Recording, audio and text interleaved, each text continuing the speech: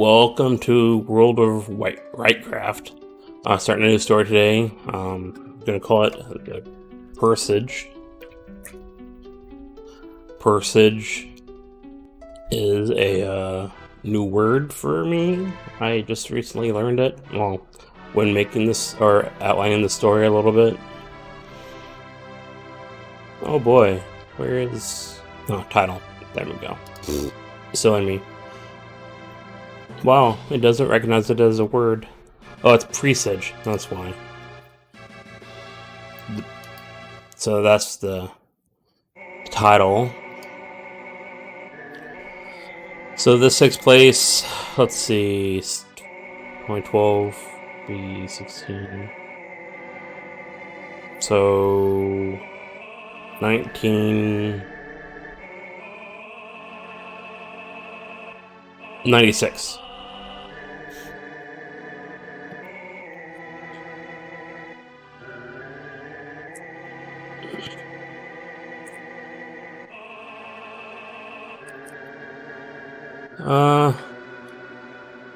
Let's make it April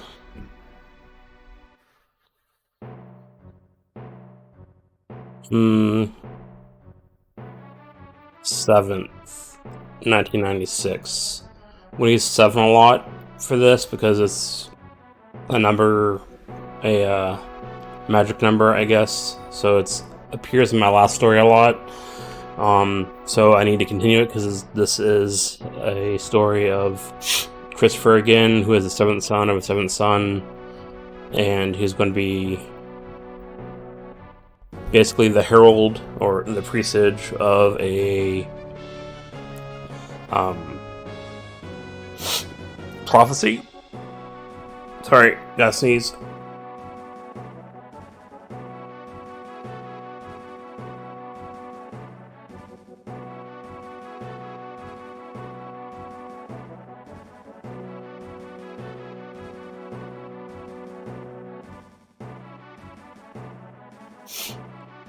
Oh, excuse me for the sneezing.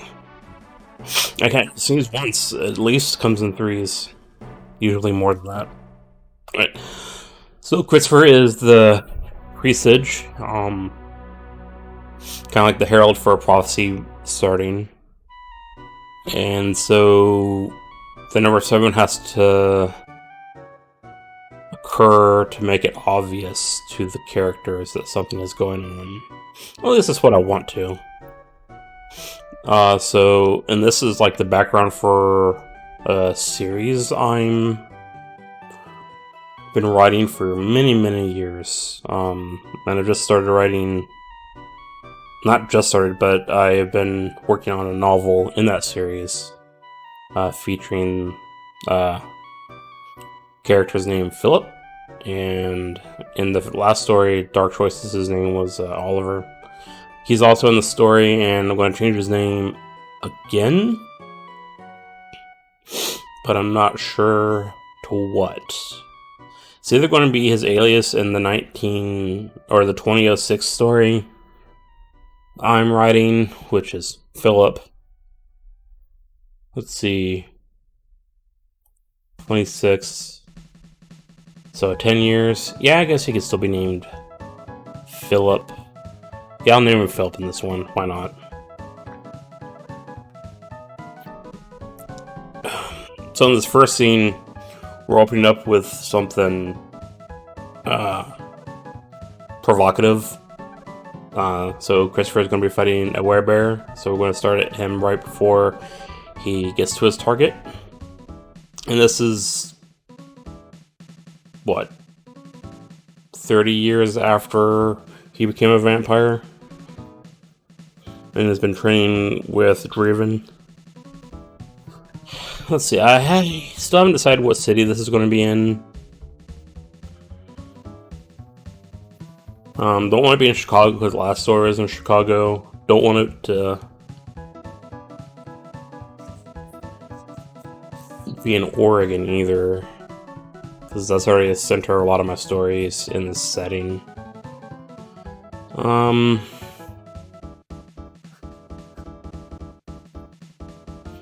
kind of want it to be Europe. Why don't we do some Googling here? Kind of want it to be near the Black Forest. No, the Black Forest is going to be where the character, where a child is going to be born.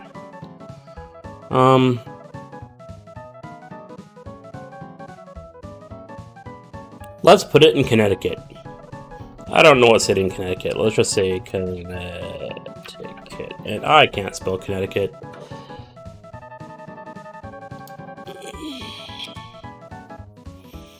So April 7th, 1996, Connecticut.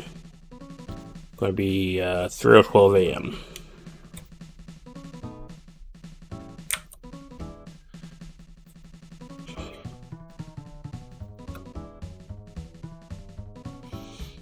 So I guess that's going to be the setting, is April 7th, 1996, Connecticut, and it starts at 3:12 a.m.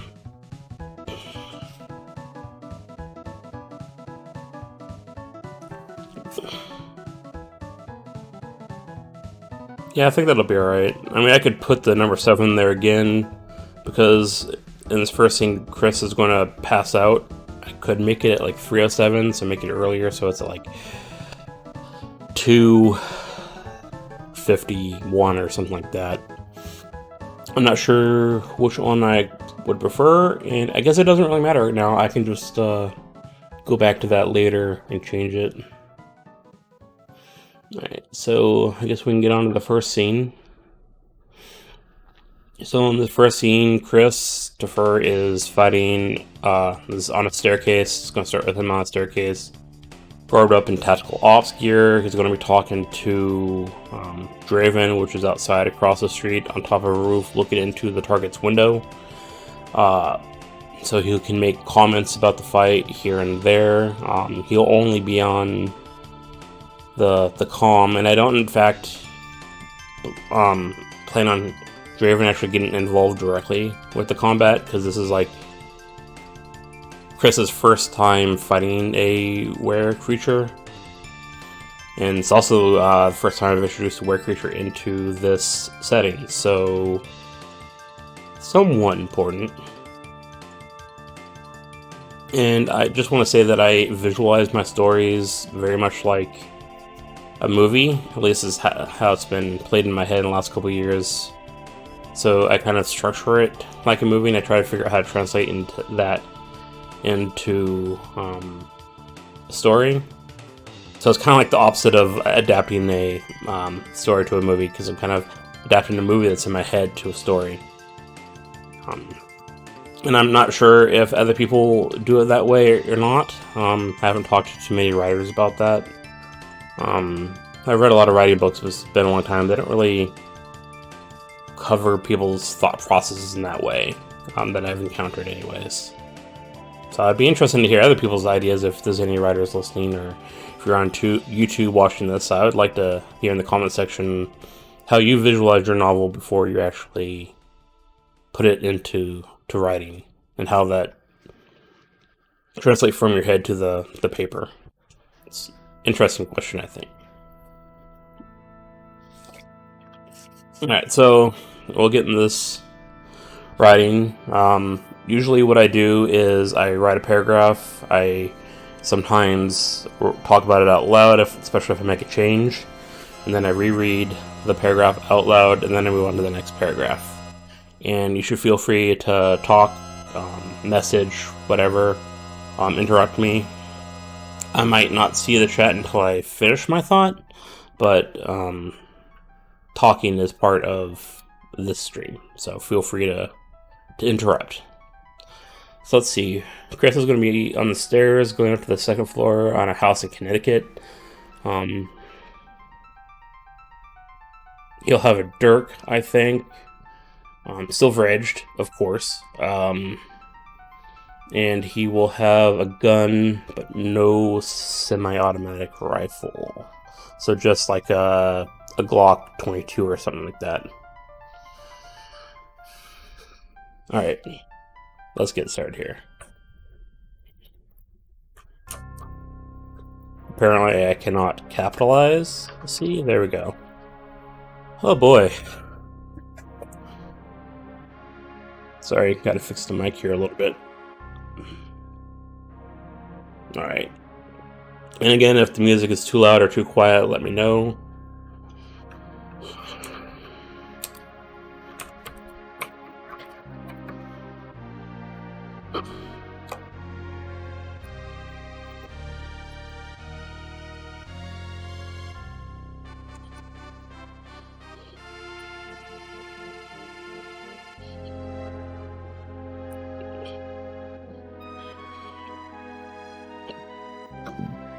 I guess scare case is one word.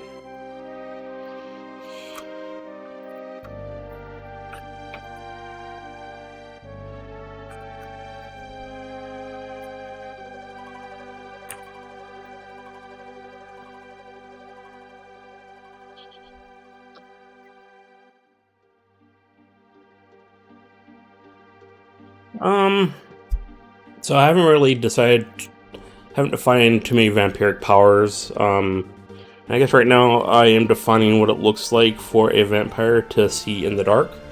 So I was going to say it's as bright as day, but I don't want it to necessarily be as bright as day, because it is pretty much pitch black. So more like cat eyesight, I guess, than magical eyesight.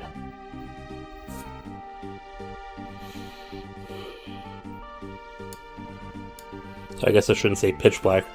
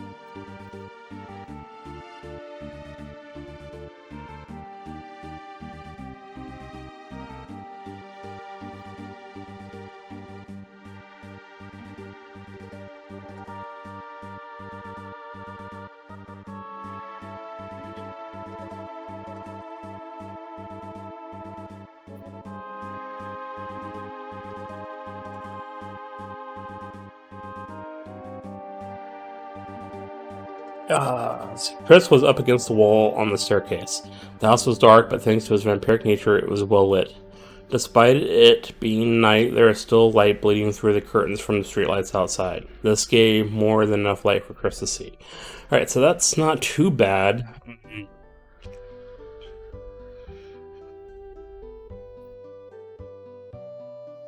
Let's see, I kind of want to describe how he sees it a little bit. So the house was dark, but thanks to his vampiric nature, he was able to... Let's see.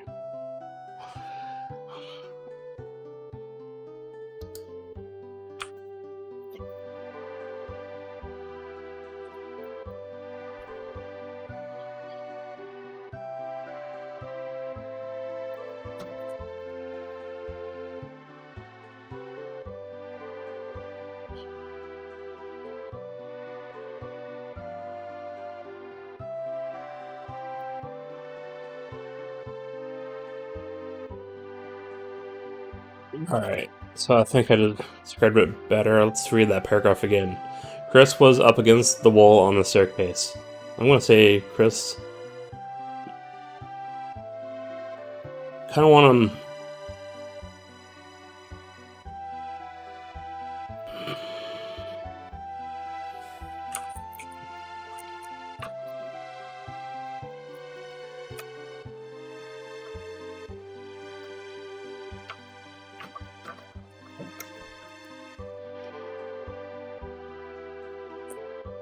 Okay, so I'm doing a lot of work on this first paragraph, but that's okay. Just trying to get into the flow of things. It has been a while since I thought about this story. I've had a lot going on in my life. The last, I don't know, 3 weeks with family stuff. My mom is not doing very well. And I've had to deal with going to the hospital a couple times, taking her to doctor's appointments. But it's equalizing out. But that is taking up a lot of my time, so I haven't revisited the story and gone over the scenes in my head lately. So there'll be a lot of just kind of getting back into the flow of things for the stream, I think.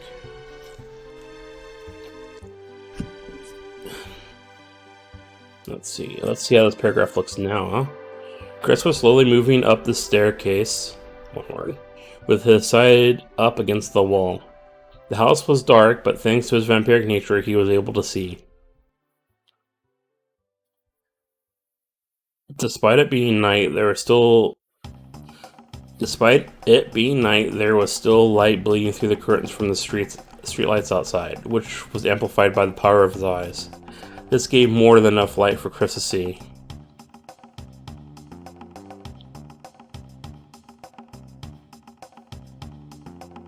Actually, I'm going to get rid of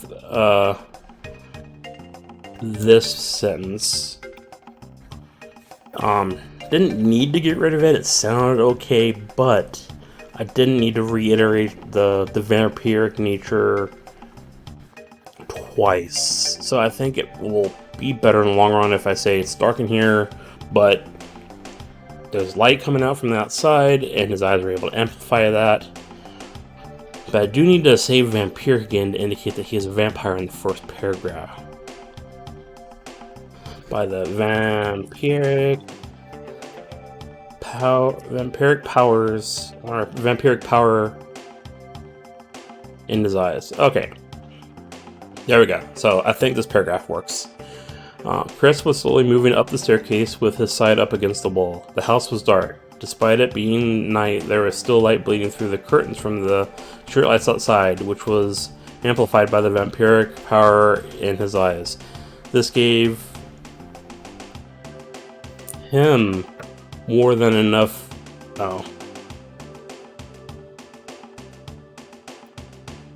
This gave him more than enough light to see. Alright. Now we move on to the second paragraph. Alright. Yeah, so again, if the sound or music is too loud or not loud enough, let me know.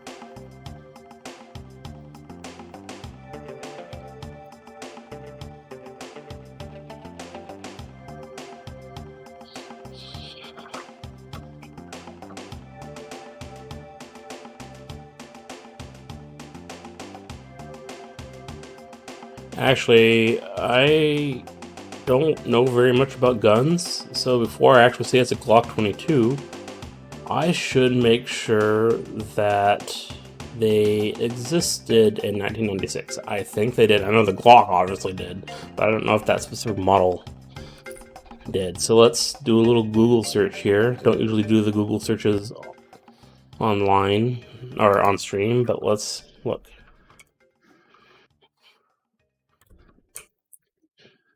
So Glock 22. Yeah, Glock 22 is older than, or is not that old. Okay. Like I said, it was introduced third generation models. In 1998, the frame was further modified. In 1992, the Glock 22. Okay. So Glock 1.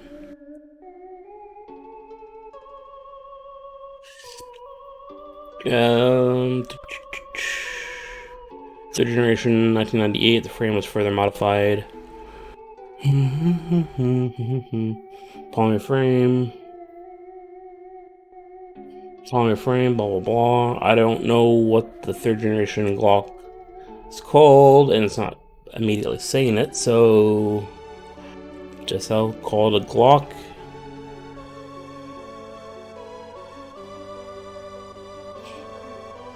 Third can be black, flat earth, or olive drab. Besides that, non-firing dummy pistols and non-firing dummy pistols with resting triggers have a bright red frame and simulation adapted.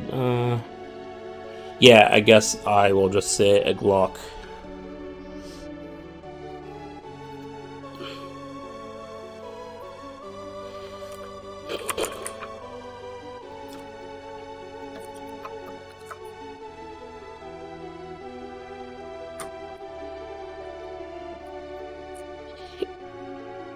And I should also spell pistol right.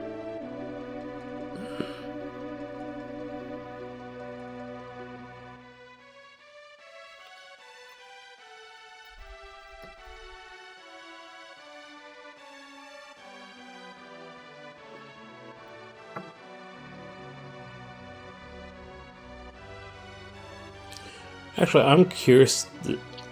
Like, I kind of know medieval weaponry for a little bit, but I'm going to double check that the dirk is about 2 or 3 feet long. I think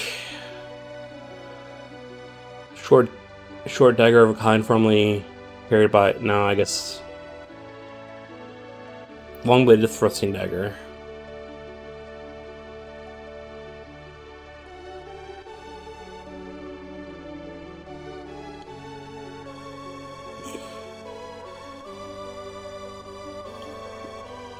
I'm just looking for the length. There is no specific. I'm not finding it very quick, but it is what I wanted to use. Alright, so yeah, we're just going to use dirk.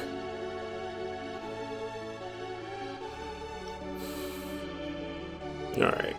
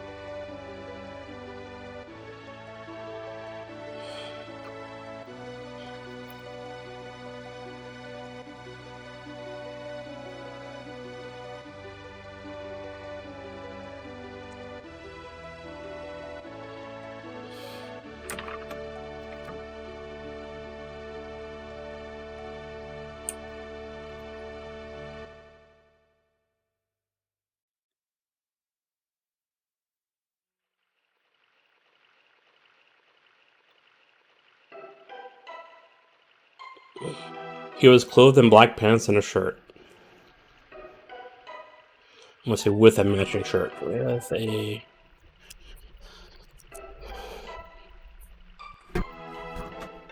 matching shirt. Alright, he was clothed in black pants with a matching shirt. He had a tactical vest on to help him avoid, I'm gonna say, had a black tactical vest on to help him avoid taking extra damage. There was a black Glock pistol and a holster on his side, and in his hand he was carrying a dirk with a slightly wider blade than average.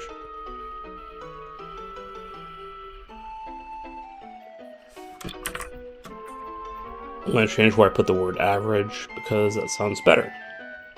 Alright, in his hand he was carrying a dirk with a slightly wider than average blade. It had a simple black grip and a sharp, clean looking blade. Now, I could say that it is silver etched, but silver etching doesn't actually look like anything. It just looks shiny. So it's hard to tell the difference. I also don't want to give away exactly. I don't necessarily want to give away that he is going to be fighting a werewolf yet. Just to build up a little tension, I guess.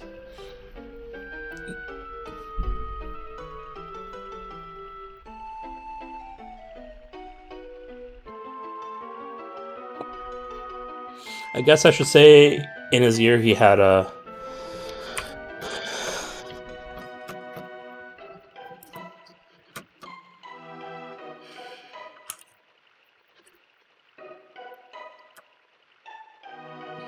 I think comlink is the right word. Like, I use it in Shadowrun all the time, and I know what it is in Shadowrun, but I don't think I've ever used it in context of real life. So I guess I should look that up.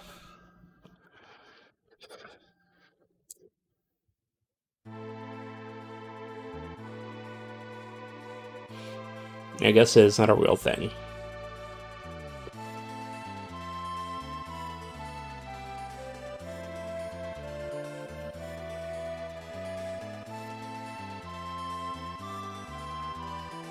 Okay, the Wicked Dictionary has it. What is... You know, I could have just looked this up in Word, because Word identifies it as a real word. Let's see what they say. Synonyms. No such thing. Search comlink.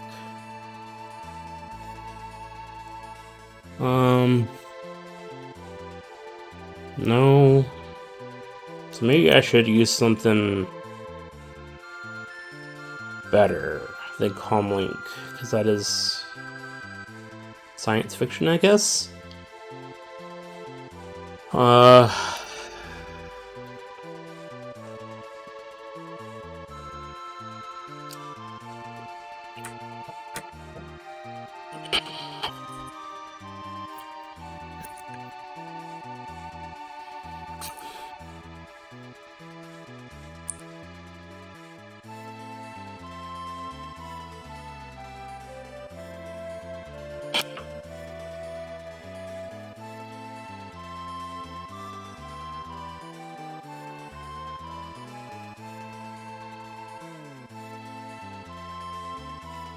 And this year you had a black communication device. It's good enough for now. Maybe I'll change it later.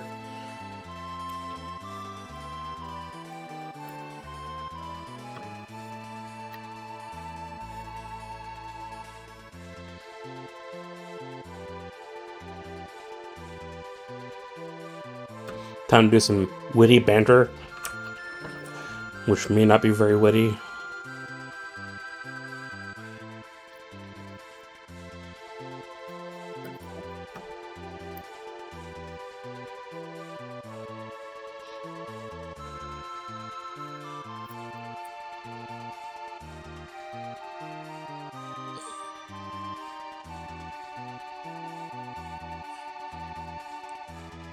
Hello, little noise marine. How you doing? I'm just starting a new story here. Thanks for stopping by. Hopefully the music isn't too loud or too quiet. Feel free to ask me any questions if you have any or just want to chat. Just brand new story. I'm on the 3rd paragraph. Yeah. There's going to be a fight scene coming up. But I'm just setting up the fight scene here. Oh, there. Now you can actually read it all. Let's see.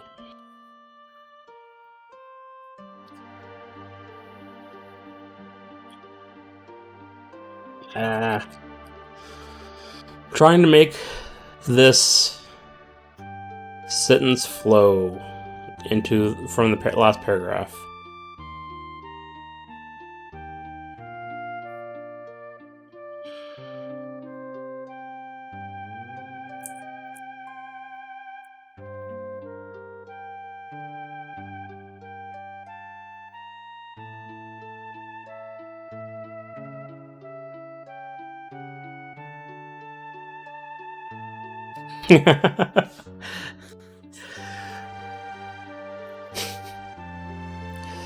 Good point.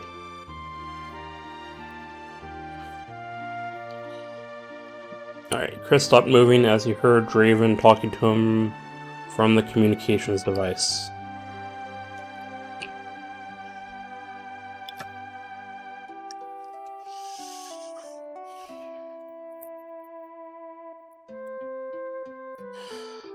So, maybe you know, and I was going to look this up, and I should have looked this up earlier, but I don't know too much about communication comlinks and communication device. Like in Shadowrun, we use sub-vocal mics that are attached to the neck, so you can just kind of mutter under your breath.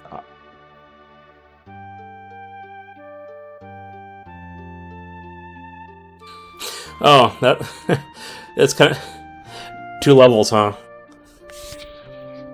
Well, at least you know which one is which. You can let people know.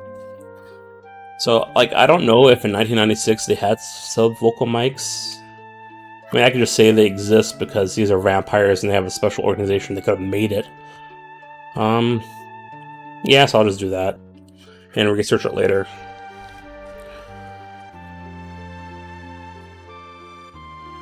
That's the one thing about writing in the modern age. You actually have to research things more sometimes. Sometimes you don't if you're really well versed in the topic, though.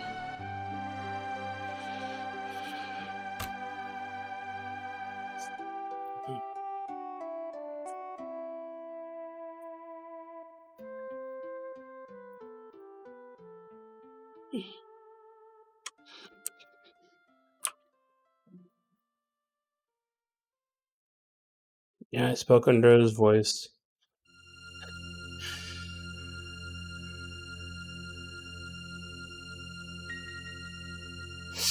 Yeah, I actually haven't wrote very much sci-fi. I think I wrote one sci-fi-ish story, and it was kind of fantasy. But there's definitely a benefit of writing in sci-fi because you can just kind of make up technology that makes sense. Yeah, I do the same thing in fantasy settings. Just use magic as the reason why something works. Of course, when I'm doing the background details, I try to explain how magic works. That can be difficult sometimes, making a logical system.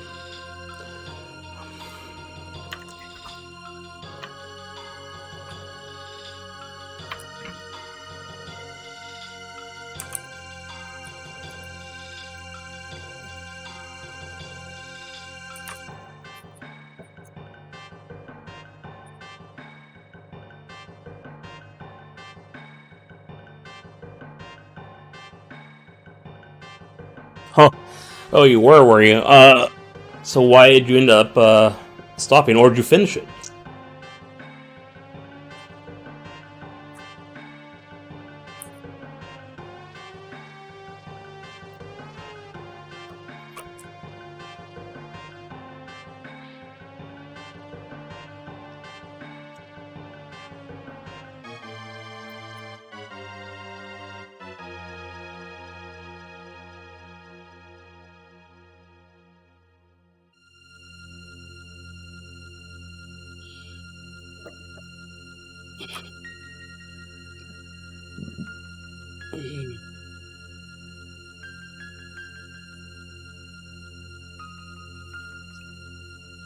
Let's see, I don't know if I want to have Jason say something witty. Not sure what witty he could say back to Chris. Um,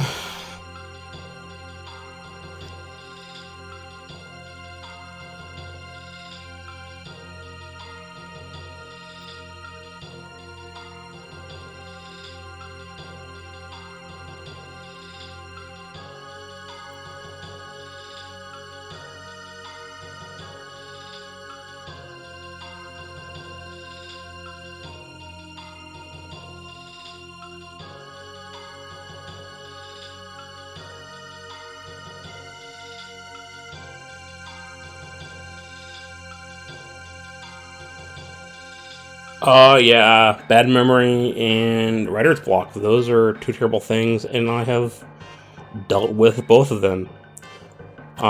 Everyone deals with just rules and ideas. Yeah, it's good once you have a writer's block to switch to working on something in the same project, but like behind the scenes, like you're doing.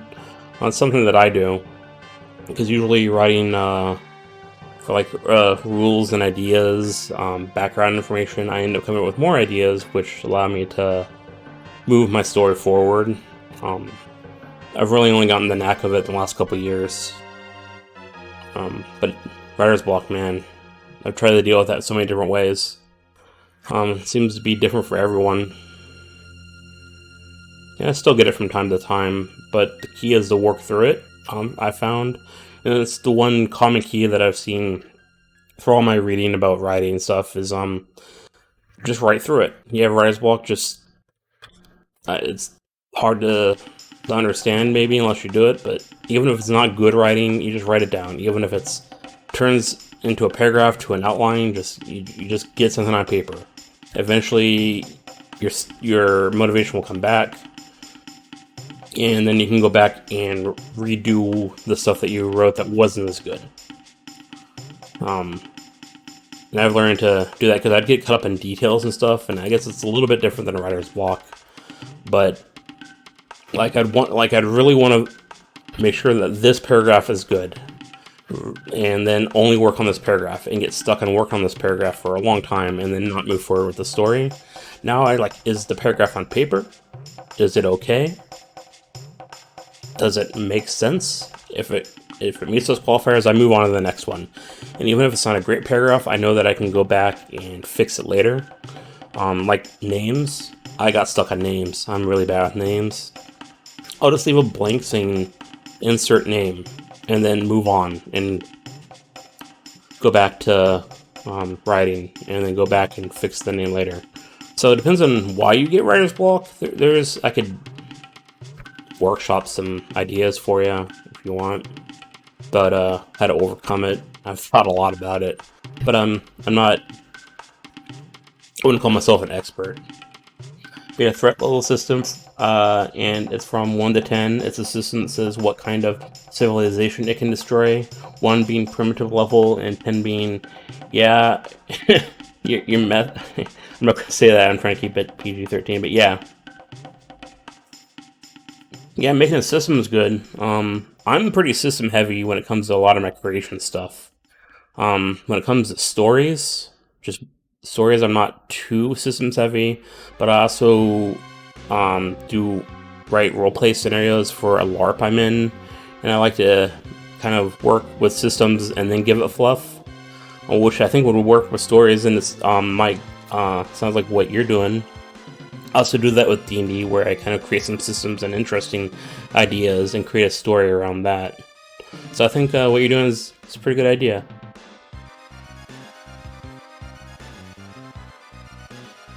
Let's see, yes, but you're moving slow. Even for a human, learn to walk quieter at a faster speed.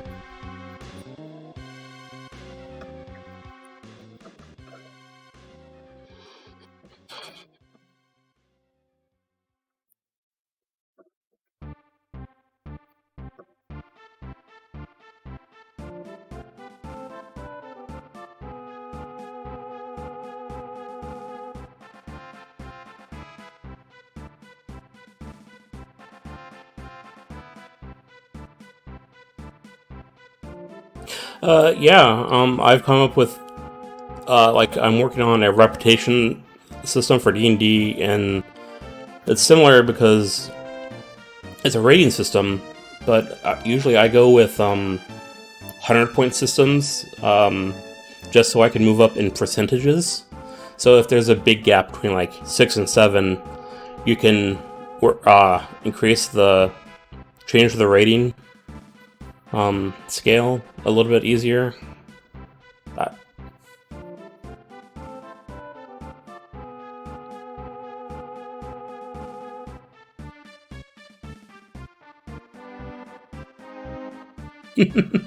A meme level, nice.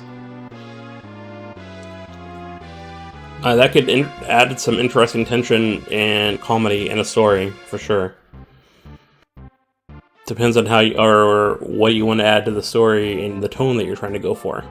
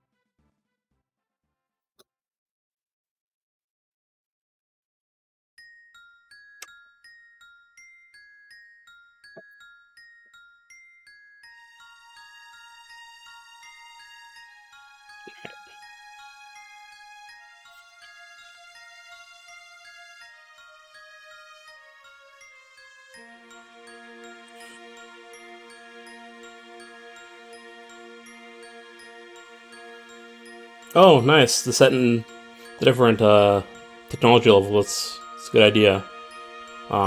Especially if you have,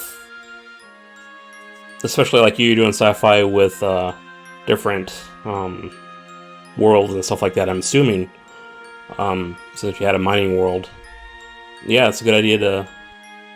I like even in a sci-fi setting, like you could use that for the advanced civilizations that have that rating system. You can actually explain the rating system in context to a high-level civilization that rates different civilizations, which may be your goal to begin with. Yeah, it's pretty good. Do you have a level of technology where they're trying different planes of existence? I'm just curious if you're taking your sci-fi to that level.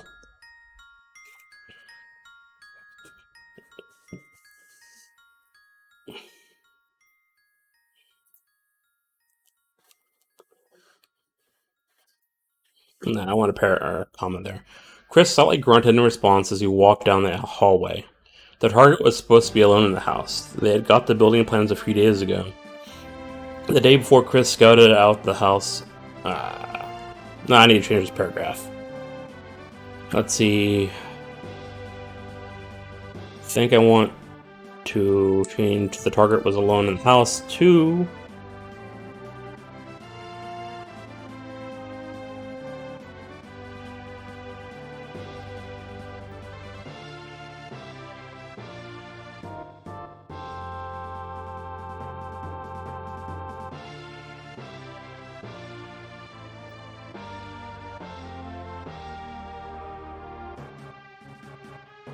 Alright, so I think I fixed that. Chris slightly grunted in response as he walked down the hallway. They had got... I don't like how it's said. I'm procured the building plans a few days ago. The day before, Chris scouted out the house while the target was out. The next door was the bathroom. It was slightly open, no lights were on. He glanced in as he passed, just in case someone was in there. The target was supposed to be alone in the house, but Chris wanted to be certain.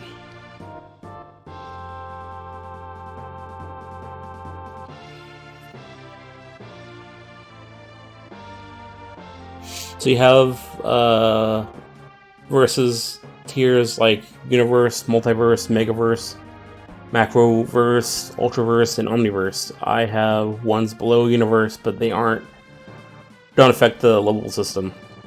Well, it sounds like you're really going all out there for the sci-fi setting. That's good. You can open up a lot of stories, I think, with that.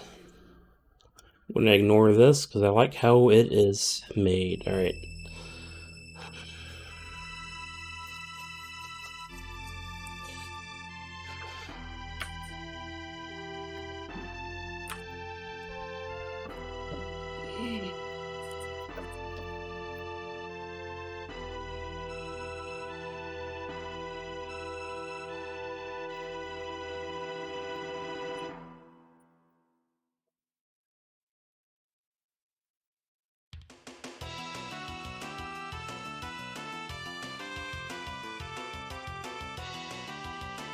Hello, fangirl.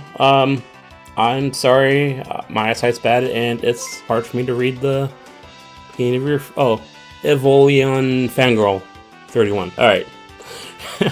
Is it okay if I just call you Fangirl?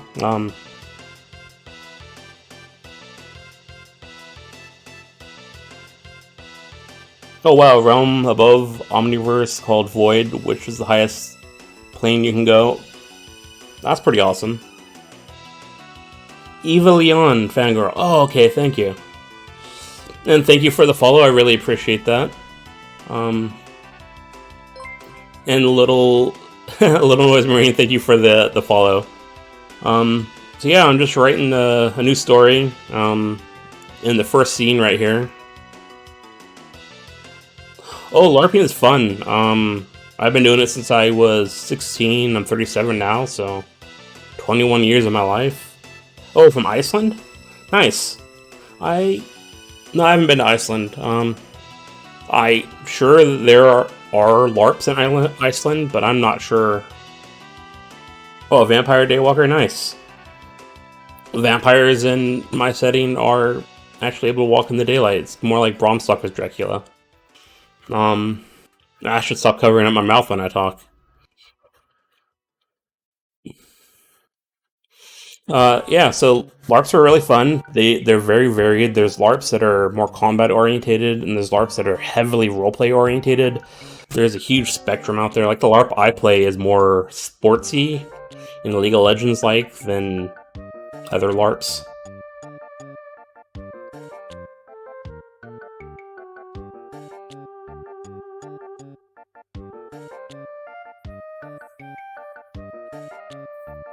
Oh, are you like? Do you mean that you're like the Daywalker like Blade when you roleplay, or you're like in my setting? If it's in my setting, no, it's not really like Blade. All vampires can go in the daylight; their powers are just diminished. So I'm taking more like the Bram Stoker style vampires, with my own twist, of course, but drawing on from little bits of lore throughout the world, mostly Europe-centric, though. I thought about introducing some... Oh, was he? Nice. It's a good backstory. Oh, Eva? Very nice. Eva's a good name. I like it.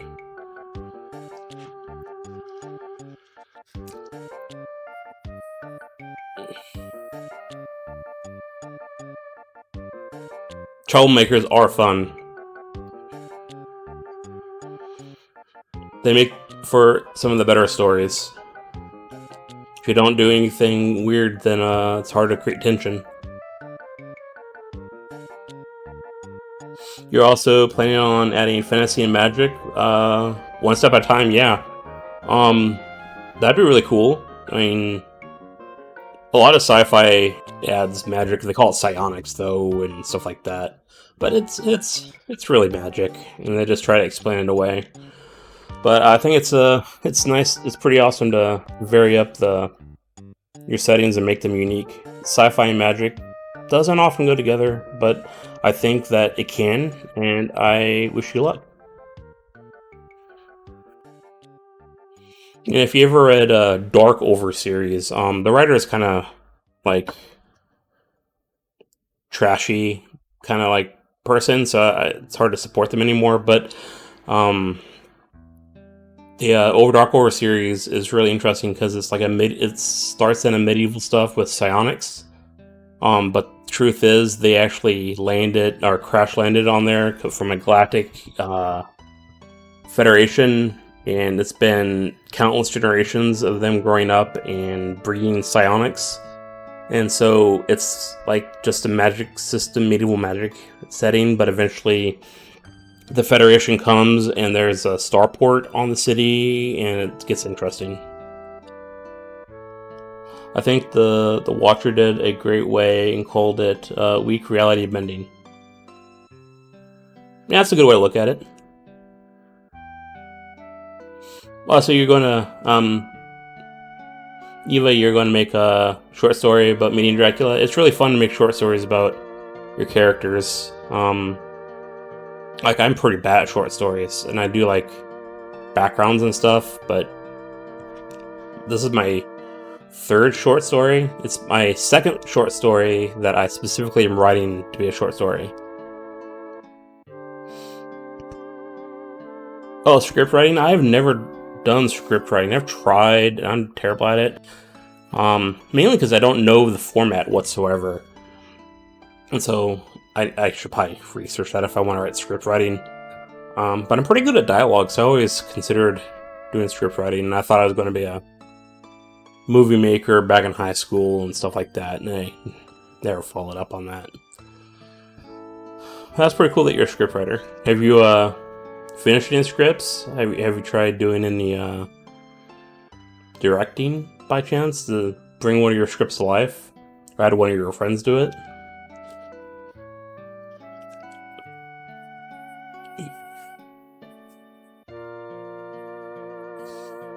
Oh no, it doesn't show up as a link. That's weird. It shows up as a link in mine. At least I think it does.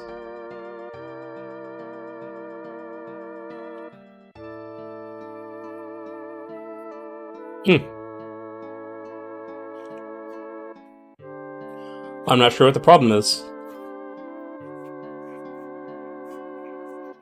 If you copy paste it should work. If you want to join the Discord, which would be appreciated. Yeah.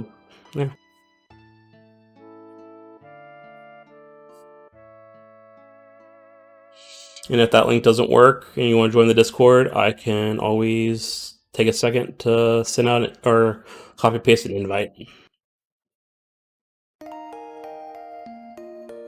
Oh, okay. Yeah, I can see that being a problem. I will have to fix that. Thank you for letting me know. You're the first person to tell me this.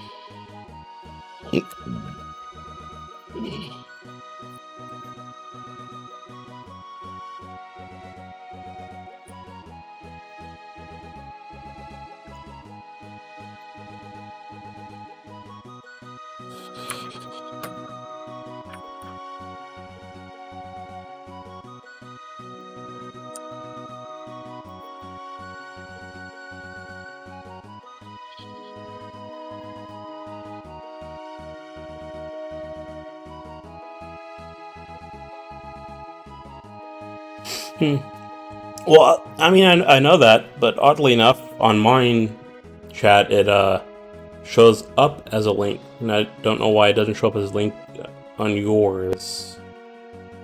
But that's probably the reason why. It's because it's not a space. Yeah, it's weird.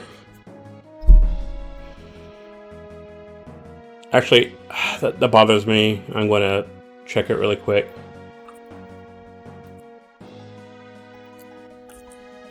It'll only be a second.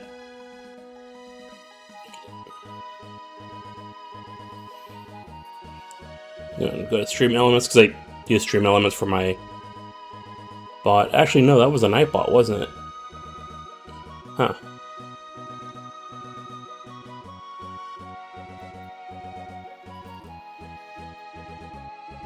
Okay, go to the bot.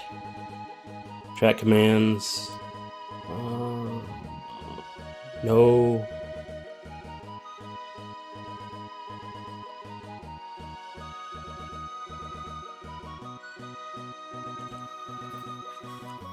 Sorry, I'm going off on a tangent here, guys. Sorry.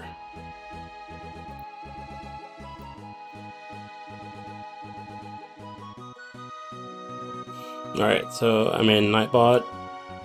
And yeah. Commands, no.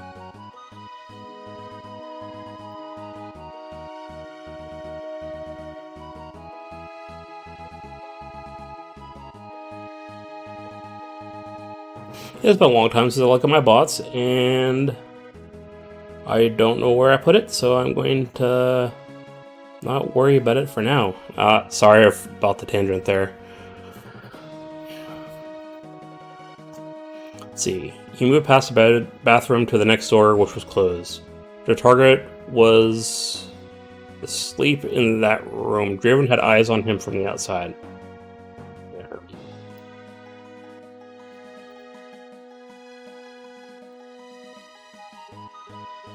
Draven had eyes on him from the outside. Man, just not typing right either. Chris moved past the door and checked the two rooms. One was an office. It had a few bookcases, a desk, and a computer.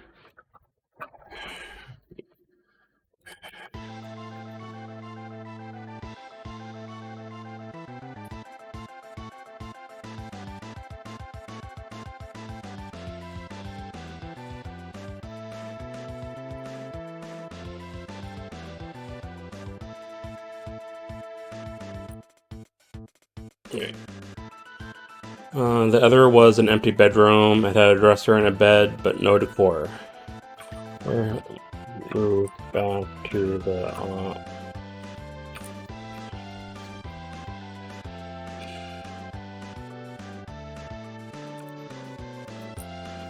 Alright. It had a dresser and a bed, but no decor. Chris moved back to the occupied bedroom's door.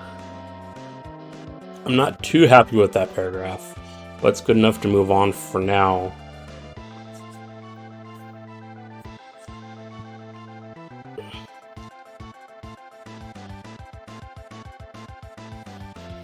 Alright.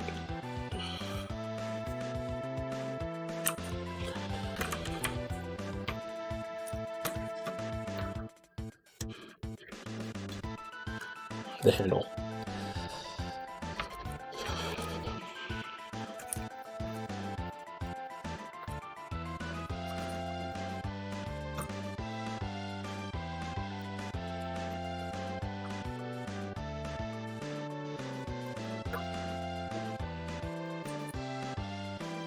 Oops. Yeah.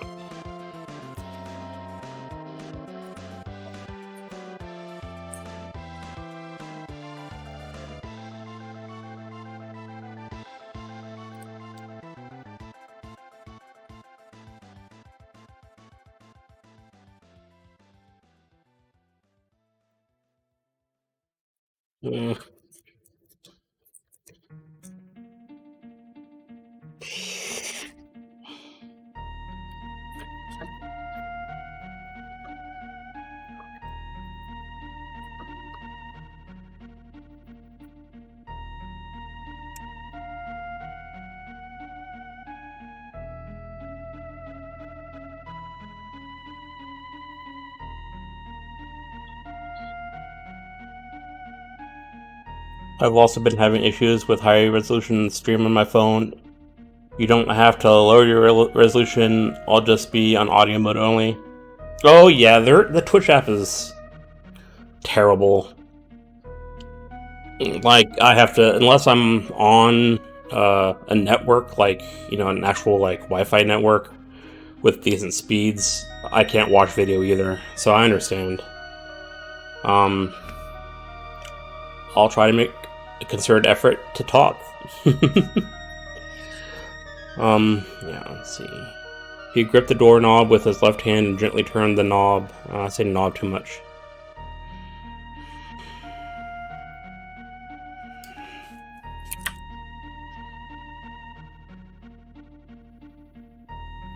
Oh, yeah, that's skipping around. That's not good.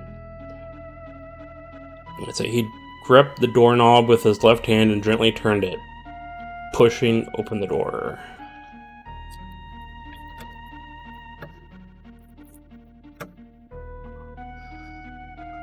Alright, that sounds better. He was happy that there was no squeak as the door slowly opened. When there was just enough space to squeeze through, Chris went into the room.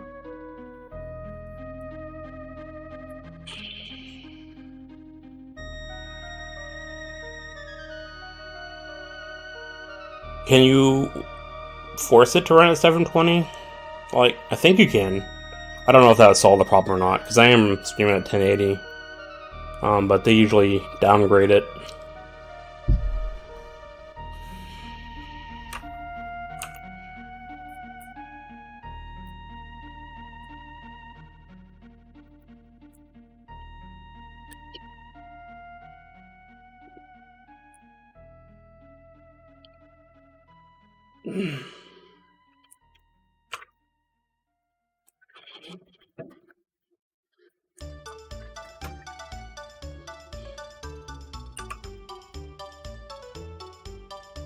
The resolution is a Twitch side thing, yeah.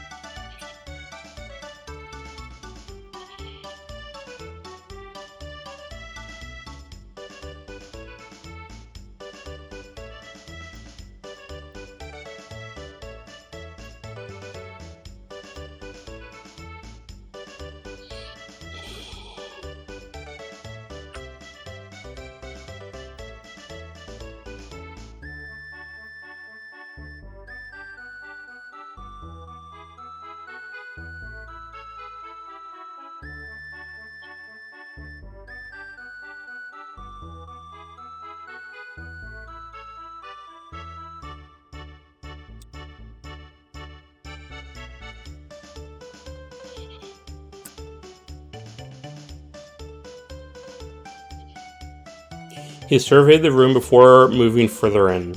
There was a dresser, but unlike the other bedroom, this one had decor. A few pictures were hung up on the wall and were sitting on the dresser.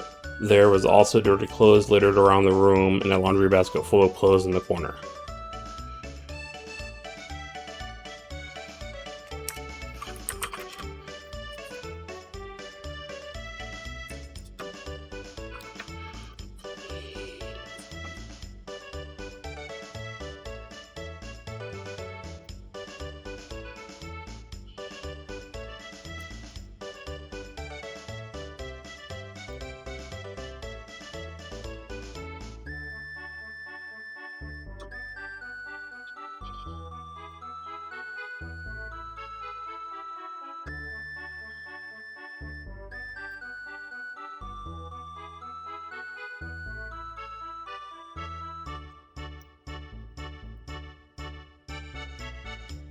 The target was sleeping in bed. His blankets were thrown off to one side, comma, I'm sure, yep. But he still had the sheet on him. Too many ons.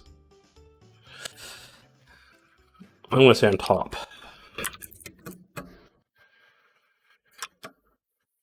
He was also wearing a gray shirt. If there is only one source resolution, then I have to use audio only if I have issues. Yeah, it's not as fun to watch audio only, but I've had to on several occasions. Sorry you're having trouble. So yeah, I might want this last paragraph, which is really short, to go to the previous paragraph.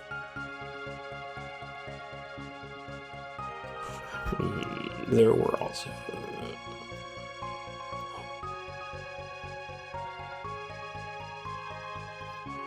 Yeah, that makes that paragraph make more sense by moving those two together. Alright.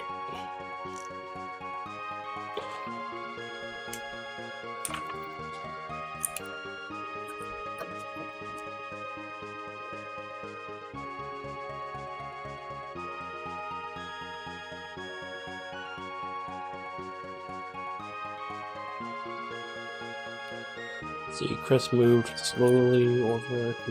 I want to just say silently.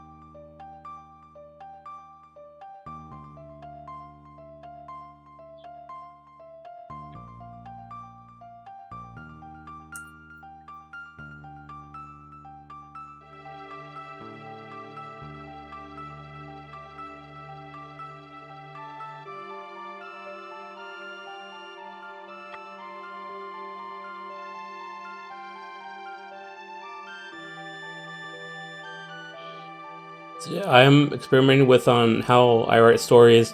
Normal writing like yours, RP like being more short, or have new one I made where I use special keys for actions, talking, and describing. Interesting. I'd kind of like to see how that goes. Later on, after you've used it for a while, I'd like to hear your thoughts on your experiments. I've also I've tried different writing methods to write basically the same sort of stories over my lifetime, but never anything like that.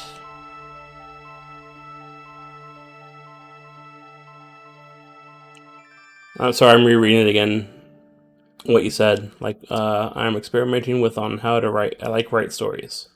The normal writing, like mine, me, RP, like being more short, or have one I made where I use special keys for actions, talking, and describing. Like I would like to know what you mean by using special keys for actions, talking, and describing. I'd like to, if you don't mind telling me, I'd like to see visualize that system and how you use that.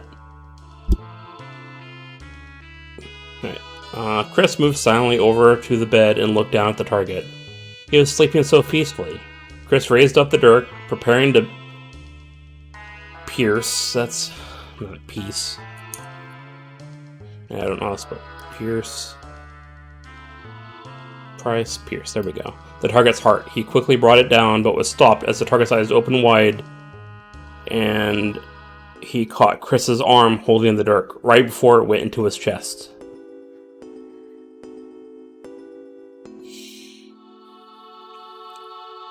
I also have perfect English. I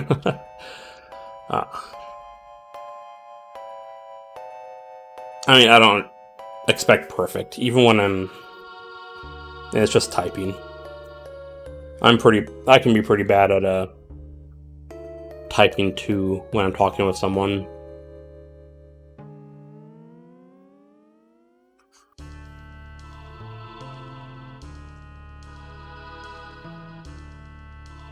Oh, gotcha. Okay, so different ways of describing talking, different ways of describing action, and different way of describing thoughts. Got it. I've experimented around that a little as well, but it's been a very long time, and I guess my style is a little bit more cemented because of my experimenting. And I kind of learned what I like and what I don't like. Like my dialogue, which I haven't got to the dialogue yet too much, and I haven't got to internal dialogue yet, but I do use those. I do use internal dialogue. But it's a little different than other stories. It's not very trying to figure out how to describe it. It's like, I'm going to go back to another paragraph here. Like where Draven has given Chris a little hard time for moving slowly, like I might say inside his head, like,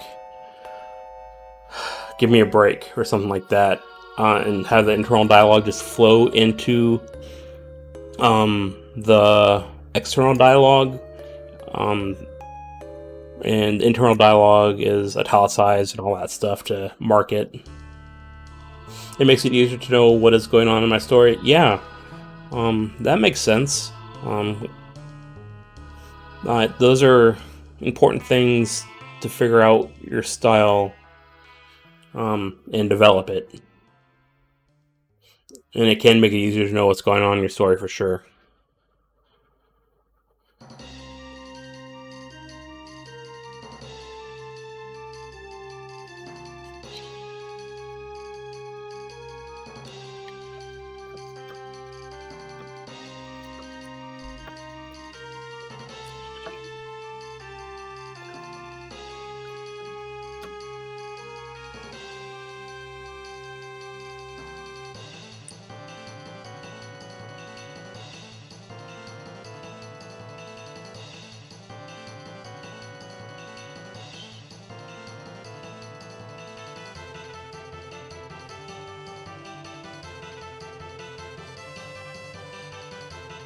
Oh, hello, Cringe Nick.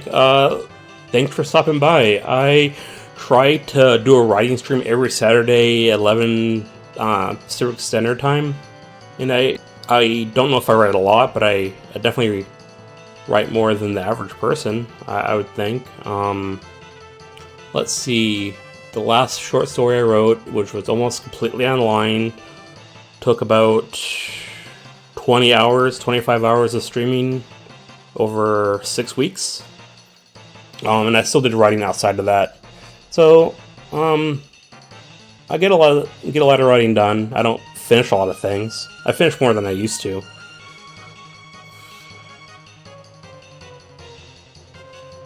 I have an example for RP. Noise Marine would pick up the bar. Next line. Noise Marine would say, "Yeah, this is it." Or, "Yo, this is it." Okay.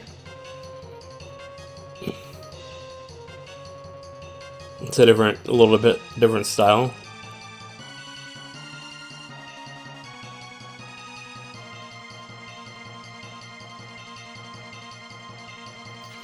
So, yeah, writing is fun, and I try to do it. I've wrote a novel. It is not done, because I need to do a lot of editing on it, and a couple scenes need to be added. And I did that years ago, and I haven't been able to find any beta readers to give me good feedback on it. So I haven't progressed with that novel, but I'm writing another novel, which I think is doing better, and I like better, set in modern day with vampires and stuff like that. I am trying to make some money at it. I released one short story on Amazon, made a few bucks. I've also released a couple writing magazines about scraps of writing and stuff like that. So I have 3 things on Amazon Publishing. Most of the money, most of it comes through support through Patreon and Twitch.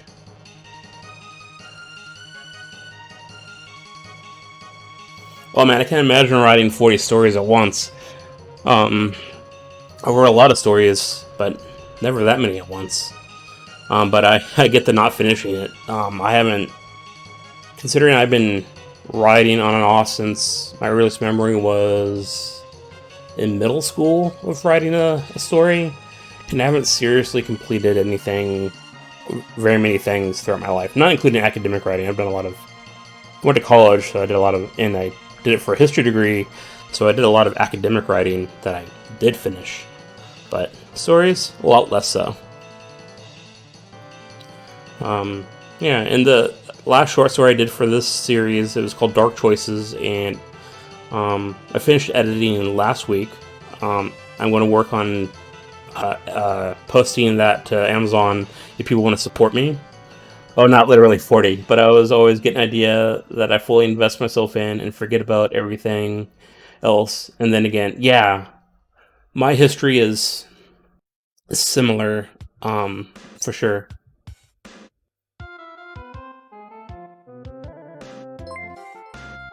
Finge Nick, thank you for the follow. I appreciate that.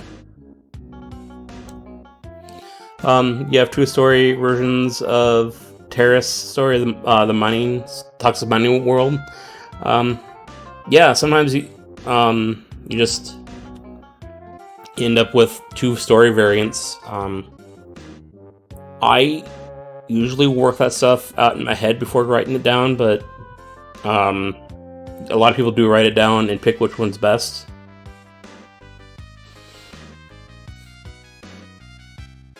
But yeah, my writing history, like, I would have a story in mind, I would start writing it, then I want to do some background work, so I'd write some background story stuff, and then I'd take some of that background story stuff, and I'd have another story from that background that I wanted to write, and then I would just go down this deep rabbit hole of stories upon stories upon stories, and that's kind of what I've been doing with this setting.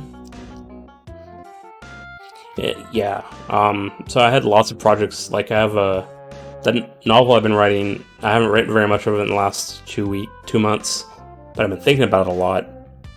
And that novel got this short story and the short story before it were backgrounds for this setting. And this novel that I've been working on is actually a background character for another novel I've been working on, which is a background character for another novel I've been working on. That's how ridiculous it's gotten in the last 10 years. But it has stayed pretty much in the same world, and I have been developing stories. Like in my 20s, I would never have gotten to this point. But in my 30s, my work ethic has changed, my style's changed, and I'm more comfortable writing. So I've finished some projects. I made a plot hole for Terrace, the infestation, like a level 4-ish, and then the planet is level 3. It would be alright if it was just that. The main character and the ship is level 9. Interesting.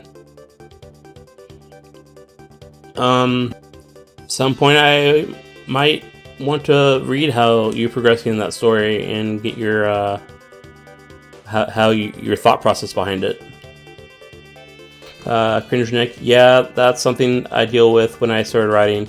Too much detail, what I would consider interesting and crucial for the story, and then not finishing because of that. Yeah, I've written some stuff, because I run a blog too. I've written some stuff on writing, and what I've realized is that there's two ways to approach writing from, at least my perspective, is the macro way and the micro way. Macro is like Lord of the Rings, where you set up this world very detailed before you ever start writing. The micro way is like writing prompts. You have a prompt, you start writing, and a story develops from it. And you're writing from that minute and developing the world developing the world as you write. I have a blend of the two, where sometimes I write some background, I do the story, write some background. So I find those are the two main poles, and then you find your mixture. Oh, that's a huge difference there, Noise Marine. That should make for some interesting storytelling.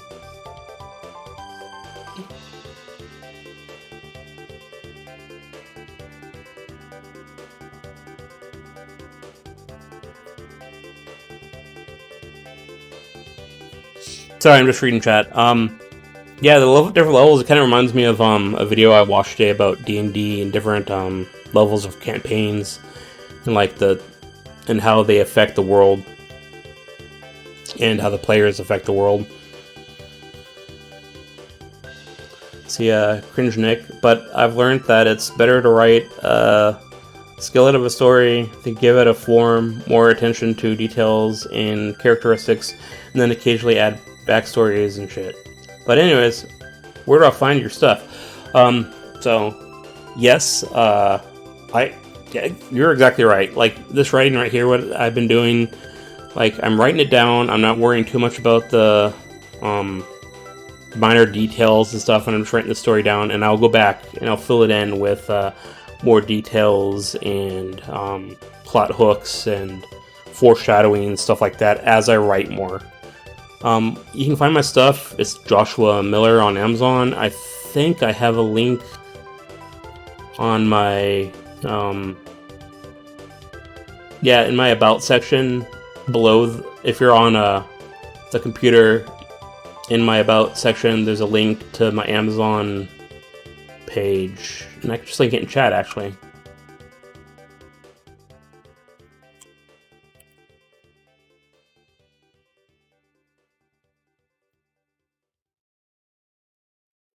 Also, if you want to read the novel I've been working on, I have it on my Patreon every month, and I have to do it this month. I post a section of the story for free. So you can read the story for free. And if you choose to join the Patreon, that'd be great, but you don't have to. I'll link that too, if you want to read the story. The tag is Philip Clowes. I think there's like 9 or 10 parts right now, and tomorrow I'll probably be working on putting out the next part. And also on my Discord, you can always talk with me and find out things. And I'd love to have more people on my Discord that want to talk about writing. Right now it's mostly LARP people. but they also talk. But they also read my writing. They just aren't most of them writers themselves. So I'd love to build a community of writers. So yeah. See, where was I? Oh yeah, but ready to start the fight. I've been doing this streaming thing, writing streams for about 2 months now. It's actually pretty new on Twitch. When I started, there was no one with the writing tag doing this for the last 60 days. Now there are more people doing writing. Yeah, Goodreads has a lot of writing communities, and I'm really bad at networking, and so I haven't reached out to those communities. But if you'd like to join mine and we can build it up together, that'd be awesome. I do like talking about writing, and me talking about writing helps me with my own writing, so that's really nice. And I like to give ideas and talk about how to write. I spent a lot of my life learning about how to write, and so having a community to discuss it with would be great. I wonder, did I put down a Discord command?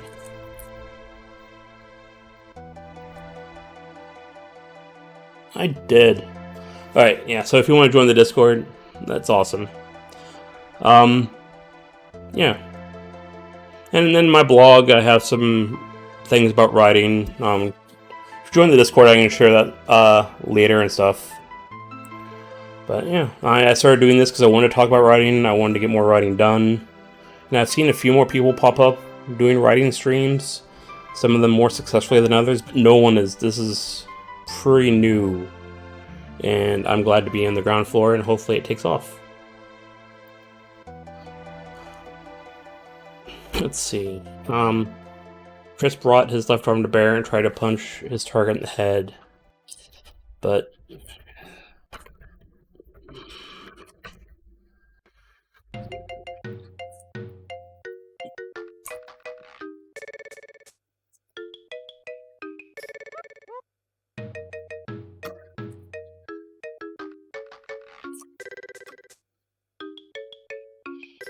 nope, got a period.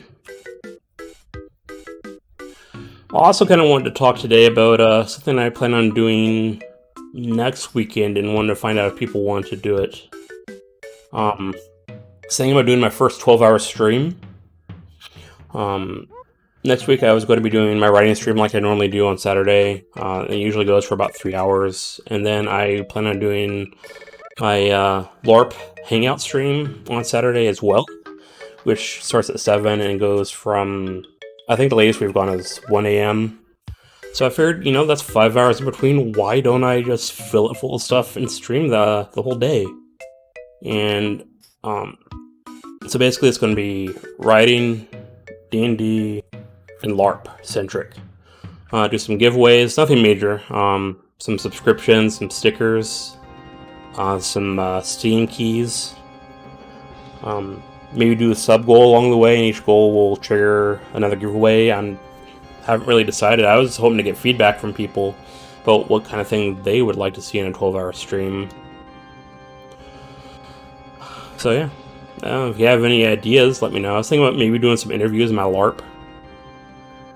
I don't really read much in English, not a native, but I feel like you've used the word target quite too many times in this last 3 sentences. Yes, I probably have. I do that sometimes, and I really try to not do that. Target in this case is the person's name. So I just, when I edit this next time, I will almost certainly change how many times I use the term target. But on my first pass, I usually ignore those little things, so I can just keep writing. If I don't ignore those little things, I will get caught up on doing details, and I will not progress in the story. It's just how that's how I have developed the ability to finish projects, I guess, is to not get hung up on the details until I go through a second pass. But thank you, you're absolutely right. I'm sure I used the name target too many times, and I can use the descriptive terms until his name is known or introduce his name.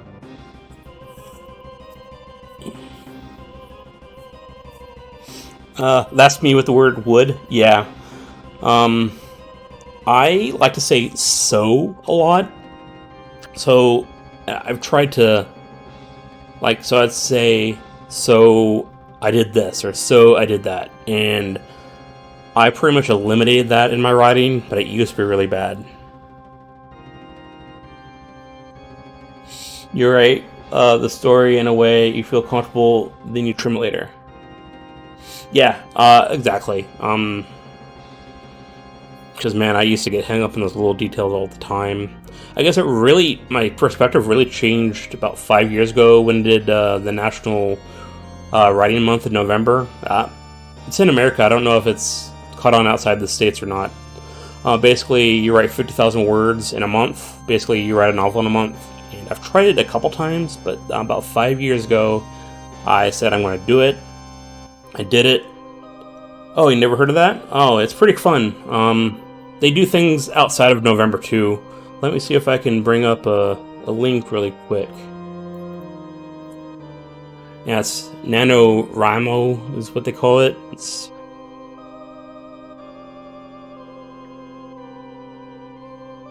Yeah, check that out. It's a fun little thing. They do camps and they do stories and give out information and stuff like that. It's like a support network. And so I did it. I managed to write a novel. That was my first novel I ever wrote, and I learned lots of things about how to not stop myself from writing. And that's where I really picked up the write it down, ignore the details, and then go back and fix the details kind of thing. I also developed a system where every time I go back to look at a story and I'm going to write, I usually go back to the couple scenes before and edit that and then continue writing. You'll see that a lot if you come and write my writing streams. I will edit what I wrote the week before and then get into the story and writing. It allows me to edit along the way, and when I'm finished with the story, it means it's already gone through some edit passes. It just kind of brings everything together. It helps me remember what I wrote about last time, and it gets me into the flow too. So, it's just my methods, and maybe you can find some use for them as well. Every writer comes up with their own little techniques for how they write. It's pretty interesting.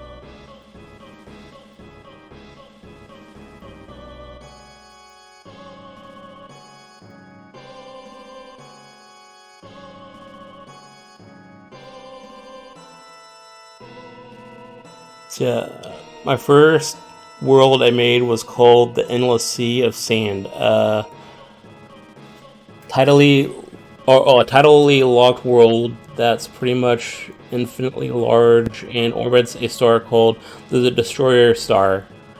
The star emits a light that destroys organic matter after 30 seconds of exposure. That's pretty intense.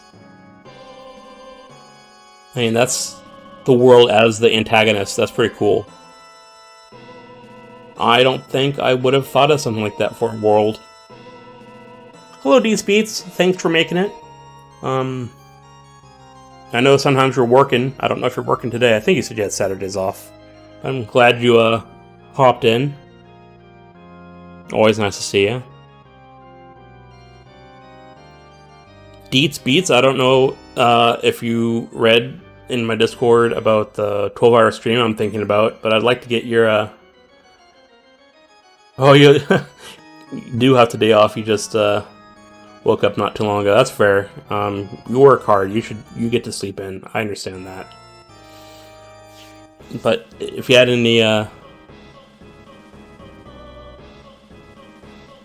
if you had any advice or suggestions or feedback about a 12-hour stream that I plan on doing next week, I would like to hear it. These beats. Let's see. Cringe Nick, I'm back. My internet is not exactly working at the moment. Oh, that is the worst. I hate when internet's not working. One of my friends, Octavian, they had some pretty bad issues and it interrupted their streaming schedule a couple times. I hate that.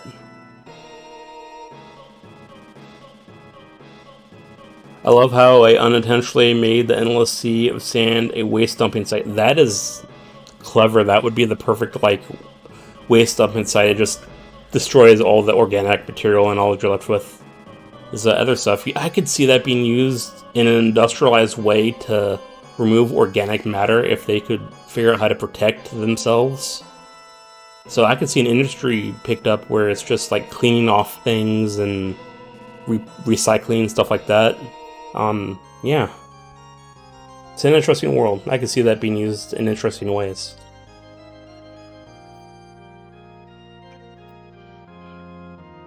The man in bed smiled as he was looking up. He took a quick whiff of the air. Vampire, huh? I was wondering when they would send someone.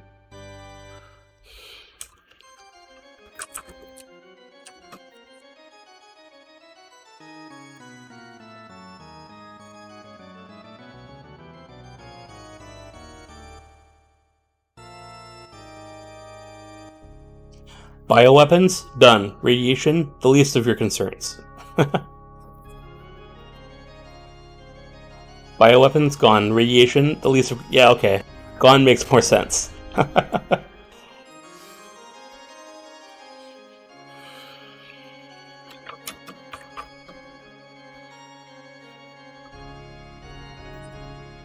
I'm saying target again, but I will fix it later.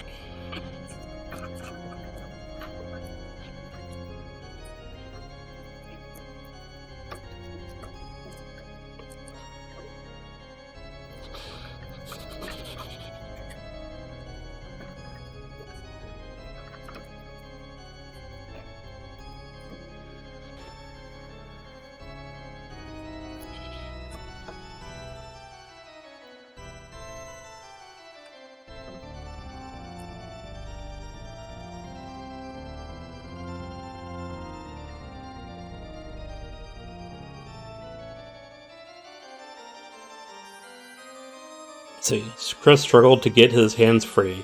He knew the target was going to be strong, but he didn't expect him to be this strong. He'd only encountered vampires with strength like this. He wasn't used to having his strength matched. I made pets for my OC that lives in that world, not the planet, and I can't tell if I made pets or final bosses. Why not both? Pets and bosses.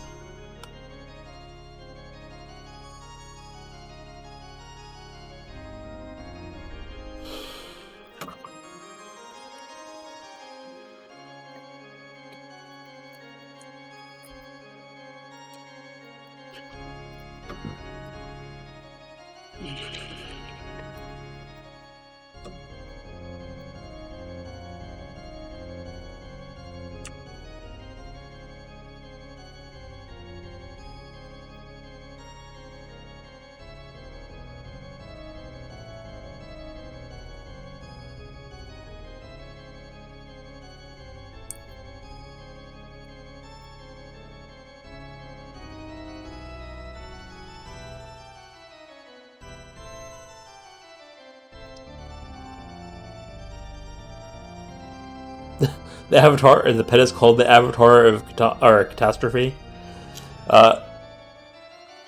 Yeah, that sounds like a pet that could easily become a boss.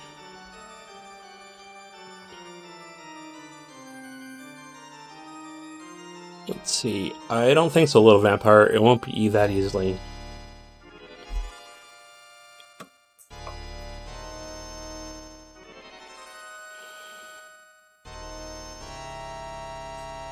This music is kind of fitting for what I'm trying to write. Yes, parasitic god does sound like a lovely pet. I think so. I mean, I'm thinking about it in terms of like fantasy settings and dealing with like gods being the main characters and dealing with multi-planes. So I can definitely see that translating to sci-fi and dealing with different levels of technology and stuff like that, and how you want to take the story. There's a lot of similarities through, I guess, a lot of stories, honestly, through any time period and setting that you can work with.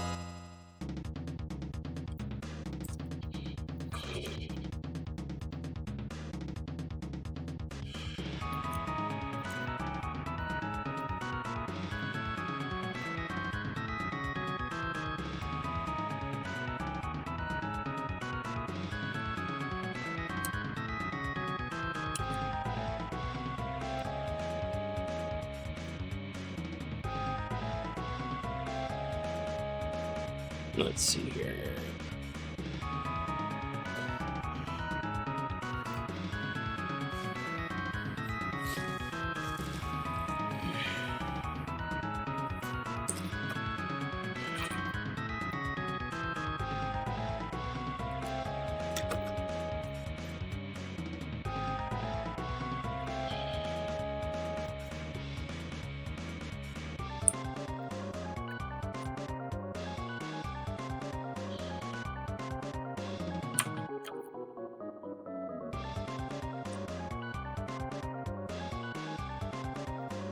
Oops, wrong button.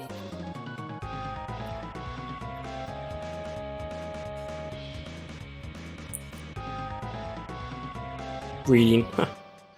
Ready for Chris's next move. Right. I don't think so, little vampire. It won't be that easy. He pulled Chris closer and then shoved him back, sending him flying against the wall. He jumped out of bed and stood on the floor, ready for Chris's next move.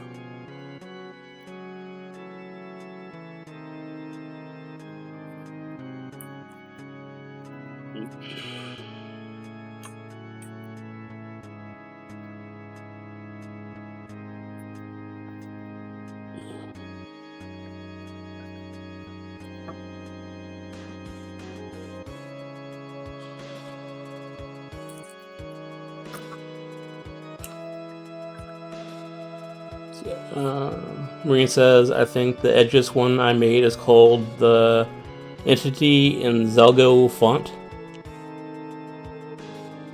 What made that one edgy or edgier?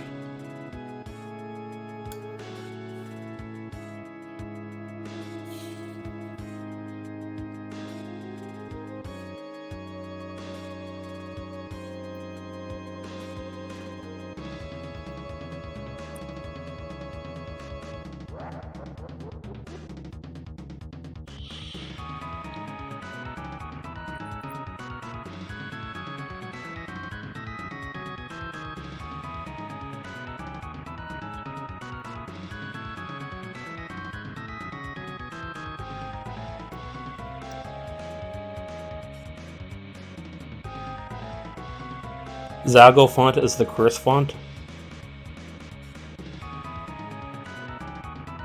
Font as in like Times New Roman, or font as in like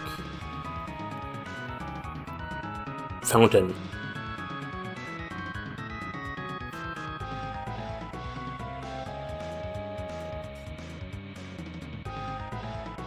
Yeah, go ahead and get an example of the Zago font. I'm interested to see what that is.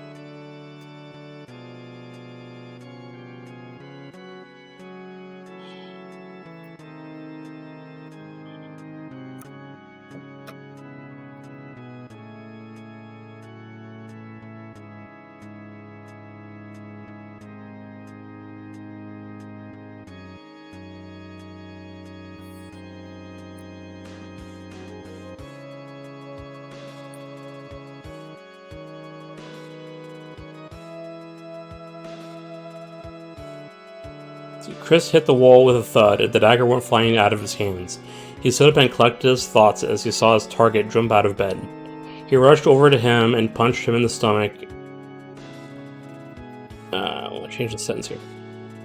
Punched him in the stomach and following up with a shot to his head.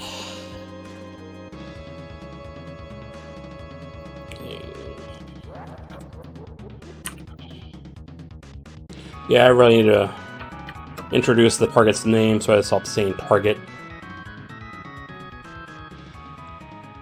Sorry, I'm taking a really close look at the chat because Marine has posted a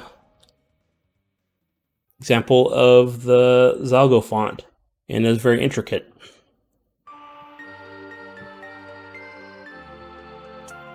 I'm not sure I've ever seen that before. It's interesting.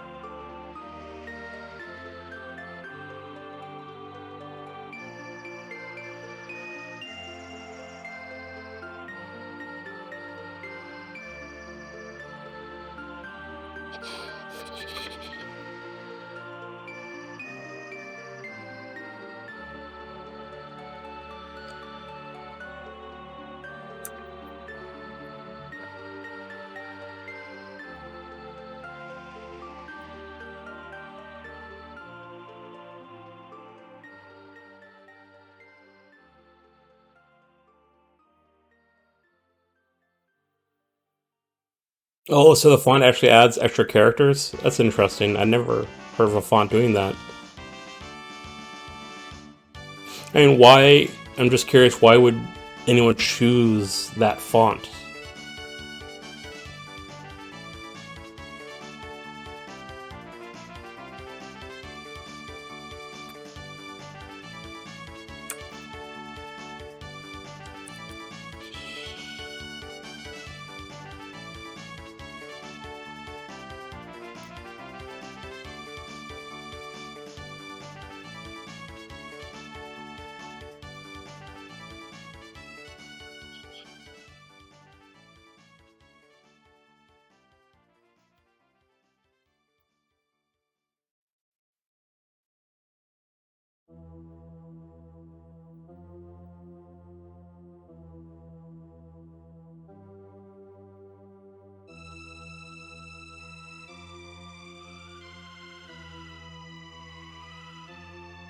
Memes? Oh yeah, definitely see that in memes. Horror, creepiness.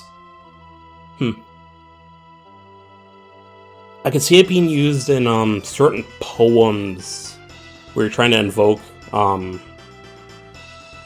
emotions like horror and creepiness. Sure.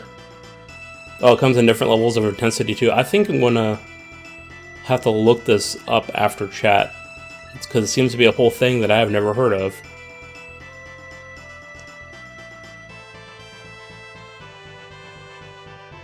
The target grunted as Chris's fist went into his stomach. He bent slightly as the impact left him without air, but it's calm. But he managed to lean back and move his head don't need too many backs. Move his head back. Oh, that seemed to be broken up to 2 sentences. Let's see, and without is 1 word. Okay, I'm going to start that sentence over again. There are a lot of mistakes there. The target grunted as Chris's fist went into his stomach. He bent slightly as the impact left him without air. He managed to lean back and move his head. The fist glanced off the side of his face. In response, he grabbed Chris and flung him against the far wall. He hit a picture, breaking the... He hit a picture, breaking the glass and sending it falling to the floor. Some programs low intensity. Oh, okay. Yeah, that's interesting. I can see that of being of some use for some types of writing, for sure. I mean, writing is a visual medium, even especially when you're writing poems. But also when you're writing stories, I see it as a visual medium, especially with paragraphs. Oh, I'm saying a lot. Sorry. Like, I want to say like a lot now. Oh my god. So, some stories, like, I look at paragraphs and I think they're too long. And when I'm writing stories, I can modify the paragraph and change it and make it look right, as well as sound right. Academic writing, I found paragraphs tend to be bigger because of the necessity of the writing and the content. So it's less visual, I guess. But I still try to keep my paragraphs small for academic writing. But for fantasy writing stuff, I take into account the visual of the paragraph, which I don't know if any other writers do. Oh, for getting around word bands and stuff. Gotcha, that makes sense. I hadn't thought about that.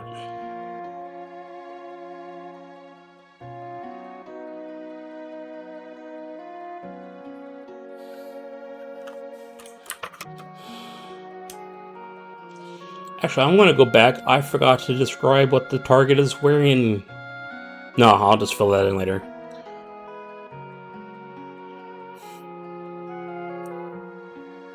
You've only seen bots use it, though? Yeah.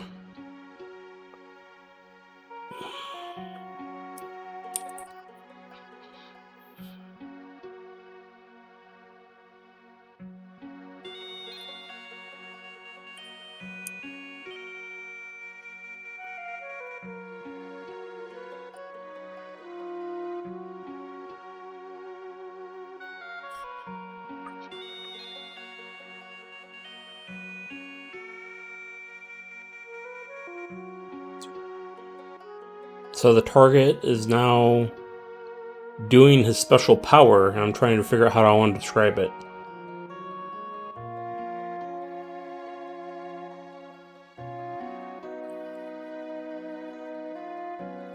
It uses a random pattern, so you can't really ban Zalgo words unless you ban every character it uses.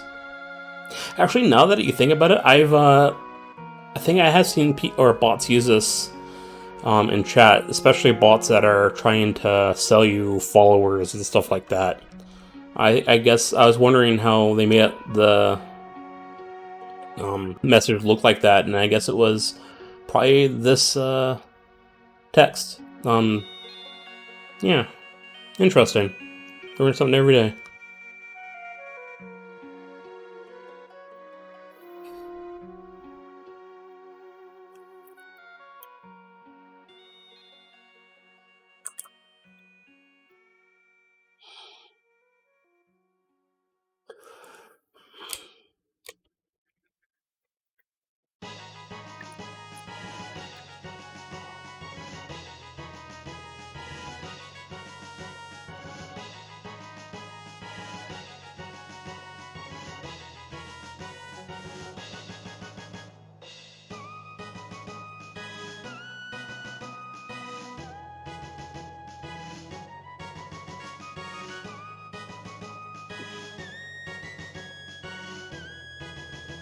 Most people don't know Zalgo font. Yeah. I'm not too surprised.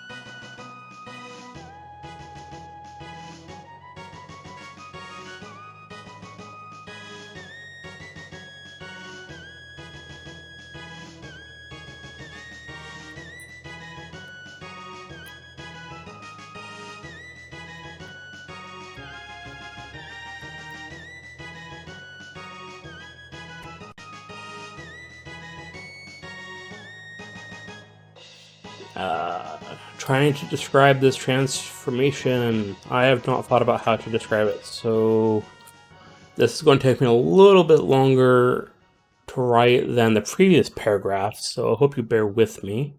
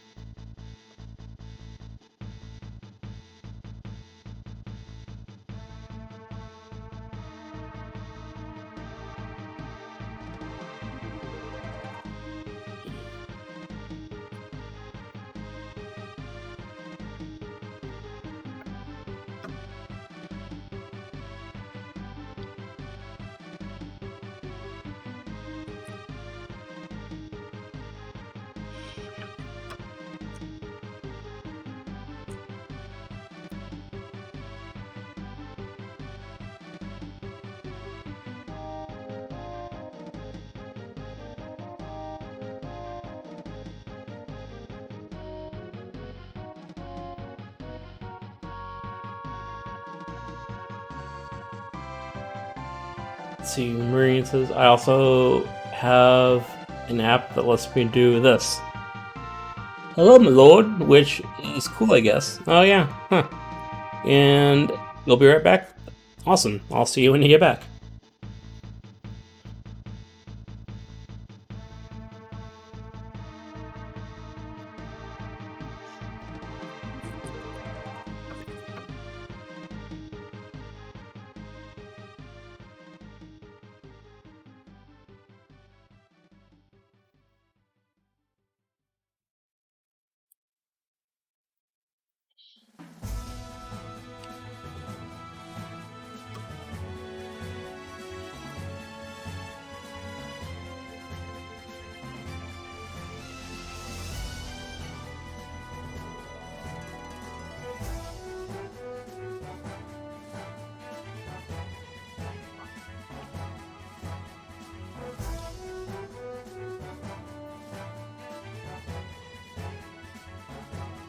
Okay, so I got this description done. I think I covered everything I wanted to in it. Let's see how it sounds.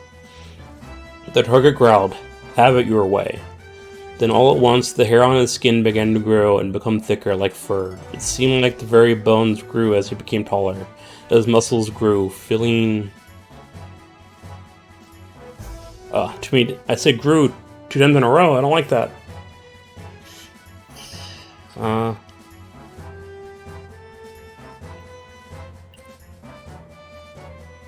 His muscles became enlarged, filling out his frame. The shirt ripped and hung in tatters, and his boxes were stretched to their limits, their seams at the breaking point. His arms were like furry barrels, and the nails on his hands grew and hardened, becoming claws. His face morphed, his nose and mouth stretching and becoming bear-like, with razor-sharp teeth.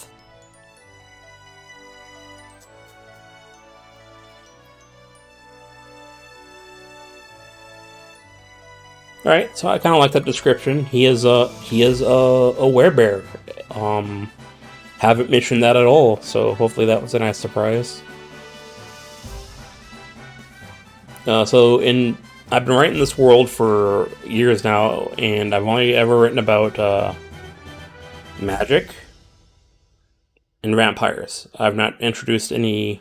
I guess I've introduced an elf-like race, but fantasy creatures. This is only the second fantasy creature I've introduced, which is the werebear. I didn't want to just do a werewolf, but so yeah, there we go.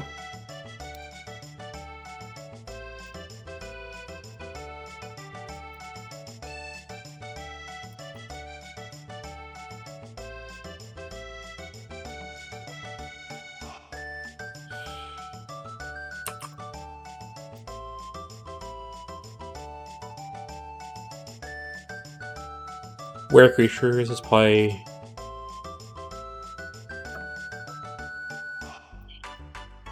helps if I spell creatures right.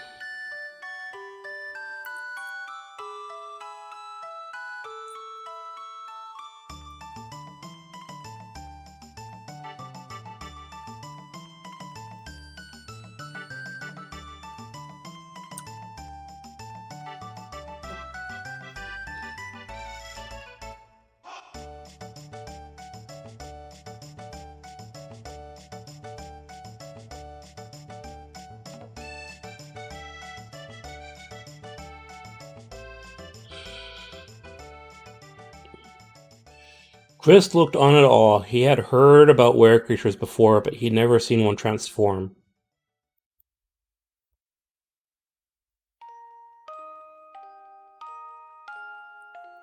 I'm going to add some more to this paragraph before I read it. Sorry.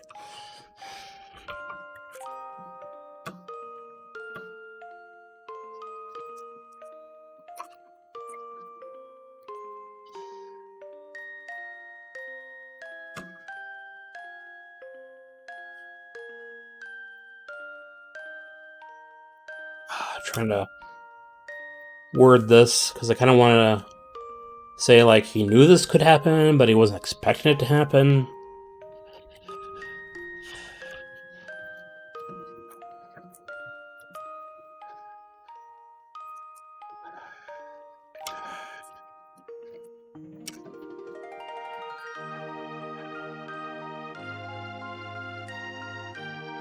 Chris looked on in awe. He had heard about were creatures before, but he'd never seen one transform. He knew it could happen. He knew it might happen on this mission, but he had hoped to end it before the fight even started. For the first time in many years, he felt a tinge don't know how to pronounce that. Tinge of fear, and I'm pretty sure I'm using it right. Tingers, third person present, tinge. Mess of white blossom, tinge with pink. Yeah, I'm using it right. I just don't know how to say it. He felt a tinge of fear. He went for his gun. He pulled it out of his holster and pointed at the werebear. Before he could pull the trigger, he heard Draven over the comlink. No guns. Keep it quiet.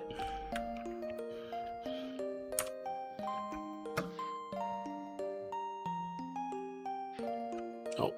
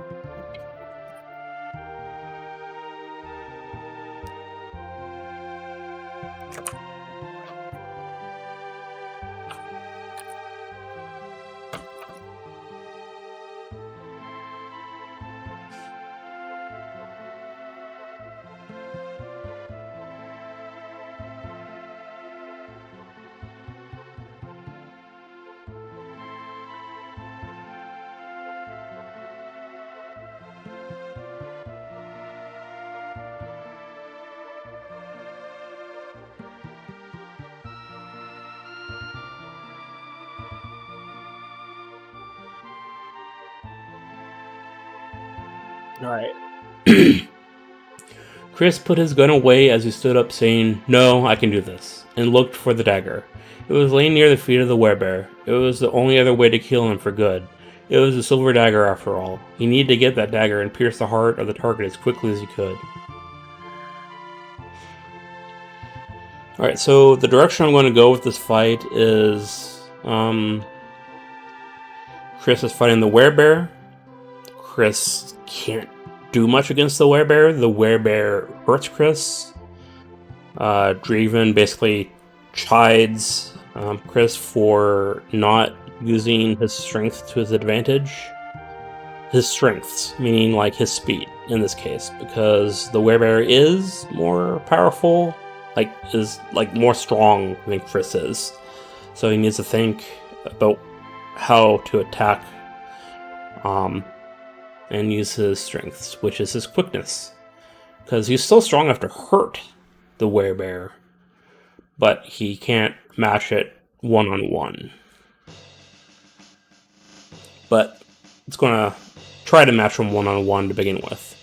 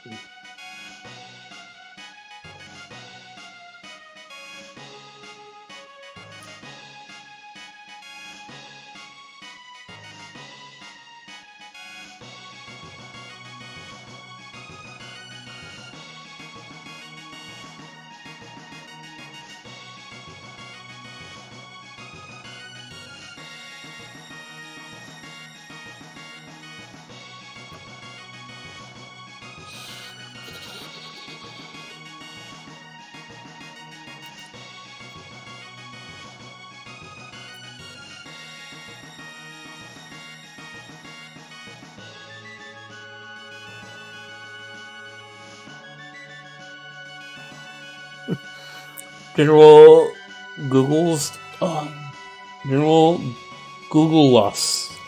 I greet thee as well.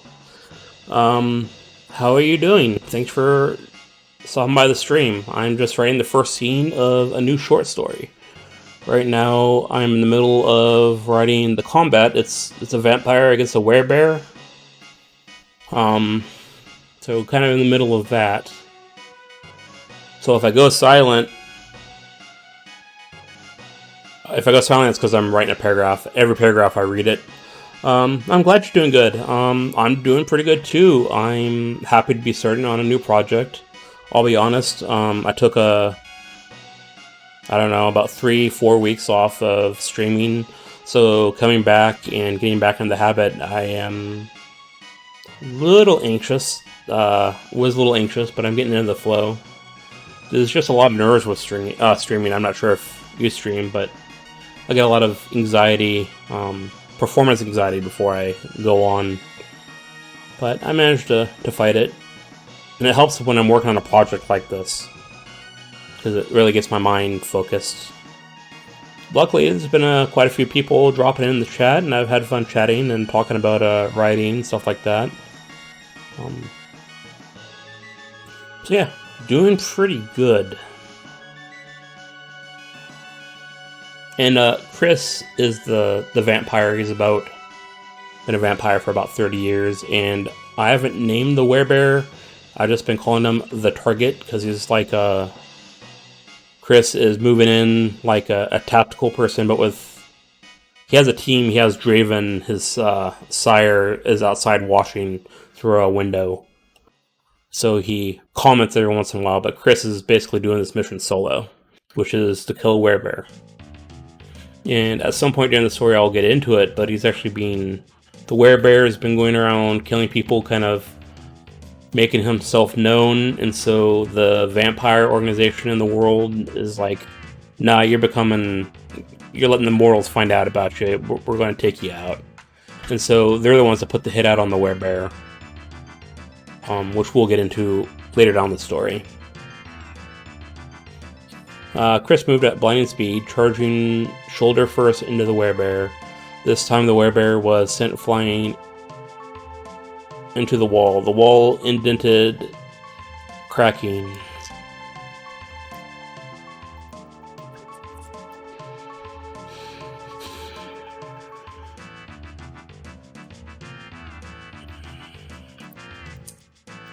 The wall indented, cracking on impact.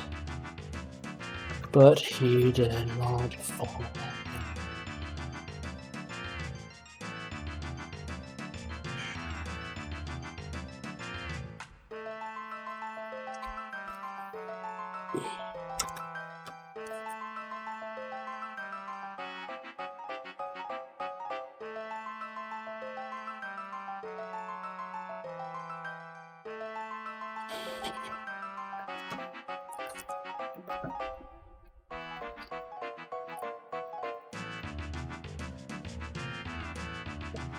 Alright, Chris moved at blinding speed, charging shoulder first into the werebear.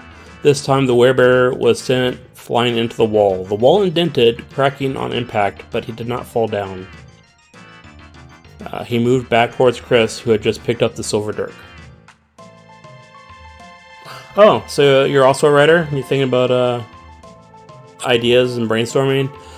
Yep, that's half the fun of writing, is coming up with ideas, I think. I spend a lot of time thinking about my ideas and refining them.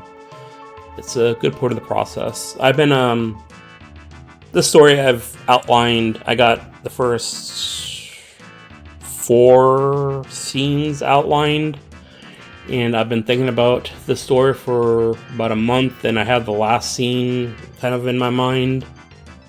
So I haven't had too many brainstorming with this story, but I have been doing D&D and world building, just like what you're doing. I'm going to be running a D&D Twitch campaign, and I've been running a LARP event once a year for about 5 years, and I have this world from the LARP event that I've been building over the last several years, and so I decided I'm going to do a D&D campaign set in it. So I've been doing a lot of world building as well, but not for my writing. So yeah, it's fun. How do you usually go about world building?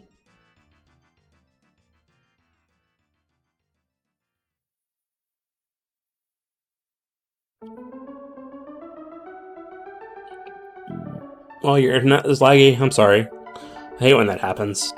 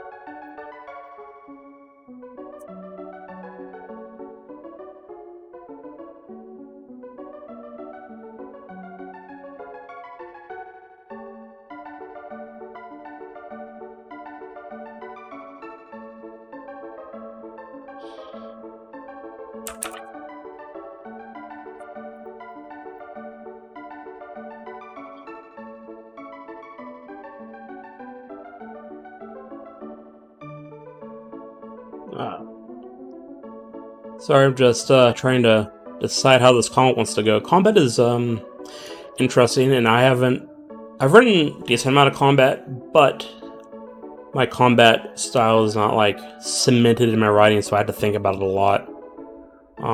There's a couple theories that I've read up on writing fighting scenes where, one, keep kind of abstract. But I don't like that. Like, I like reading it just fine, but I'd like to have a little bit more details. But if you get overly detailed in the combat, it just gets bogged down, and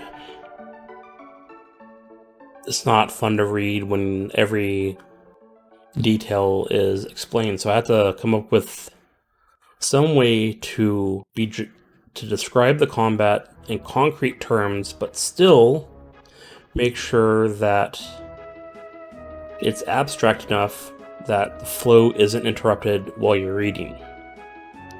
So it's kind of the things I think about, and so that's why it makes me writing combat slower. Let's see, the werebear swiped, but Chris moved out of the way. Chris made his own attempt at slashing the creature, but caught by one of its claws.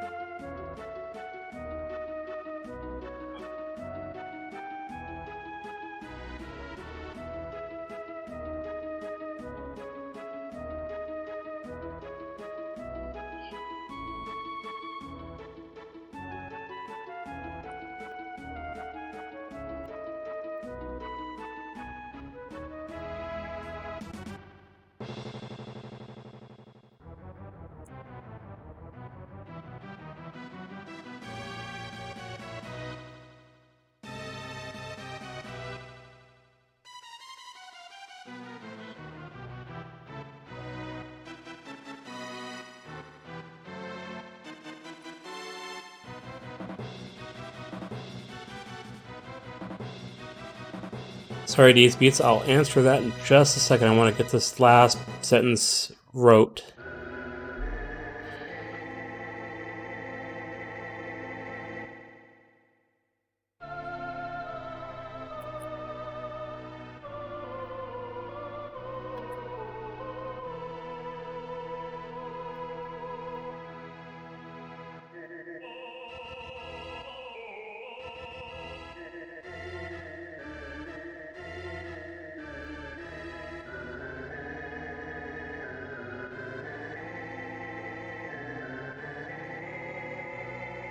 Alright. Chris moved at a blinding speed, charging shoulder first into the werebear. This time the werebear was sent flying into the wall. The wall indented, cracking on impact, but he did not fall down. He moved back towards Chris, who had just picked up the silver dirk.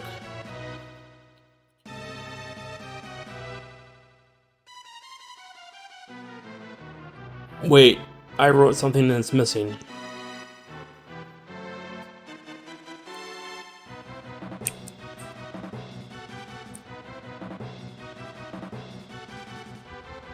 I swear, did I not write that out loud?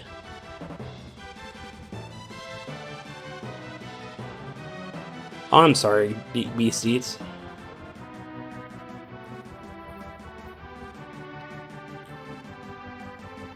Yeah, part of my writing just randomly disappeared. That's weird.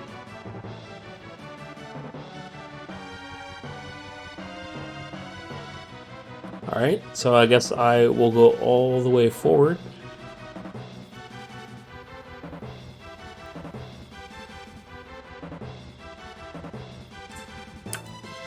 Move all the way back. Let's see, Chris, who had just picked up the silver dirk. The werebear swiped, but Chris moved out of the way. Chris made his own attempt at slashing the creature, but got caught by one of the claws as it... Oh. Before he could get close enough. The claw raked across his chest, but thankfully his bodily armor stopped the brunt of the impact.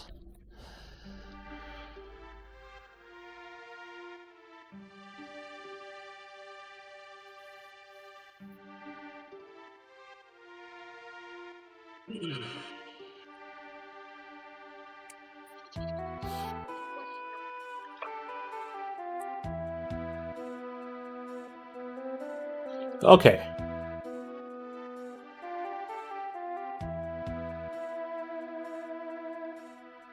Disappeared again. What's going on with this?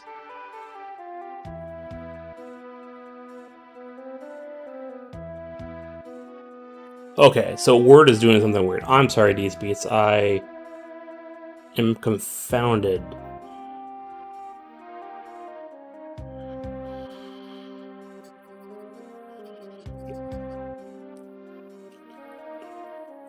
Alright, he moved back towards Chris, who had just picked up the silver dirk. Why is it missing all of this stuff?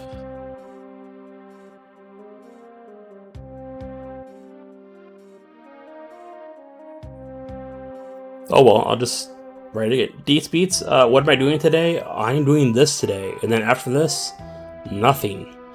I have no plans today. On Saturday, this Saturday, I don't know what I'll do. I'm actually,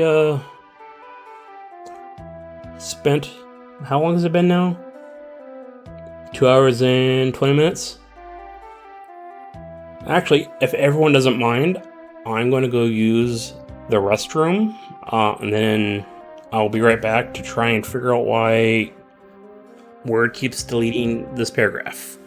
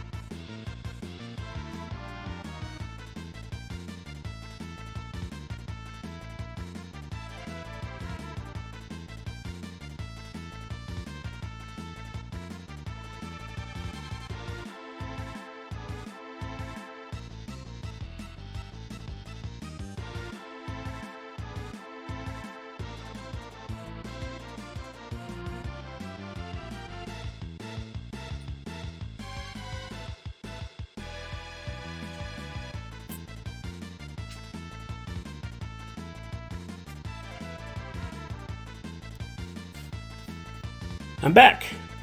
I really need to make a BRB screen, and welcome back, Noise Marine. These beats, I have no plans either, just trying to recover from last night. What did you do last night? The werebear swiped, but Chris moved out of the way. Chris made his own attempt at slashing the creature, but got caught by one of the claws as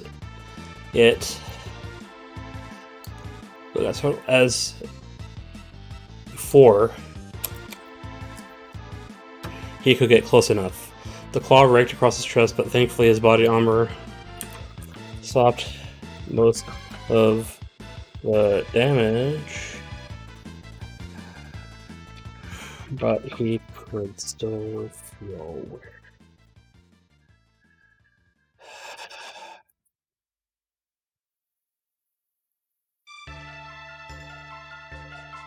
Okay, it did it again. What's going on here?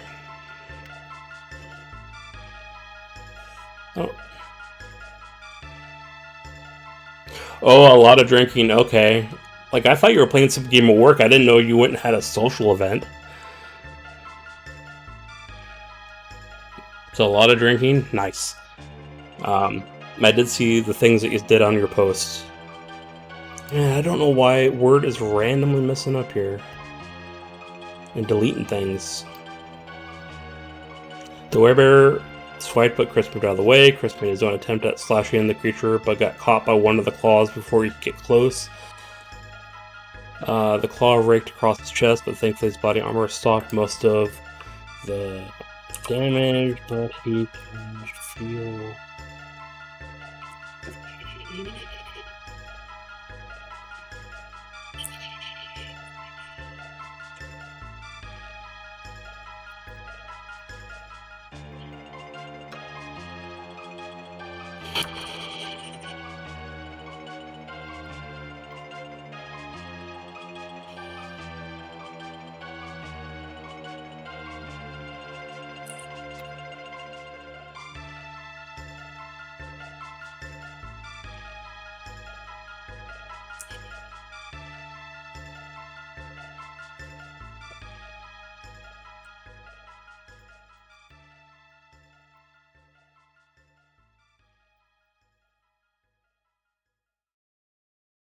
Oh, you lived in a room with him when he had to stay at work? I guess you got to know him pretty good. Alright, so I'm going to try one more thing to make this paragraph go to the proper place. I'm going to copy it so I don't lose it. And then I'm going to delete the spaces before it. Okay, it didn't delete it this time. Perfect. I'm gonna save this thing. Well, these beats, if you want to have a one-person, like, housewarming party, I can come over and get drunk again. But don't really want to do that.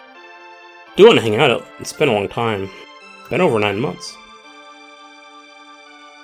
Alright, let's see if that paragraph works. The werebear swiped, but Chris moved out of the way. Chris made his own attempt at slashing the creature, but got caught by one of the claws before he could get close enough. The claw raked across his chest, but thankfully his body armor stopped most of the damage. But he could feel that he was bleeding under his armor. He looked down and saw that the claws had gone right through the metal. He is thankful he had some body armor, or his guts may very well have spilled onto the ground.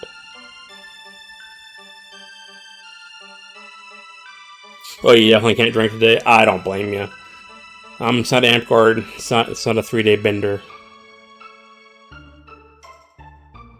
We should go to the meat hall in Portland sometime. Make Chris drive back down here. Apparently Chris was down here and hung out with Octavian and Heldris at the meadery at some point. I don't know if you went, but definitely would want to go up there. I don't when things open back up, because I think everything's still closed down in Oregon. You were there? I feel so left out. Oh well. Not really.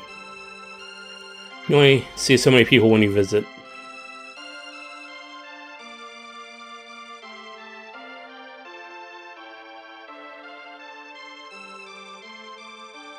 Alright, so one thing I wanted to have happen in this combat was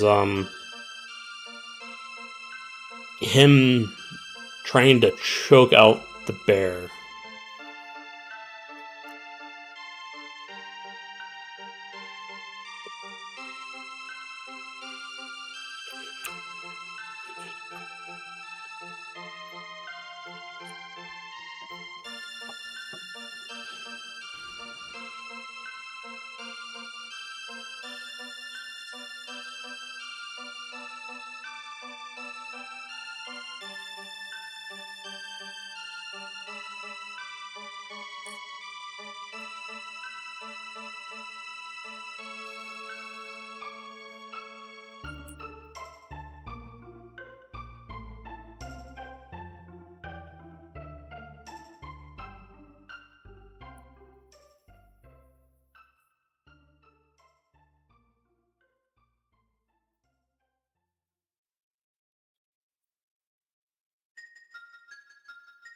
Party time? Alright. Theracles can go too. Well, we're trying to go to the meat hall up in Portland. Weird Meadery, I think, something like that. Weird Hall. They're closed. I think we should just go out into the woods and get drunk. I don't know. I'm actually going to the beach for 3 nights at the end of the month. People can visit me there if they want, but I'm going during the week.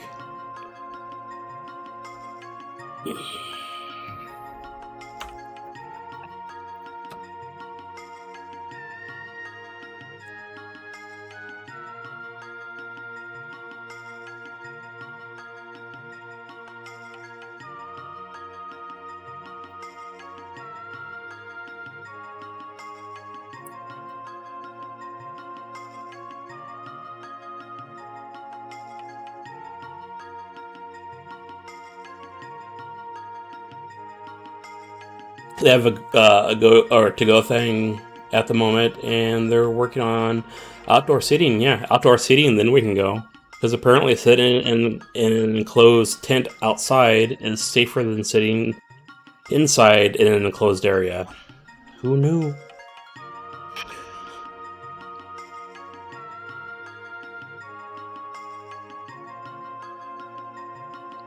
Let's see, Chris tried again, but this time the target caught his hand, the claws digging into his wrist.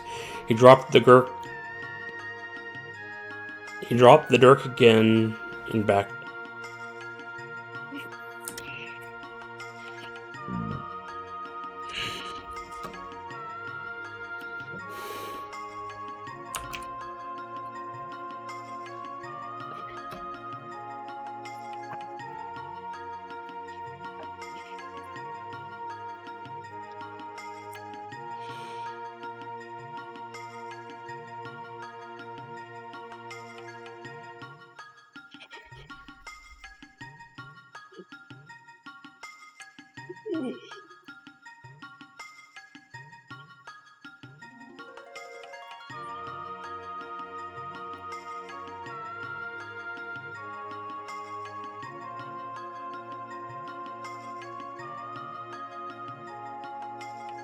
Are there 2 Terraria chat channels in Discord? My bad.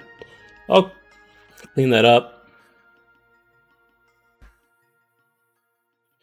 And thanks for joining the Discord. I really appreciate that. I look forward to talking to you on it later. Let's see. Yeah, we're all going drinking in the woods, and Deets is coming too. I'm actually going to the beach on the 24th, 5th, and 6th, I think. Sunday, Monday, Tuesday, Wednesday. Going to Seaside with my friend Dale. I just wanted to get out and just get away from life for a while. I know everything's closed down, and that's perfectly fine. It has a kitchen. I just want to change locations and just clear my head. It's been a crazy couple months. It's not going to be changing, but I need to get away. I might be doing a stream at the beach, just while I'm there, an IRL stream maybe, or me sitting at the table working on D&D and talking. Not sure. I'm definitely going to do a stream while I'm there, though, off of my phone. Depends on the weather is the content, will be the content. Like, if it's one day, it's 10 days out, so it might not be accurate, but one day it's not supposed to rain. It's supposed to be cloudy and stuff. That might be the day that I get some firewood and have a fire at the beach with Dale, and might stream that and just do some chatting. But I'll give some advance warning. It won't just be randomly unlive, because that's hard to get people to show up to.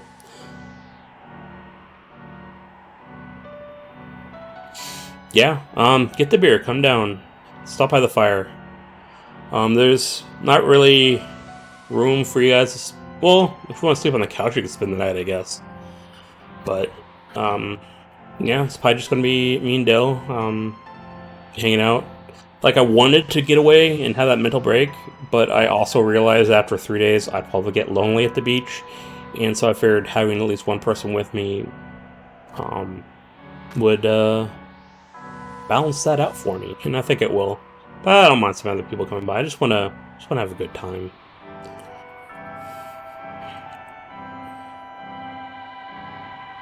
See, Chris tried again, but this time the target caught his hand. The claws digging into his wrist. His grip diminished as the claws dug into his wrist, cutting his tendons. Chris pulled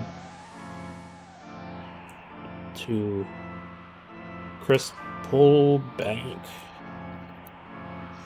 He managed to pull himself free, but his hand was mangled.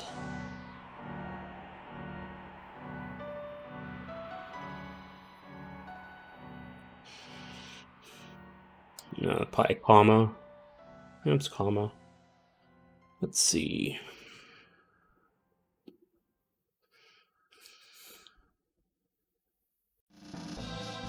Nice. Fusion Ray, thanks for coming by. Always appreciate the lurks. Hope you have a good time in Minecraft. Are you playing in the Octavian server? Or are you doing your own thing? Let's see. How long is this already? 3 pages? I guess length doesn't really matter, but I think I'm winding down on the scene. A couple more things.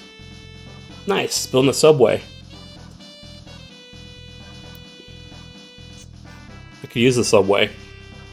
I've done very little exploring on that server. I've only really done building, and I haven't been back on for the last couple weeks. Really should get back on. It was fun. More fun than I thought it was going to be.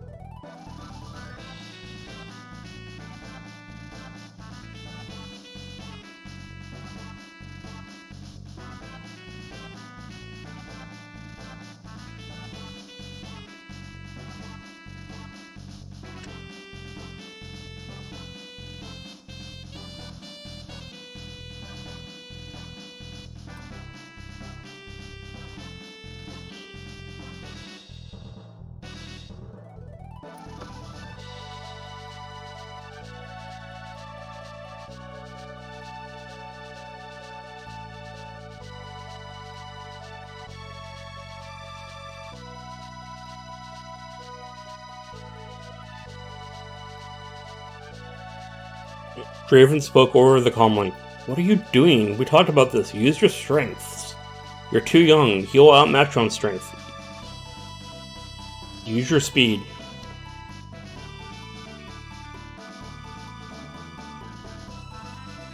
Oh, Theracles, don't worry. I'm not canceling anything. I'm going to the beach on a Sunday, coming back on a Wednesday. The SK stream is on the 31st, and I'm leaving on the 24th. So no, I'm going the week before the D&D stream. So no worries about that. I wouldn't cancel that. I plan my vacation around my streaming.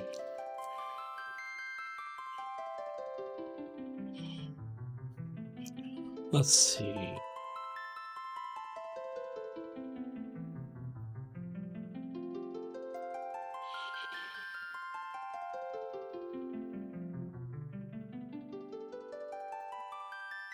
Oh no, it's technically I'm leaving the Winter Bash got canceled. I'm still going to do the stream that we're talking about next week. I'm thinking about turning it into a 12-hour stream. So I'll do my writing stream because I'm doing my writing stream in the morning from 11 until about 2, and it's about usually what I go to. And then I'm going to be doing the Ampart Hangout chat starting at 7 until however late we go. So that leaves about 5 hours of me doing nothing around the house. So I figured, why not try to fill up that time with some streaming content and try out my first 12-hour stream. So I need to make a decision today if I'm going to do that or not. I was hoping to get some feedback from people, but no one's really mentioned anything on my Discord channel or Facebook about what they'd like to see, if they want to see it, would they show up, stuff like that. Because I still have to figure out what I want to do for that 5 hours. So I was thinking about doing writing, Amp Guard, and D&D, and those are my 3 main focus for the 12-hour stream. But I think about working on some characters for D&D, backgrounds for NPCs. I might do that on stream. Little spoilers and all that, but that's fine. I need to work on Nick's background, so I might do that on stream. He wrote most of it, but I need to fill in some details and edit it a little bit, so I might do that on stream. With the D&D stuff, I was also thinking about doing some interviews of people, but I'm not sure who to interview since I do the interview thing. So yeah, I was just looking for ideas and what people might want to see, what people think would be cool. So I wouldn't mind hearing your thoughts on a 12-hour stream.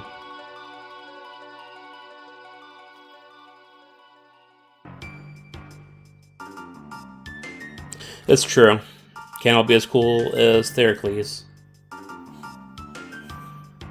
Alright, Driven spoke over his comlink. I already read that out loud.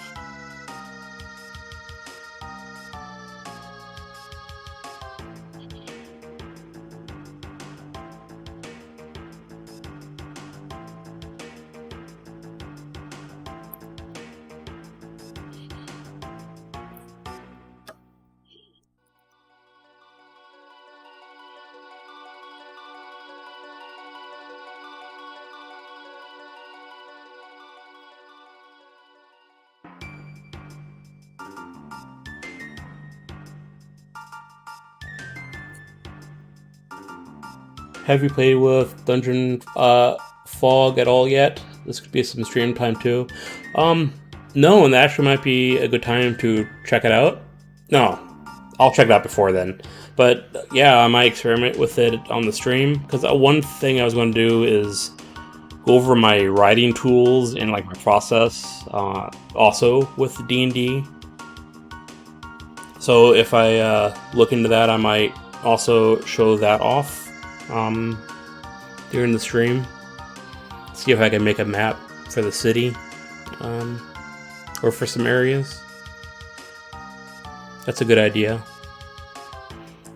Chris quickly took stock of the situation. He had lost the dirk again, which was laying at the feet of his target. His right hand was mangled and useless. It would need to heal, and he couldn't use his gun.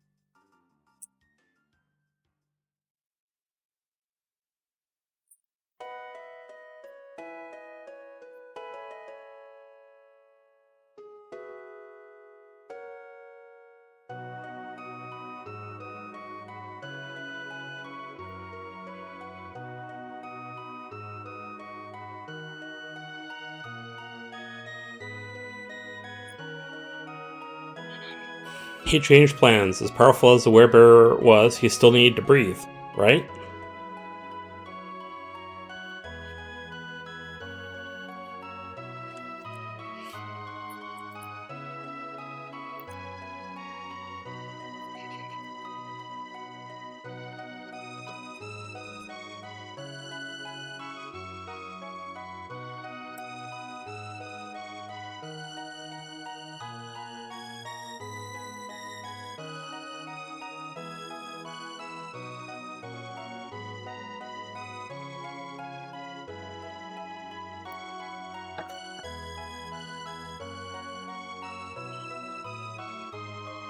I think I've been spelling werebearer wrong the whole entire time. Cringe Nick, welcome back! Getting further in the story.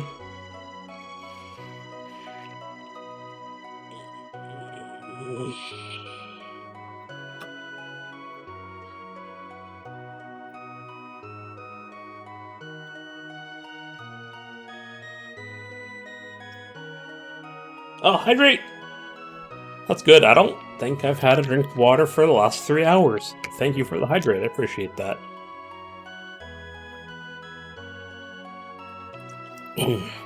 Sometimes I forget. That's why it's there. Man, I'm thirsty. Sometimes when I get focused, I forget to drink water.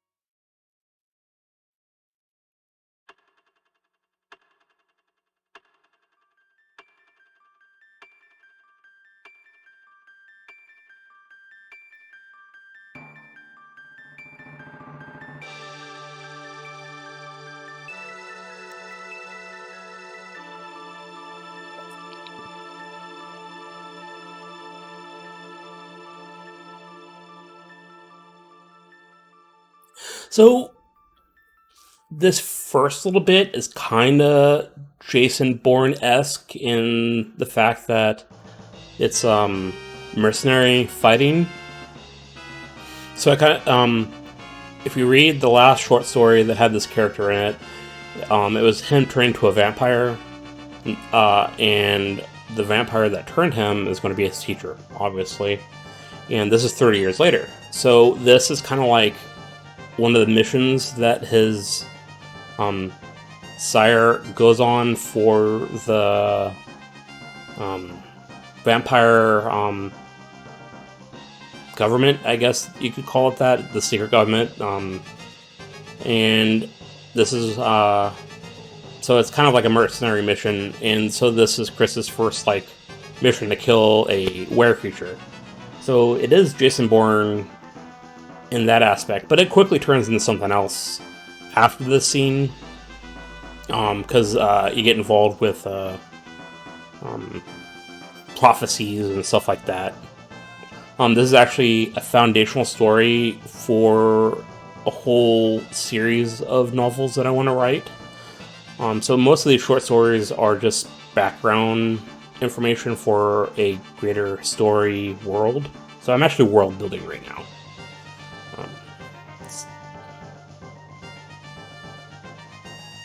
But yeah, Jason Bourne-esque, definitely, I can definitely see it having that tone. I played a lot of Shadowrun as a kid, so it's kind of like, whenever I think of mercenary missions, I kind of think of Shadowrun and stuff like that. So in my mind, it was like Shadowrun-esque, rather than Jason Bourne-esque.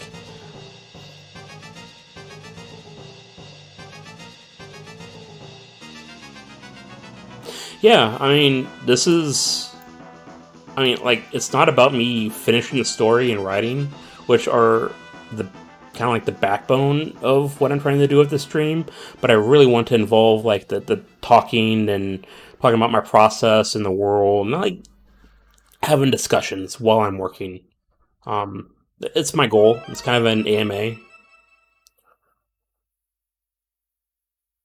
Anyways, what are your vampire archetypes you go with? So for this, I haven't really formalized it too much, but I can talk about my inspirations. One, I wanted it to be not the traditional vampire that you see in the movies nowadays. I want it to be more Bram Stoker-ish in the powers of the vampires.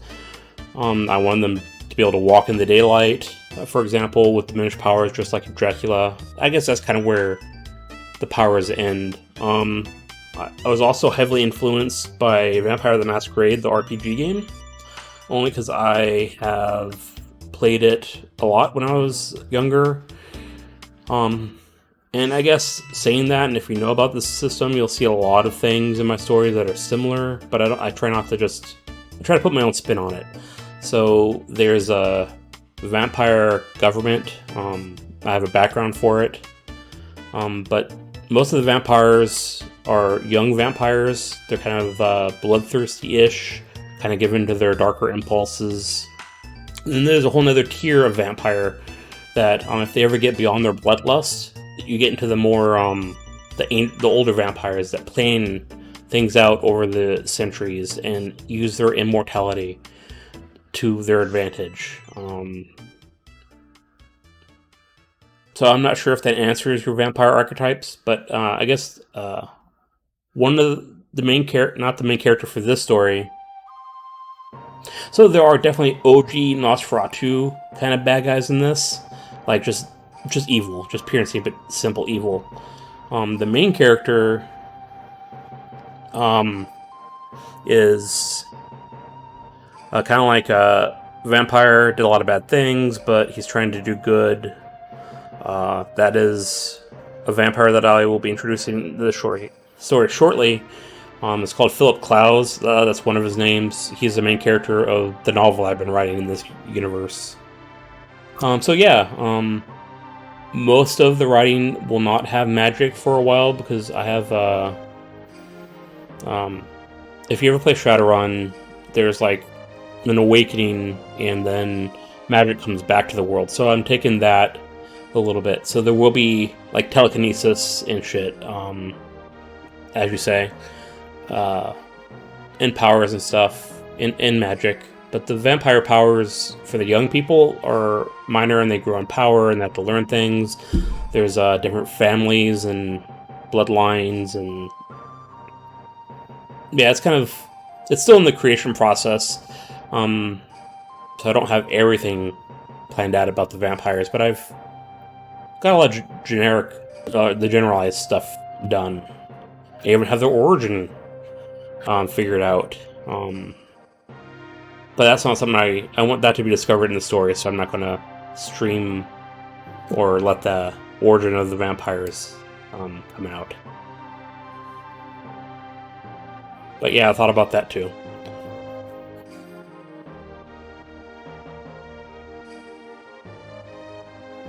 Like, at 30 years, Chris has only been a vampire for about 30 years, so things that I think he'll have an increased speed.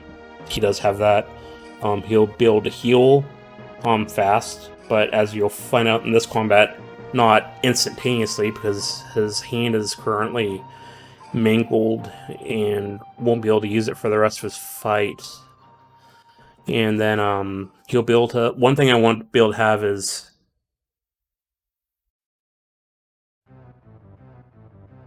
Yeah, so not quite as recognizable from mortals. I mean, the older you are, the harder it is to look mortal, I guess, because there's just like it's kind of like an aura, kind of like how dogs are sometimes just nervous around someone, so they just kind of give off this unexplainable aura.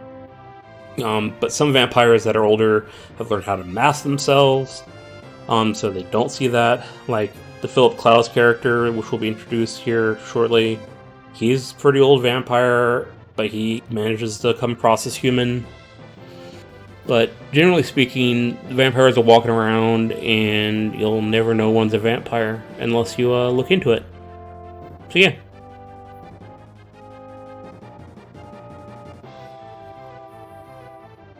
Vampires can tell vampires apart easier as well, and werewolves and other things with heightened senses. Might introduce animals that can sense that there's vampires and stuff like that. I think I'm going to have one strain of vampires that are like the traditional Nosferatu, so they will not blend into humanity. They basically gave up some of their humanity to gain powers. And so, yeah, I'm pulling from a lot of different tropes and integrated it into vampires in general. So, like, if you hear like a legend about a vampire that is popular, I might explain it away in the story somewhere. Like Dracula exists, and I don't know if we'll ever bring up Dracula in the stories and bring him in as a character, but that character does exist in my world. And this story is similar to the Bram Stoker story, but not exact. Gotta twist it here and there, you know.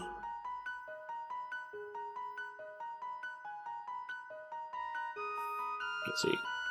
Chris shot across the room, going wide, jumping over the bed to get behind the werebear. He jumped up on the werebear's back, using his good arm to go around his neck, choking him, all before the target knew what was happening.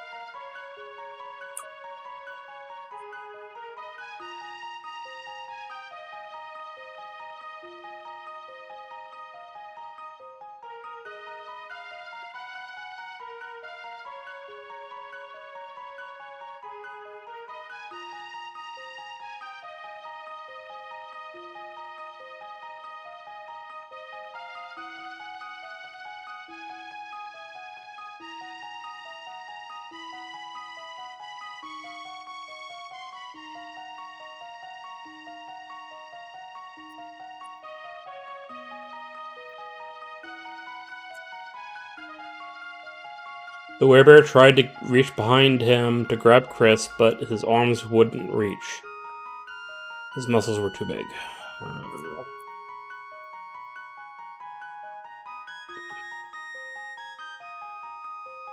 Chris used his weight to pull back against his neck even harder. It was working. It was harder for the target to breathe. He was flailing, trying to get Chris off of him. Alright.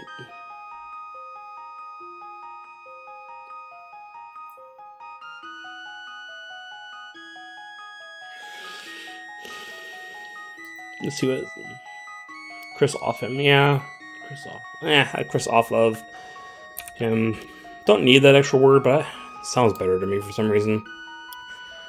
Alright, so Chris is winning, but that's not going to last because the werebear is going to calm down,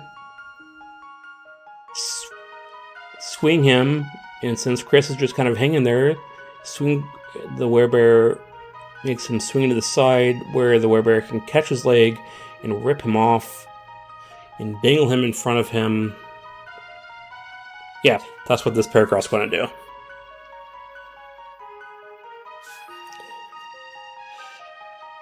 I don't want to start.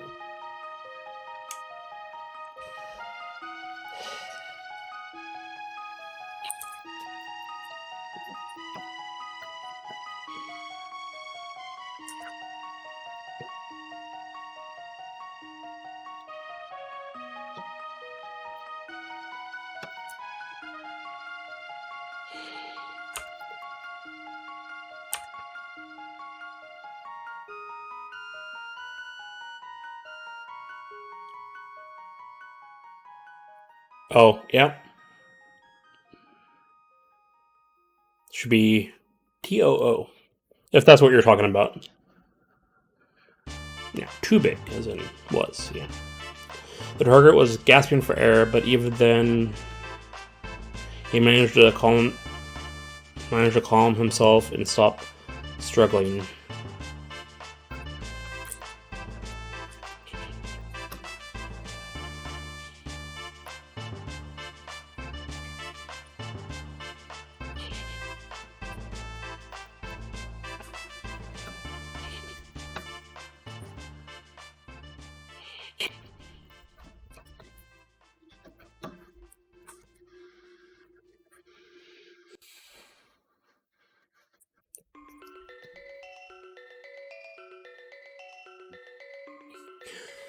Flailing means kind of like just being thrown about, arms just. This is flailing. Oh yeah. No worries. So did that make sense for flailing?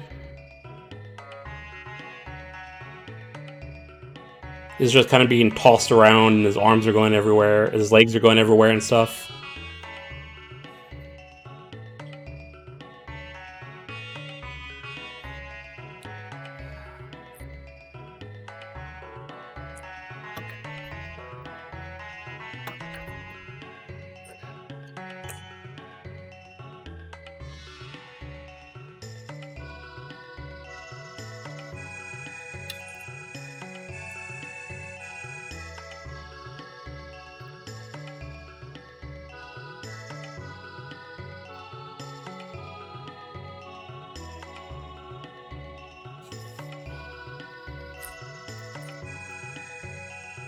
I can figure out how to fix this sentence. Also, like being tossed around or in a seizure. Yeah, like being tossed around. If you have a seizure, I could see someone flailing.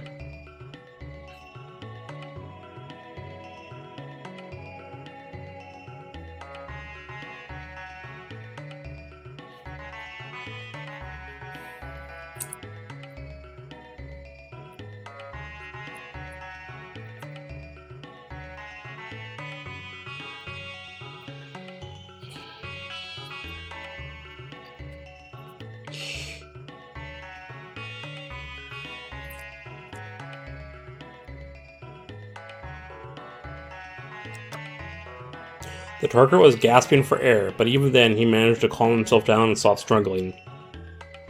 He then began to twist, throwing Chris from side to side. Chris managed to hang on using all his strength, but the werebear managed to catch one of his legs and pulled him off. Chris was now dangling in front of the werebear.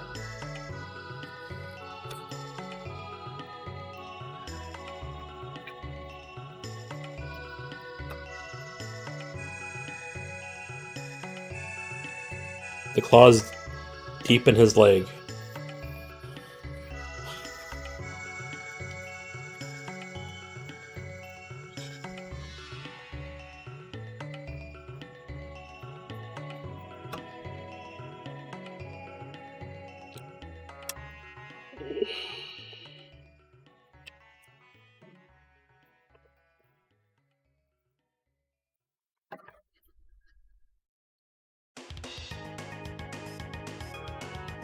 The last sentence is strange. Chris was now dangling in front of the werebear, his claws deep in his leg.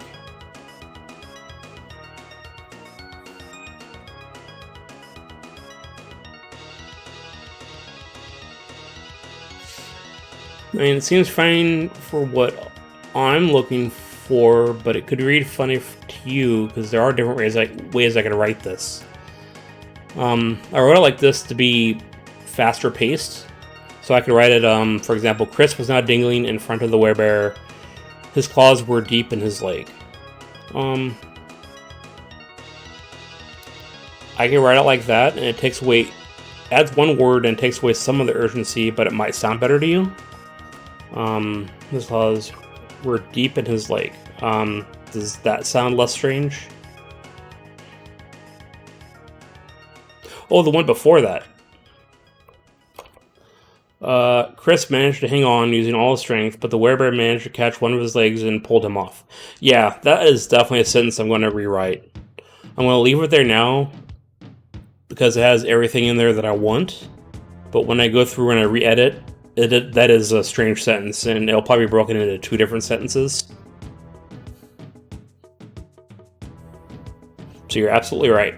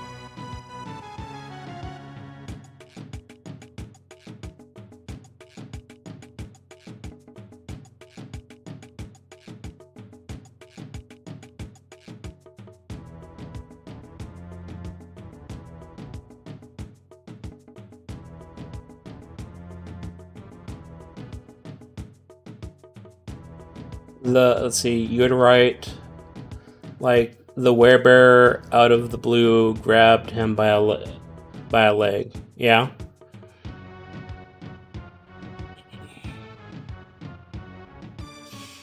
See, actually, I'll work on this sentence right now so you can see how I would workshop this sentence here. I like showing people my thought process. It's not the same as everyone else's. That's why we have people have different writing styles, and writing is so varied. So it might help people to understand how I think. Chris managed to hang on using all his strength. That is a sentence. I like cutting my sentences down so they're small, manageable bites. So Chris managed to hang on using all his strength, period. Let's see, I'm going to do that so I can look at the sentence individually. I'm a visual person sometimes, so sometimes I break it up so I can just focus on the one sentence. Chris managed to hang on using all his strength.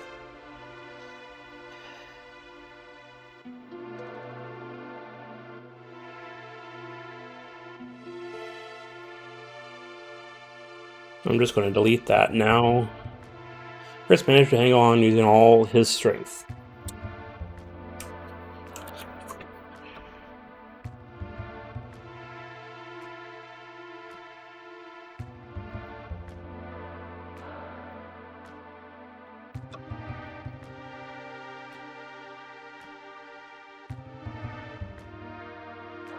No, I don't like that either. Never mind. I didn't update. That was causing the skipping. Oh, okay. Man. Chris managed to hang on using all his strength.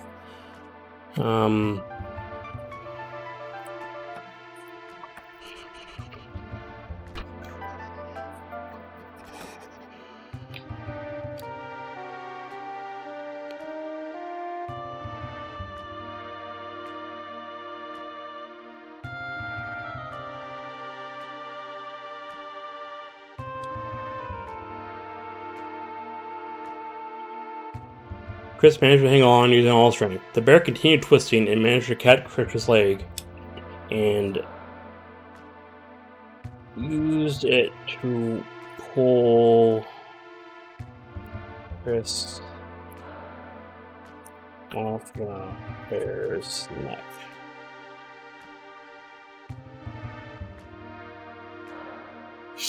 Yeah, shorter. Yeah, that is one thing that shorter sentences definitely do. When I was taking writing 121 many years ago, my teacher was really he made sure people didn't do run-on sentences, and I was really bad about doing run-on sentences. And he kind of like banged it into my head that you try to make a sentence as short as you can and go from there. And so a lot of the times I'll still write a run-on sentence, but I will eventually come and break it up on a rewrite, kind of like I'm doing here. And it's just a habit that I picked up, and I guess that was 17 years ago. The other thing that that teacher, who was a really good teacher, made sure that I learned was semicolons. A lot of people don't know how to use semicolons. They are a wonderful thing. Alright, let's see if this is any better. Chris managed to hang on using all his strength. The bear continued twisting and managed to catch Chris's leg and used it to pull Chris off the bear's neck. That's better, I think. What do you think? I'm still not happy with it. The first sentence done. Second sentence, might be able to break it into a third sentence. The bear continued twisting and managed to catch Chris's leg. Yeah. He used it to pull Chris off his neck, allowing him to breathe. More or better, both accurate. Okay, so I took one sentence, made it 3 sentences, and let's see what they sound like. Oh, yeah, you're right. I don't like doing that either. I will have to change that. Chris managed to hang on using all his strength. The bear continued twisting and was able to catch Chris's leg. He used it to pull Chris off his neck, allowing him to breathe. Okay, so I'm pretty happy with that. So that's kind of how when I get down to like working on individual sentences, that's kind of how I work. You switch to the other one. The target was grasping for air, but even then, he was able to calm himself and stop struggling. Sure. He then began to twist, throwing Chris from side to side. Chris managed to hang on using all his strength. The bear continued twisting and... still, I don't want to use manage more than once.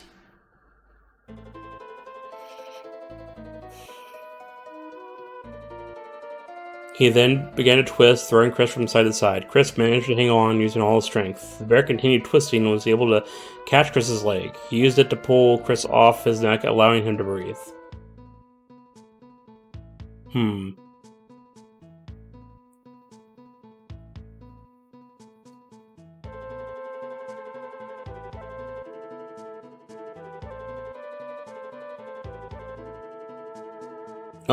Chris used all his strength in a desperate attempt. Okay, Chris used all his strength and desperate trying to hang on. Yeah, I could see that sentence going that way. Let's...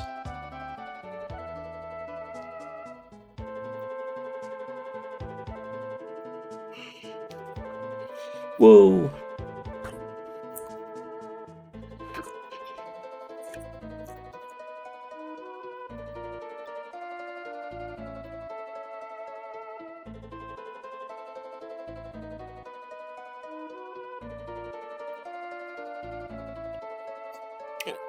Let's see. Chris used all his strength in a desperate attempt to hang on. The bear continued twisting and was able to catch Chris's leg. He used it to pull Chris off his neck, allowing him to breathe. Yeah. It's much better.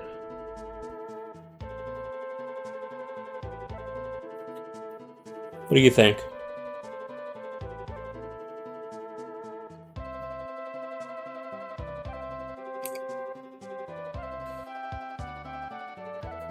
I think...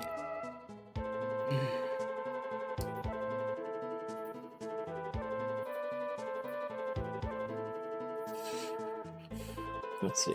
Alright, so I'm just going to read the whole paragraph again. The target was gasping for air, but even then, he was able to calm himself and stop struggling.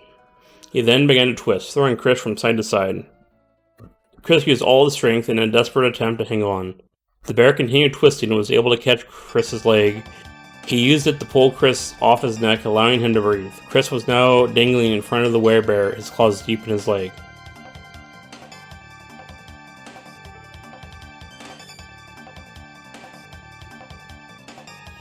Yep, I hate those repeated words too, and I'm glad they're gone. But that's kind of the process I would use for fixing sentences. But as you can tell, it kind of slows down the writing process, so I try to get all my ideas out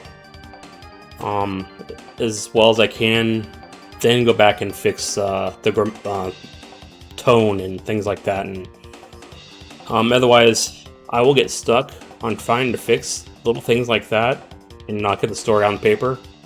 I just know that about myself. It's not for everyone, obviously.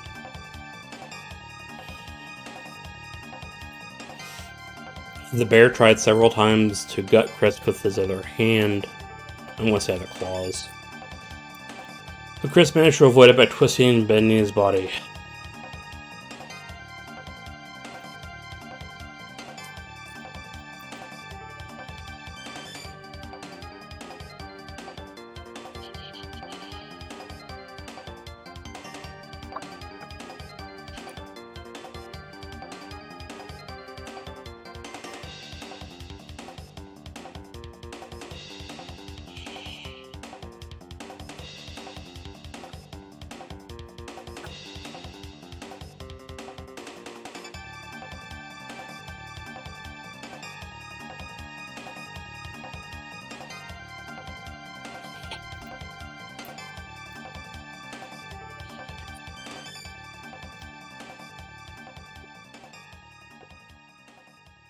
Let's see, the bear tried several times to gut Chris with his other claws, but Chris managed to avoid it by twisting and bending his body. He glanced down and saw the dirk.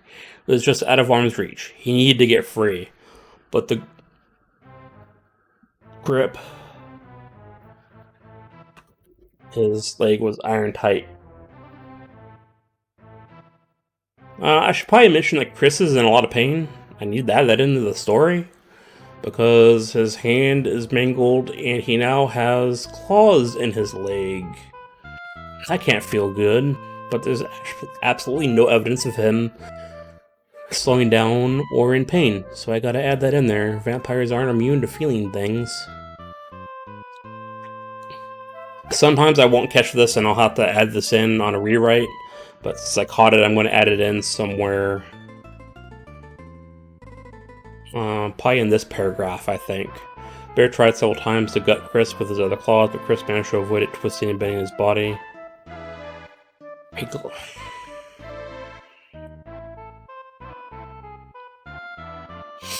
Yeah. Like, I want him to, like, he's not going to be screaming or anything like that. He's has pretty good control of himself, but he is in a lot of pain, and that needs to be said. Yeah, the fight was very robotic, you're right. Need to add some emotion into it. Which you helped with by suggesting Desperate Attempt. That added in some measure of emotion into the scuffle. And I guess I did mention when his belly got scraped, he felt it. I guess I didn't say it hurt.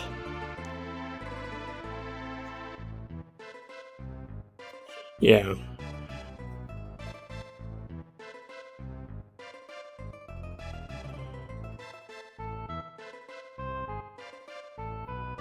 Yeah, I should add in that this hurt here.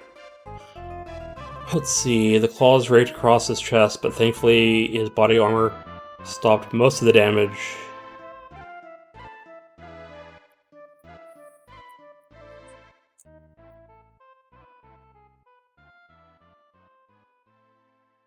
Yeah, still...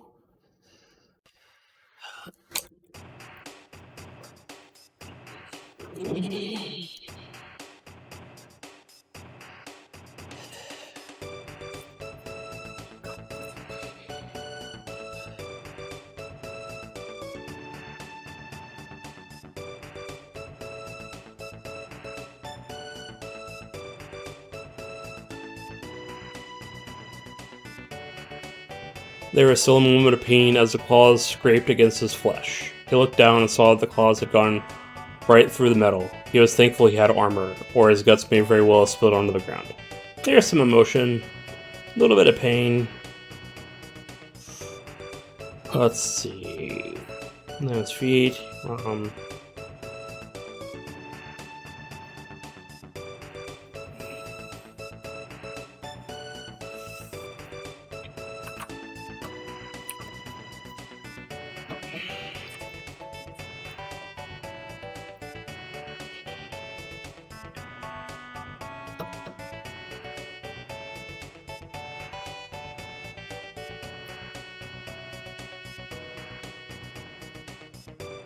See, Chris tried again, but this time the target caught his hand, the claws digging into his wrist. Chris did everything he could to stop himself from letting out a... No,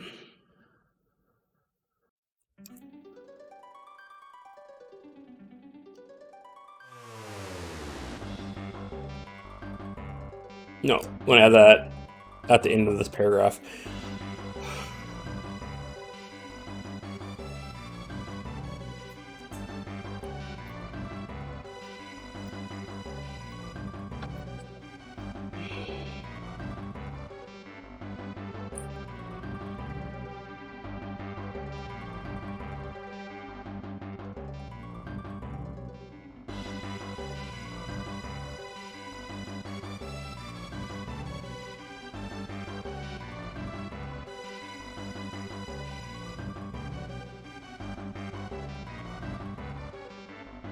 Letting out a scream?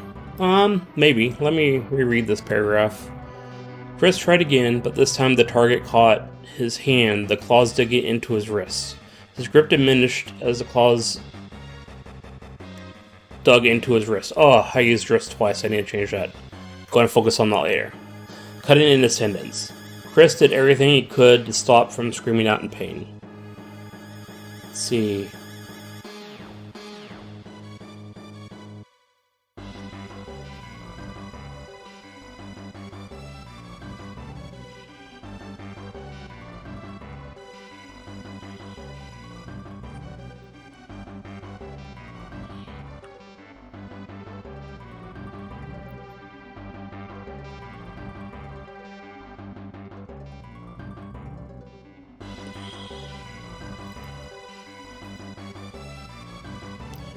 Chris did everything he could to stop himself.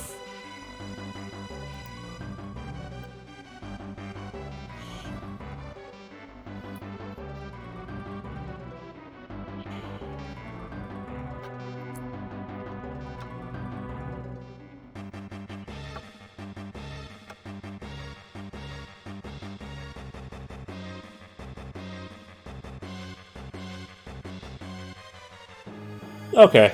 I think that might work. Chris did everything he could to stop himself from making any noise as he endured the pain.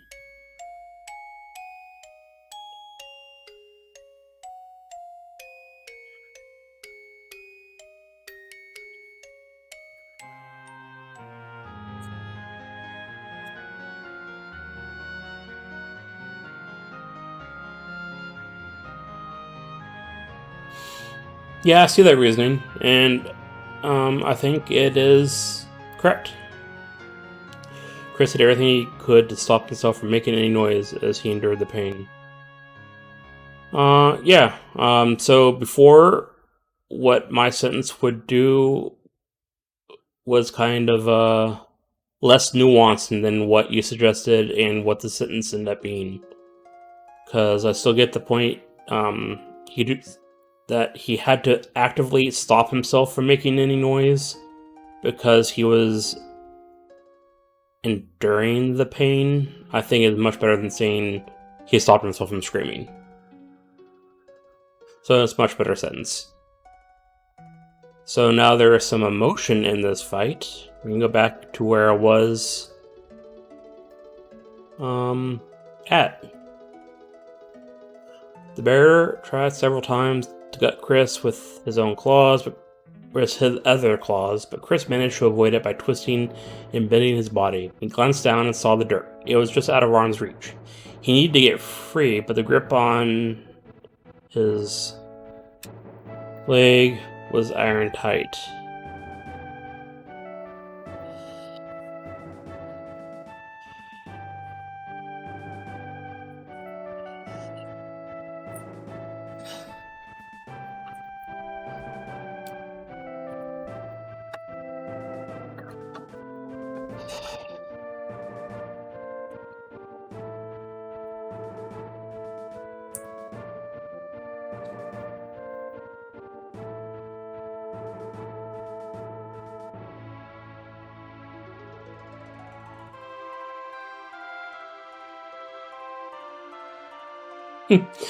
It's messed up that I was going to write myself tonight and get stuck here on Twitch, not finishing anything again. Oh, I've had so many nights, weeks, months where that has happened in my life where I'm going to write, then get distracted with something else. I completely understand. That still happens. Doing a writing stream has really helped me write a lot more, or more consistently. Not more, but more consistently. Alright, let's see, but he knew Draven would be upset.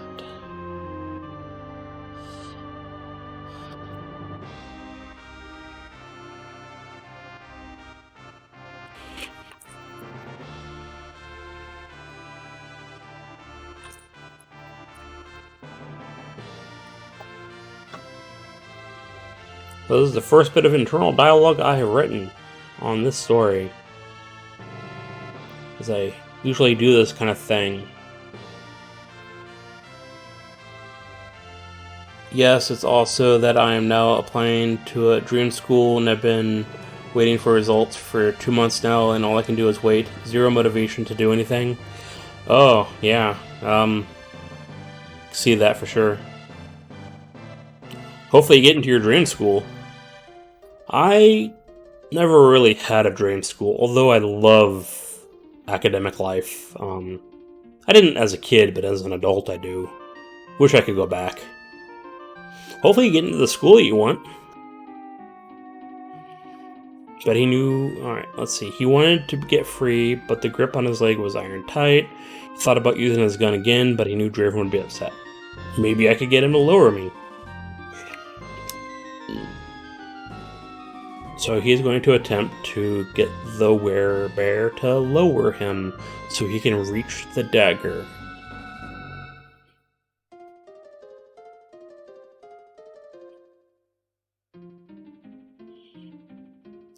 What am I doing? Okay, italicize. Gotta get rid of that. There we go. Screenwriting school, life changer for... Oh, yeah. Well, good luck.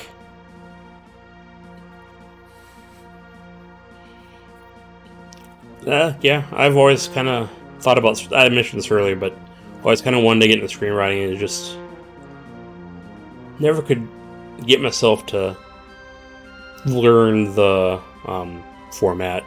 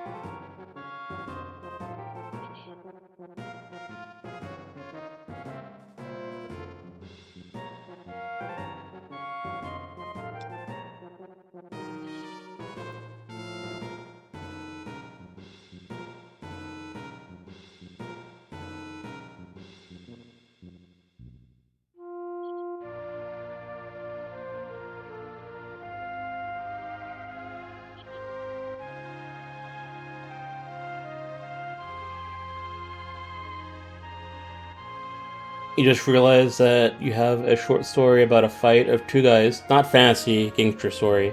The results of trying to pull out a dagger, not successfully. It's funny how things remind you of other things. Now you need to read it. It's kind of fun to go back and reread your writing, or read one's own writing.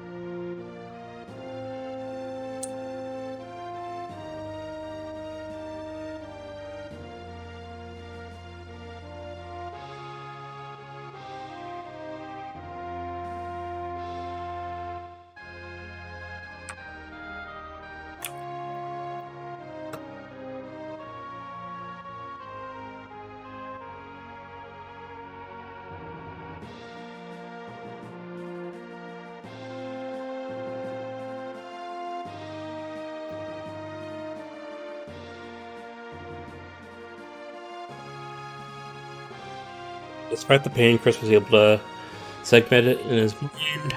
I don't like that, but I'll rewrite that later.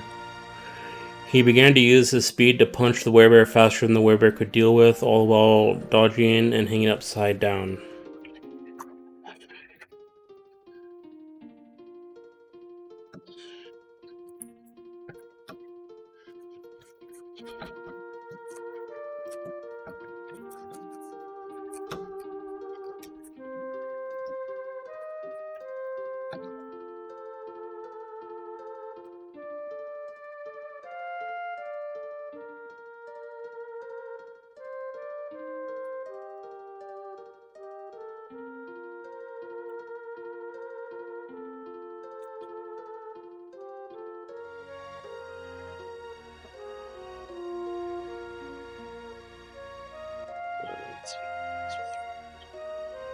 It's not fun, it's depressive, because when I write, I know that it's my magnum opus, and then a year later, I'll come back and want to delete it. I always ask myself, what does that say about my recent good work? Okay, so I've experienced this too.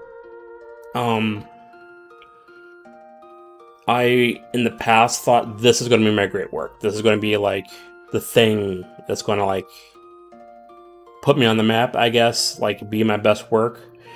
And I realized that I'm not ready to write that.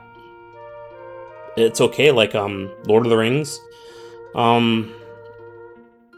is a good example, because I know the most about the Lord of the Rings writing process, I guess, and Tolkien was like, I'm not ready to write this.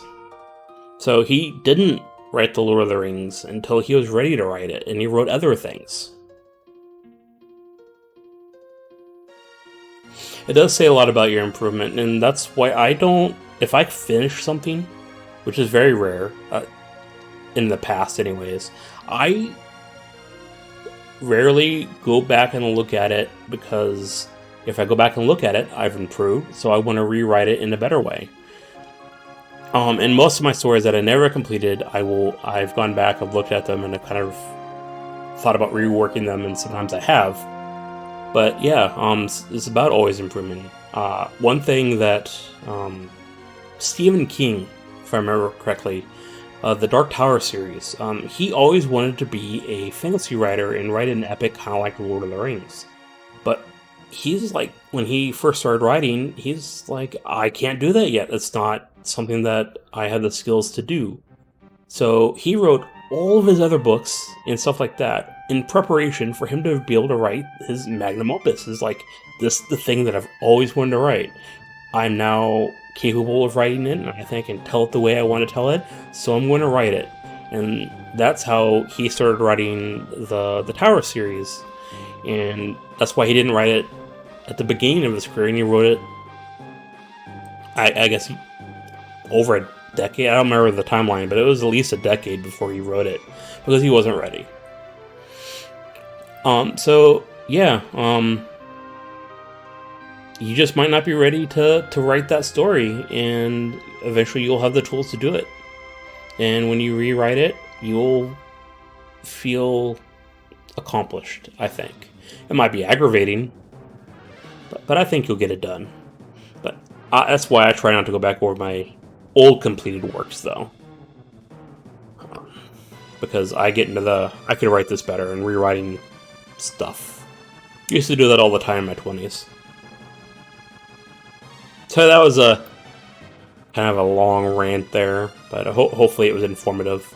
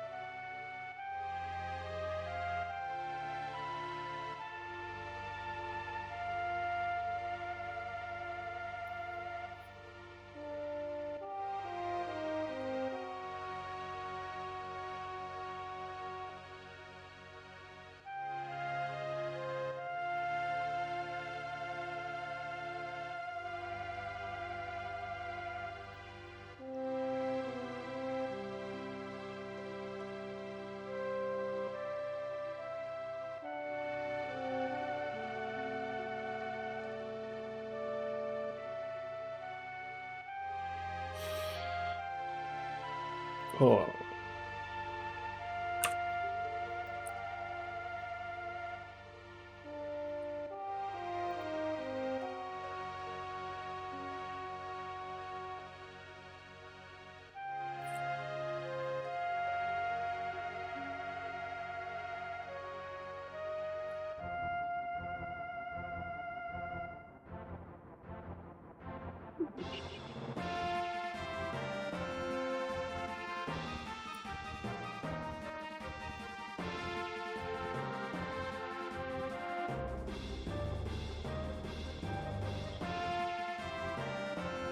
I'm trying to describe here how Chris moves his leg and takes out the claws, but I'm not sure how to phrase that, so I kept going back and forth. Let me check chat here for a second. That's very relatable, actually. I do this with two of my films that are very personal to me. I do have them written down in a form of a story, but don't actually set up scenes or anything, because I know I have to get better at, well, everything. So now I try to focus on smaller projects, but think about those two consistently. Absolutely. I'm glad it was relatable, because I've gone through a lot of different phases and dealing with how I deal with my writing. And like you, I've moved on to other projects, and some of the reasons I've moved on to other projects is I want to leave a project alone, so when I am able to write it, I can go back and write it. It's a lot of this world that I'm writing in right now. A lot of stories and stuff have stopped because I wasn't necessarily ready to write it.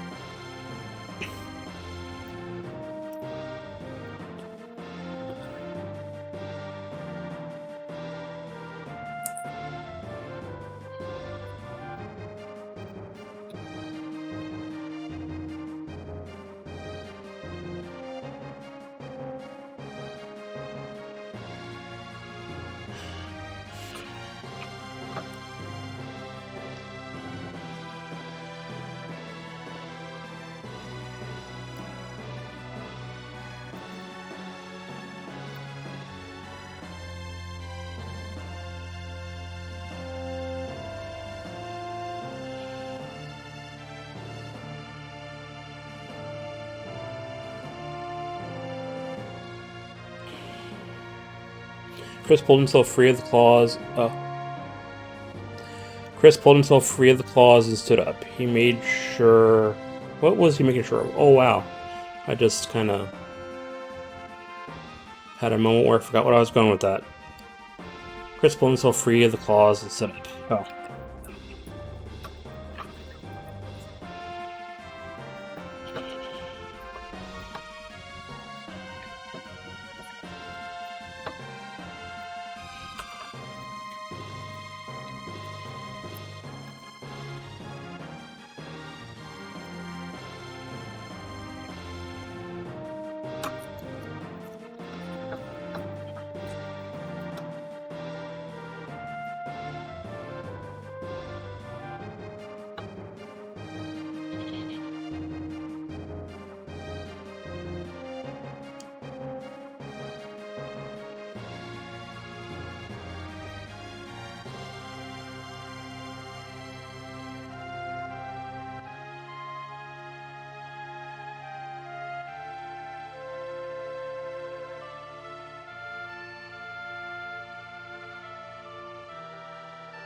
Yeah, at this point, my writing style changes according to the most recent author I have read. So in some ways, my reading things are... so in some of my things, there are 3 changes of writing style because I sorry, I can't read. Because I managed to read 4 books before I finish, and guess what? As a whole, it looks terrible, so I guess I haven't found my true style yet. Yeah, that is something that happens. Reading is kind of how I learned how to write. Like, I took classes and stuff too. But, oh, welcome back, Marine. So I've taken writing classes and I've done a lot of reading how to write and stuff like that. So it's not like I've only learned from reading books. But reading a book really can, especially if you're mindful. Oh, never mind, you have to eat. That's fair, it is. Oh, that's after lunchtime.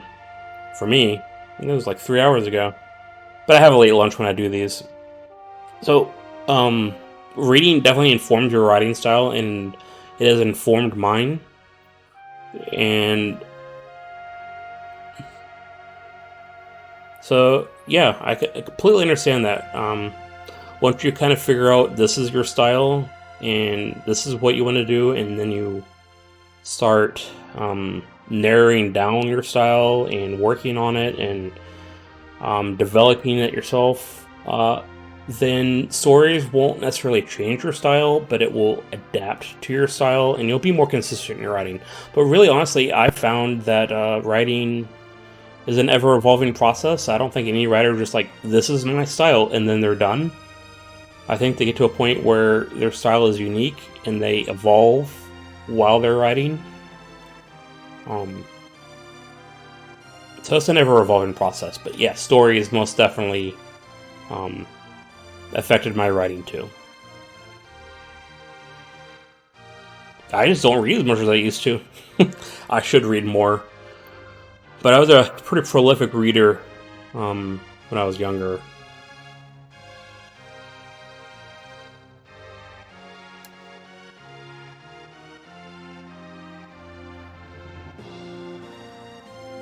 Chris looked, let's see. Your sister once actually had an editor write a book, but man, it didn't go so well. He looked down at the hand that was mangled. He wiggled his fingers. It wasn't all the way healed, but at least the tendons were knitted back together.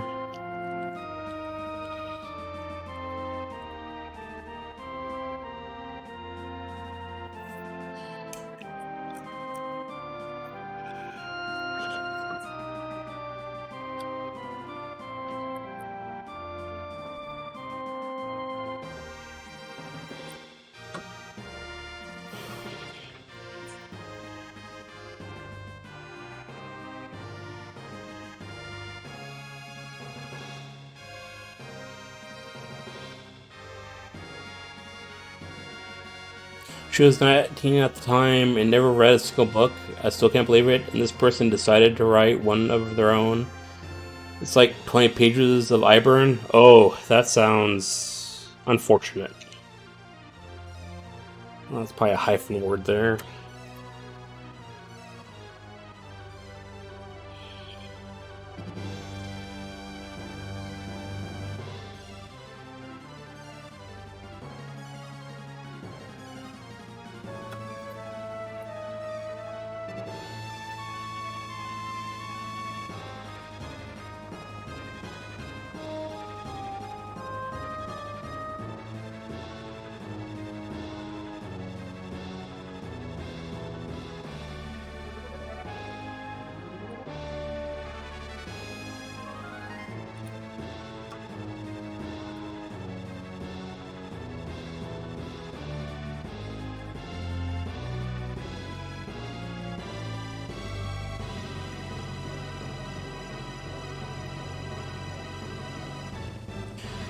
What I'm trying to say is that you're always influenced by what you read, and get better with reading. Absolutely, you're right. It's something I've kind of always been told, and so something that's always been in the back of my mind. But it wasn't until after high school that I tried to, I guess, mindfulness reading, and I hardly ever do it because I don't like doing it.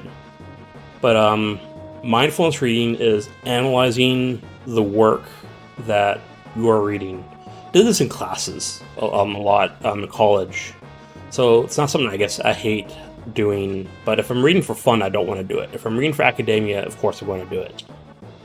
But it's like looking at the sentence structure. Why did the author choose to put this word here or there? And just analyzing their style, and that has helped a lot. But boy, is it not fun for me. For some people, it's fun. But I'm guessing you've probably already tried this. So it's not probably not a new suggestion, but I'd like to hear what your thoughts are on it. See, he looked down at his target. He was still in his wear form. He wasn't dead. Over the comm link, he heard Draven. Good job. About as smooth as I expected for your first time.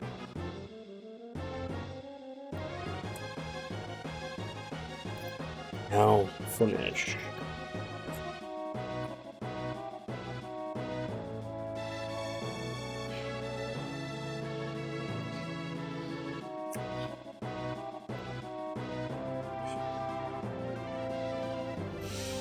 Okay, so this is going to get a little gross here, because he has to cut the heart out.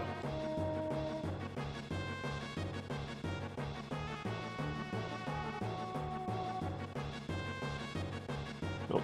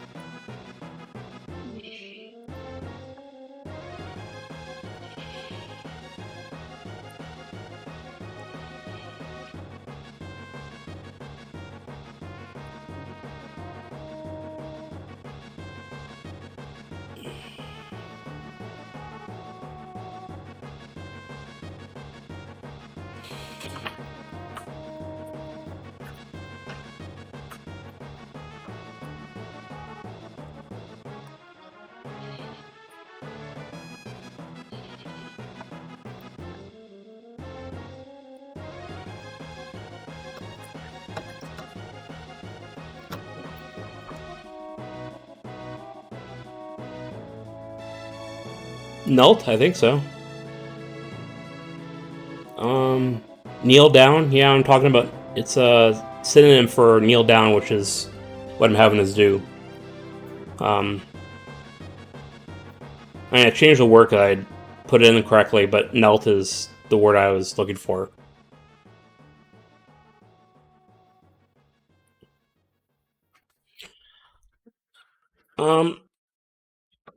Tenses are weird, and I have tried to learn a second language.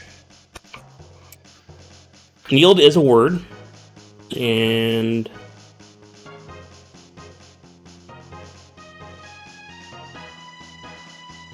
knelt is just another form of saying kneel down.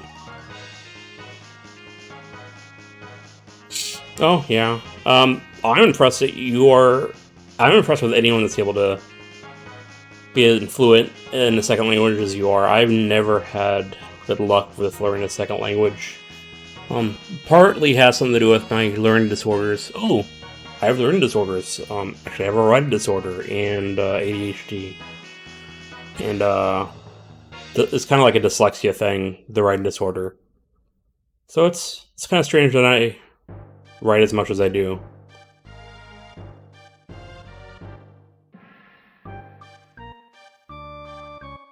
Oh, is it? Yeah, the rules are all over the place.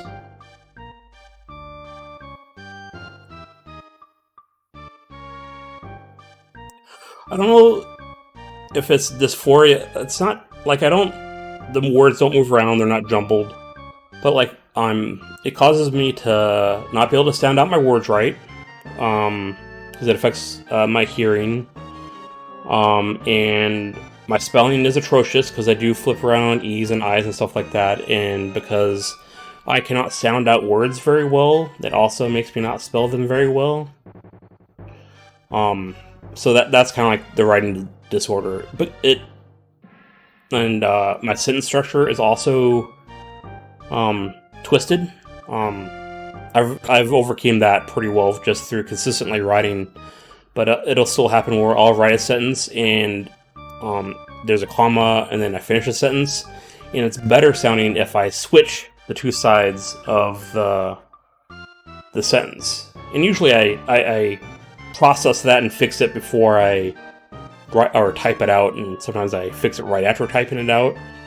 But that's just learning to overcome my disorder. And I didn't even learn about these until I was 30. They didn't pick this up in high school or anything.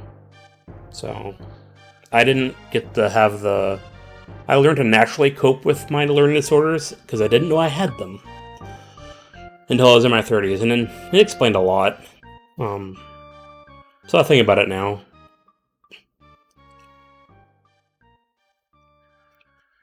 So it's not the standard, like dyslexia isn't actually a diagnosis. It is like a layman's term for a bunch of different writing disorders, and they can look differently. The typical trope is the dysphoria, where the words move around and stuff like that. But I don't have that. Also, my writing is atrocious. I look like I'm in grade school still, and I thought it was because I just couldn't.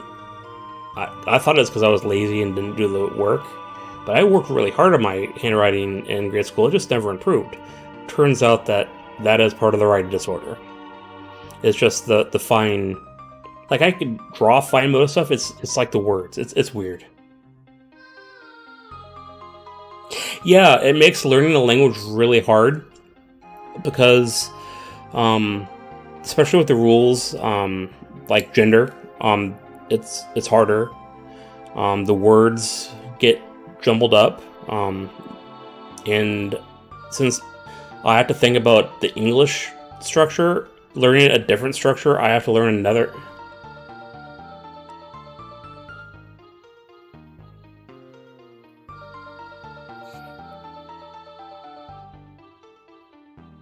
So it makes the second language hard. But yeah, you have dysphoria and also write like a 5-year-old. Well, then you probably have some idea about how hard things can be. I always just thought, like, because I didn't know there was actual problems, I always thought that I had a bad self-image a long time for that. Hopefully, it was identified for you when you're younger and you're able to learn coping skills at a younger age and not have to just live life without knowing how to, without the tools being able to live a normal life, I guess. Oh, I was rambling there for a second. I'm sorry.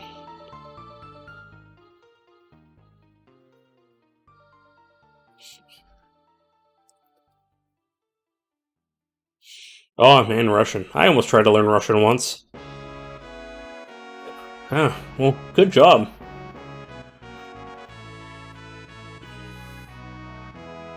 It's always impressive. Do you know? So you know 3 languages: English. Did you see? I think you said you were from Iceland. Oh, you're really good at languages in general. That's great. Lurking intensifies.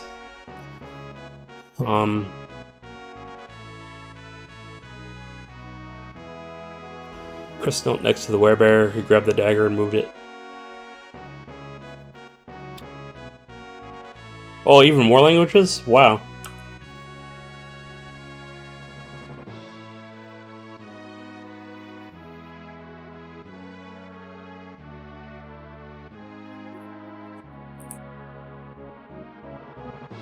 Flex away, please do.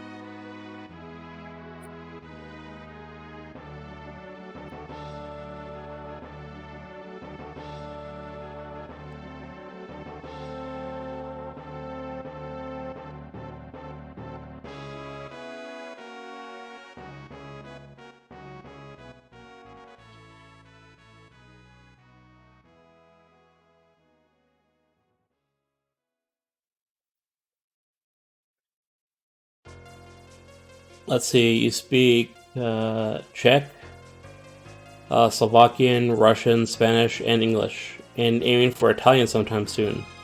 Nice. Welcome back, Marine. That is quite a few languages for sure. So, you live in Czech? I mean, you don't have to tell me if you don't want to. But I'm just curious. I, bad with my cities, but I think that's where Prague was, and I've been to Prague. Yeah. Um.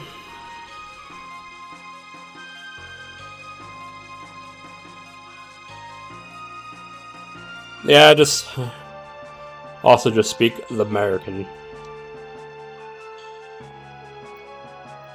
Alright, let's see how this sentence or paragraph worked. Chris knelt next to the werebear. He grabbed the dagger and moved it from side to side, making a cut big enough for his hands. Big enough to get his hands in, but without taking the dagger out of the heart. He slipped his hands in,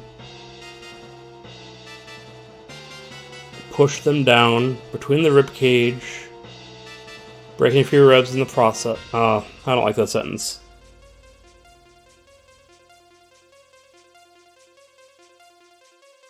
Yeah, okay. I'm glad I didn't make myself a fool and I said Prague was in the right country that it was in. Because I've made the mistake before and said the wrong country.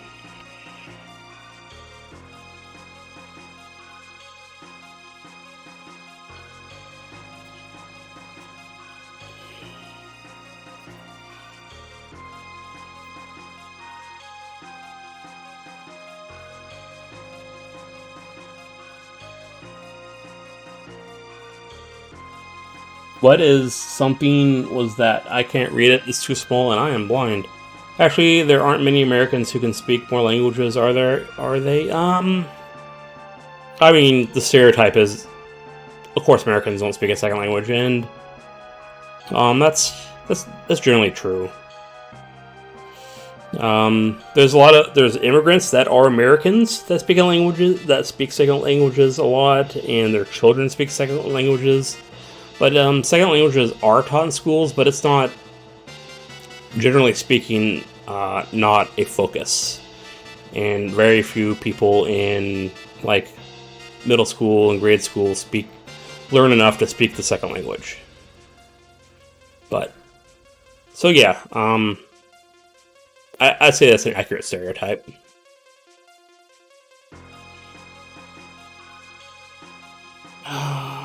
I don't like this sentence, but I'm not going to fix it. I'm going to not fixate. He slipped his hands in, pushed them down between the rib cage, and breaking a few ribs in the process. He gripped the heart and pulled it out of the body. The dirk dropped to the floor. The target's body reverted back into a human with a hole in his chest.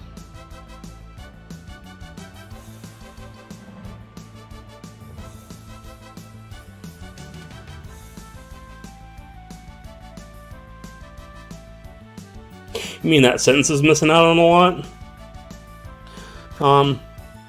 Yeah, I think it is. I just don't want to fixate on this paragraph because I'm going to rewrite it later. Yeah, it is definitely easy. I've been told it's easier to learn a language when you're a kid. I regret that I didn't focus on Spanish when I was younger because my grandpa is from Mexico. It's not my biological grandpa, but he married my grandmother about the same day or same year I was born, so he's been my grandpa, and they tried to teach me Spanish, and just never took, and I don't know why.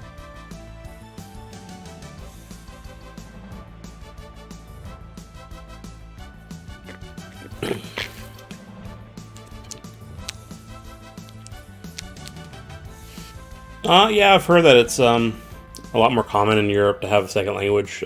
They, from what I know, put a bigger emphasis on learning that second language when they're younger.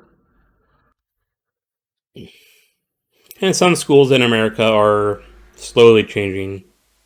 Um, especially some private schools introducing, or charter schools introducing Spanish at a low or young age, and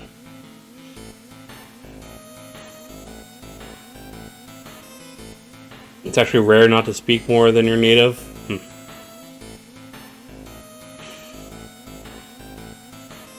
That's really nice to have.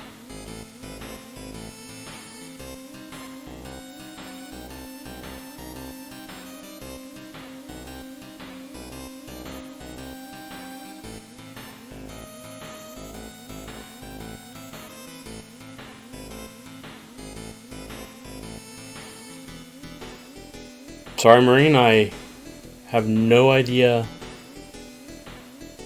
what that is. Yeah, I had to take 2 years of ended up being French. Um, I didn't do very good. I passed though. When I did go to France, I learned enough French to know that I should know the words, but I didn't know the meaning of any of the words. I was like, I remember that word. I don't remember what it means. I was able to have a little bit of conversation here and there, but... Oh, is it hard? Well, I chose the wrong language then. Alright, so probably about 2 more paragraphs and I'll be done with this first scene. Oh man, Japanese. I love Japan, I've been to Japan, but they speak so fast, it's such a foreign language, and it's hard for me to hear consonants and vowels correctly. Yeah, Japanese is like so foreign to me, it's hard for me to understand what they're saying. Even the words I do know, I don't understand them when they're spoken out loud. I mean, we were talking in history class, and like Japan and other Eastern Asian countries are like a truly foreign language or a truly foreign country. It's like there's a philosophy about it, and it's just they're so different from the Western country that their culture is so different. Even if like Japan, where they're very modernized, you go there, it's still going to be different despite having all the modern or apparatus around you and stuff like that. It's a cultural, anthropological thing.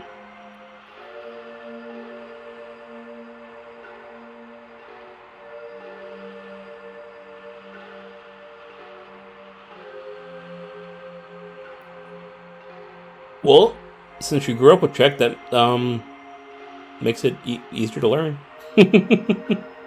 But yeah, French was hard. I didn't know it was one of the harder languages.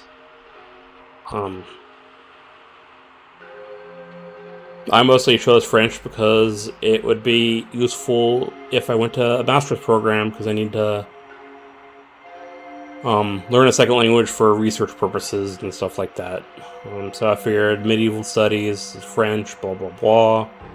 So I figured that would work. Probably should learn Latin, whatever.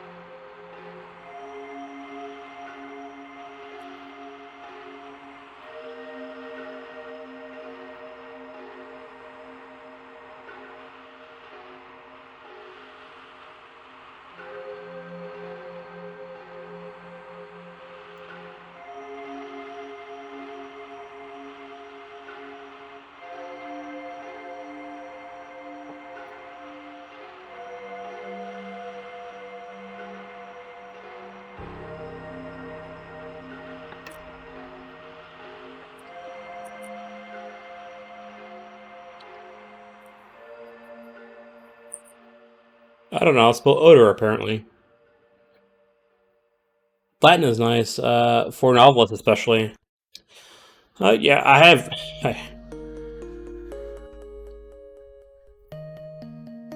How am I messing up?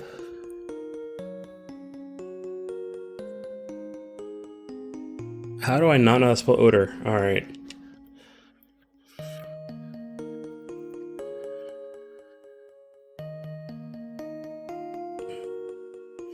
Sorry.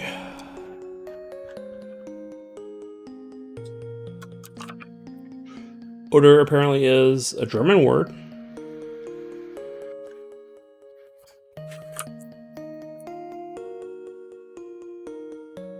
Wow. Alright. Odor. For how close I got to spelling the word correctly, I'm very surprised the spell check did not correctly do that. Alright, so that's how you spell odor. I've been pronouncing it wrong. I've been pronouncing it odor. Odor. Yeah, anyways. Unlike human blood, there was no sweet smell, no intoxicating odor. There was no inborn desire to drink blood.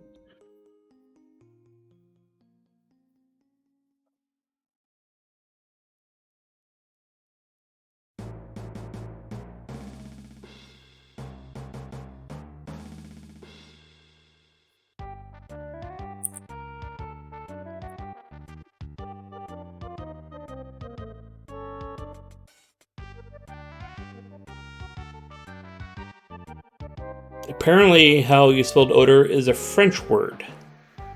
Sorry, I'm Googling it, for odor, which is an English word, which...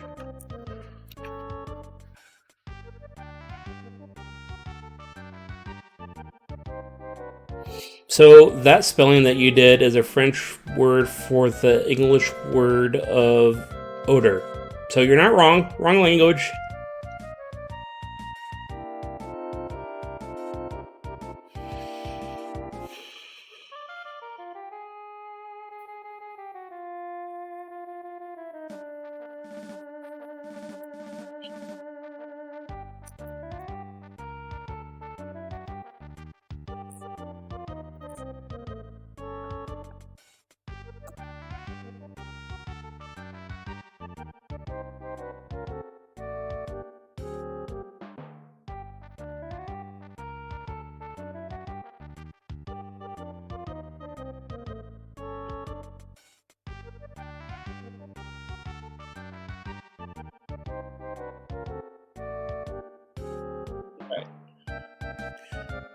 I think I finished this paragraph here. Chris stood up and sniffed at the heart. The blood smelled like what he remembered blood smelled like when he was mortal. Unlike human blood, there was no sweet smell, no intoxicating odor, there was no inborn desire to drink the blood. He turned and looked out the window, showing off the heart, before speaking into his mic. There. Calm. Done.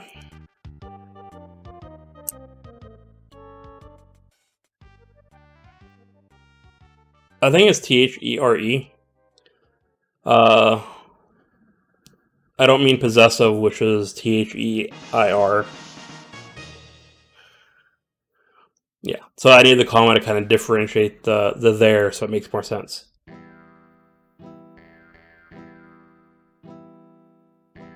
Yeah, it took me a long time to get those memorized. I'm bad with conjunction. Was bad with that. It's just things that you have to actually like get in rote memorization. I still think about it in my head before I write there and make sure I'm doing the right there. Oh, it's and it's. Yeah, I had trouble with that one too, and I much better at it, but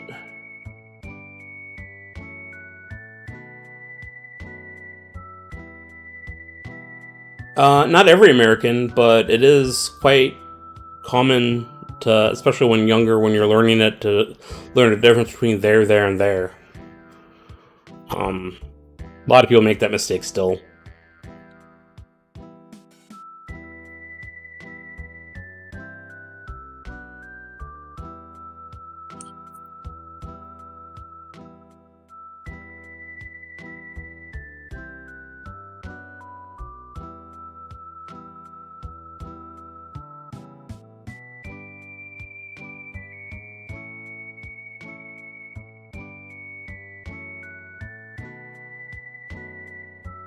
Yeah, I can definitely see how coming from another language that it would be cause anxiety to not know if the other person is spelling they are right, because it means different things. As a native speaker, I can usually figure it out to context, but if I was reading if it was my second language, I can definitely see that having problems. Learning languages, I have seen that problem in other languages and have experienced that. It's not fun.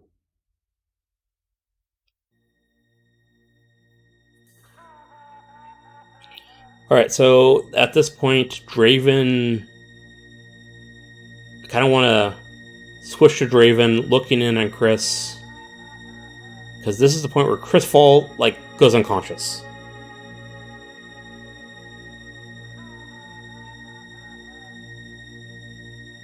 Yep, two completely different things.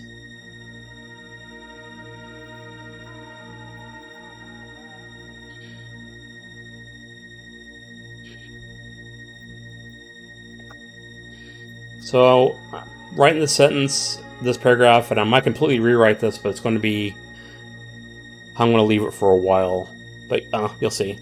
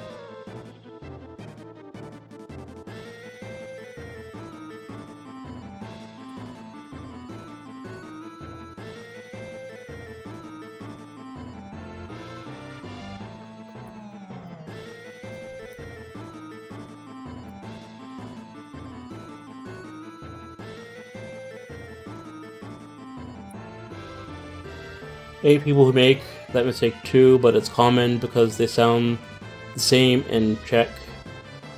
Like, exactly. But make a huge difference in the meaning. Yeah, for sure. Languages are hard.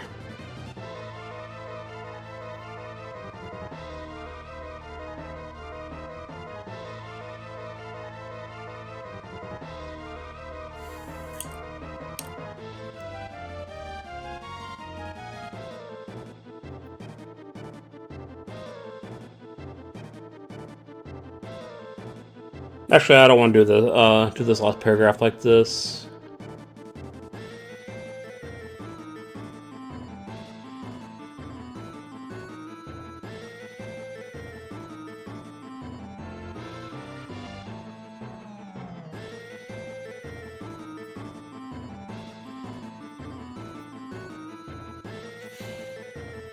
Alright, so this is the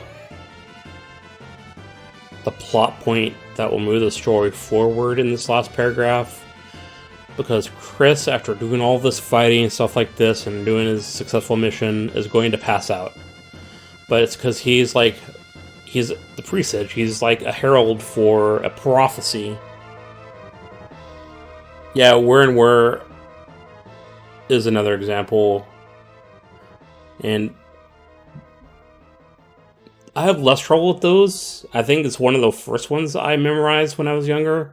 But the other ones, man, I had trouble into adulthood.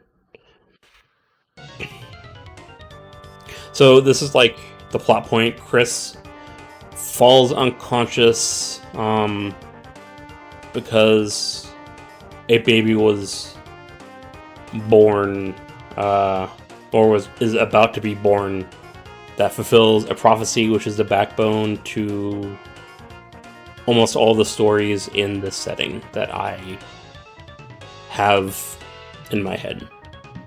So, sort of important, so I want to get this right. I'm not sure what he's going to feel.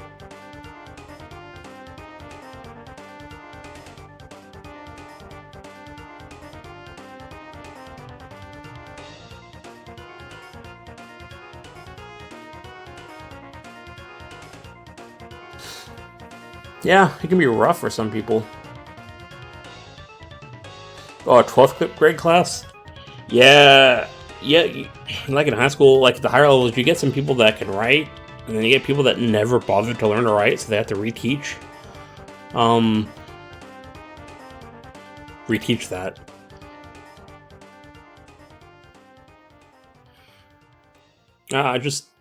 Sometimes I don't understand why people didn't read as a kid as much as I did. I don't know, different people's experiences, I guess.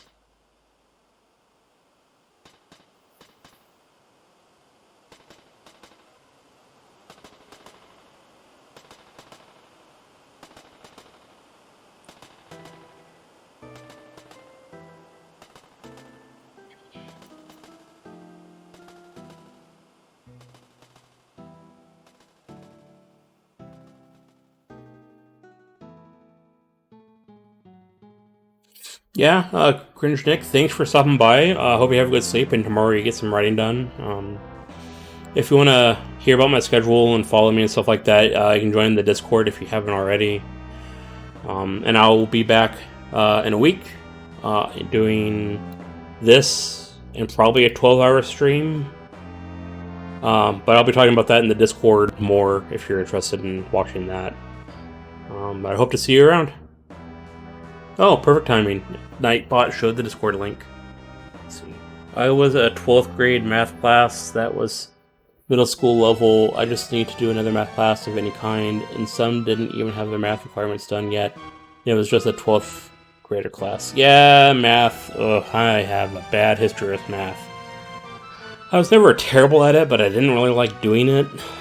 So I was doing, like, when I went to do my test to get into college, I was like, it's like math 65 is what I tested into. I managed to graduate without having to do math. I did statistics. It was like a loophole I found. Statistics was easier because I could use Excel, but no, I'm terrible at math. But I know it's important.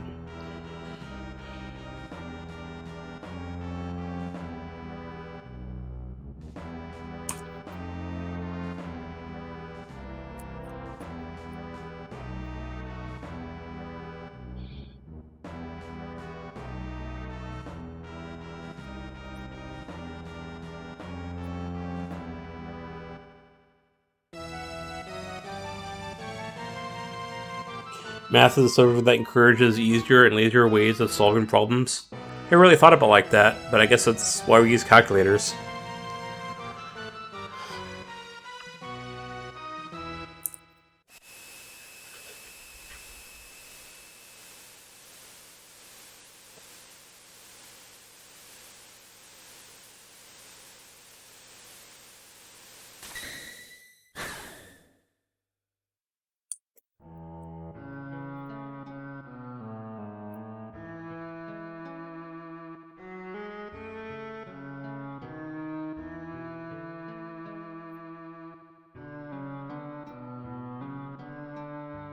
Let's see.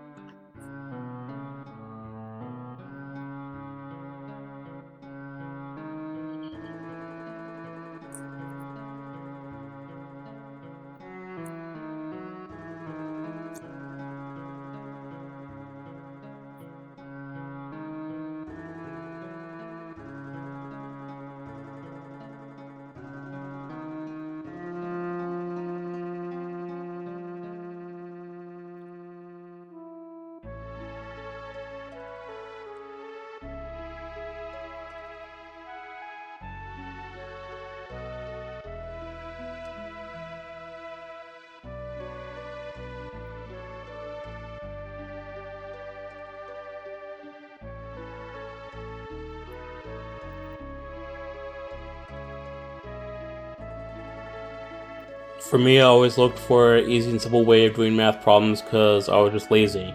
It was never, I need to do it the fastest way possible. It's more of a, I need to do this in the simplest way possible. Yeah, I just want to get math done. Like, I was really bad with homework, and like, math had so much homework to... I just wanted to get it over with. Right, so suddenly it felt like everything in the room was vibrating. The whole world shook with a gentle hum. A hum that was getting louder. Everything was turning white, like when a picture is overexposed. Then there was nothing.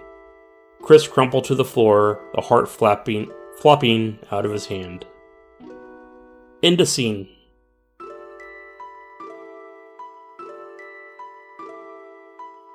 Yeah, I still use my fingers sort of, like in my head.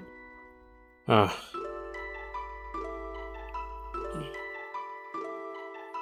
I still have to... But that's probably correlates to another problem, like how my brain works. Like, I can't just pick out a letter in the alphabet. I have to say the whole alphabet till I get to the letter. So that kind of informs how I do my math.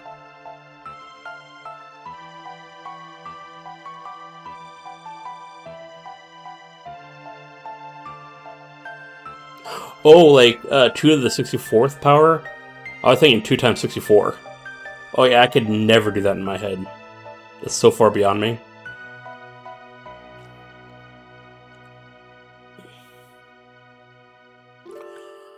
So let's see. We did... How many pages is this? 4 pages of writing? Not terrible. Had a really good time writing this, though. But yeah, it's not a bad scene. The next scene, let's see. First scene, did we get all the... Yeah, Chris fights Werebear. It's a tough fight. Trevor talks over the comm link, or comm system. Chris wins, but falls unconscious. First scene done. Bam. Can delete that off my notes. Oh, his ex... Oh, I thought that was an asterisk. My bad.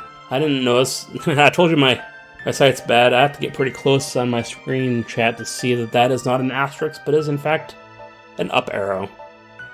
That makes more sense. So the next scene is going to be with 2 completely different characters, or with 1 completely different character. Philip, who I've been talking about and is the main character in my novel, we'll switch to him. He's reading a newspaper. He gets a tingling sensation that he can tell is Draven, which is Chris's parent or sire. So Draven is calling him, and Philip decides to answer it and goes and follows his senses and finds Draven.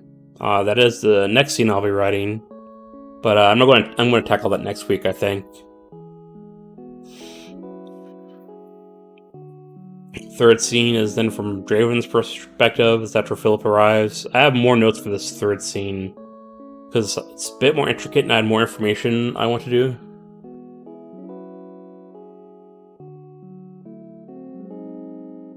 Oh man, that would be a big number. Yeah, this math that, I mean, basic math is... Like, I never took calculus, and took algebra. Algebra was kind of like the highest in geometry. But man, there's some big numbers out there. Yeah, I'm looking at that number and it just doesn't fit in my head. I can't, yeah. So far beyond me. And so I got the third scene. Yeah, like, there's a lot in this third scene that I want to do. It's probably going to be pretty long. I might get up into 2 scenes. I'm not sure. It's been a while since I've really gone over my notes here. Been weeks. I will go over my notes before next Saturday for sure. I know where the story is going, so write out the rest of the scenes.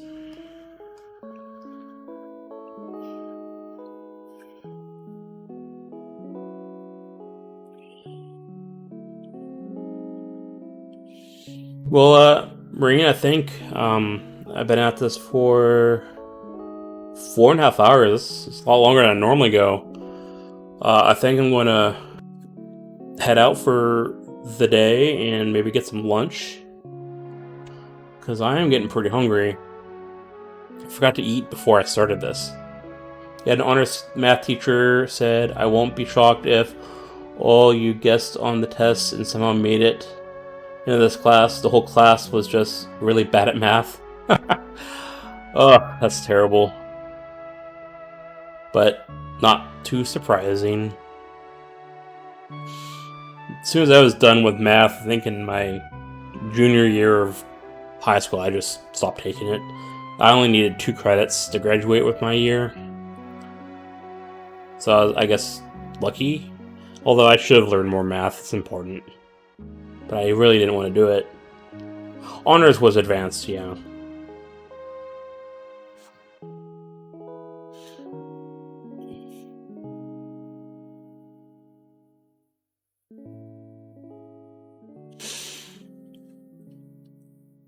So I'm thinking about getting that lunch. Not sure what I'm going to eat. But if you join the Discord, we can continue to talk over there if you want.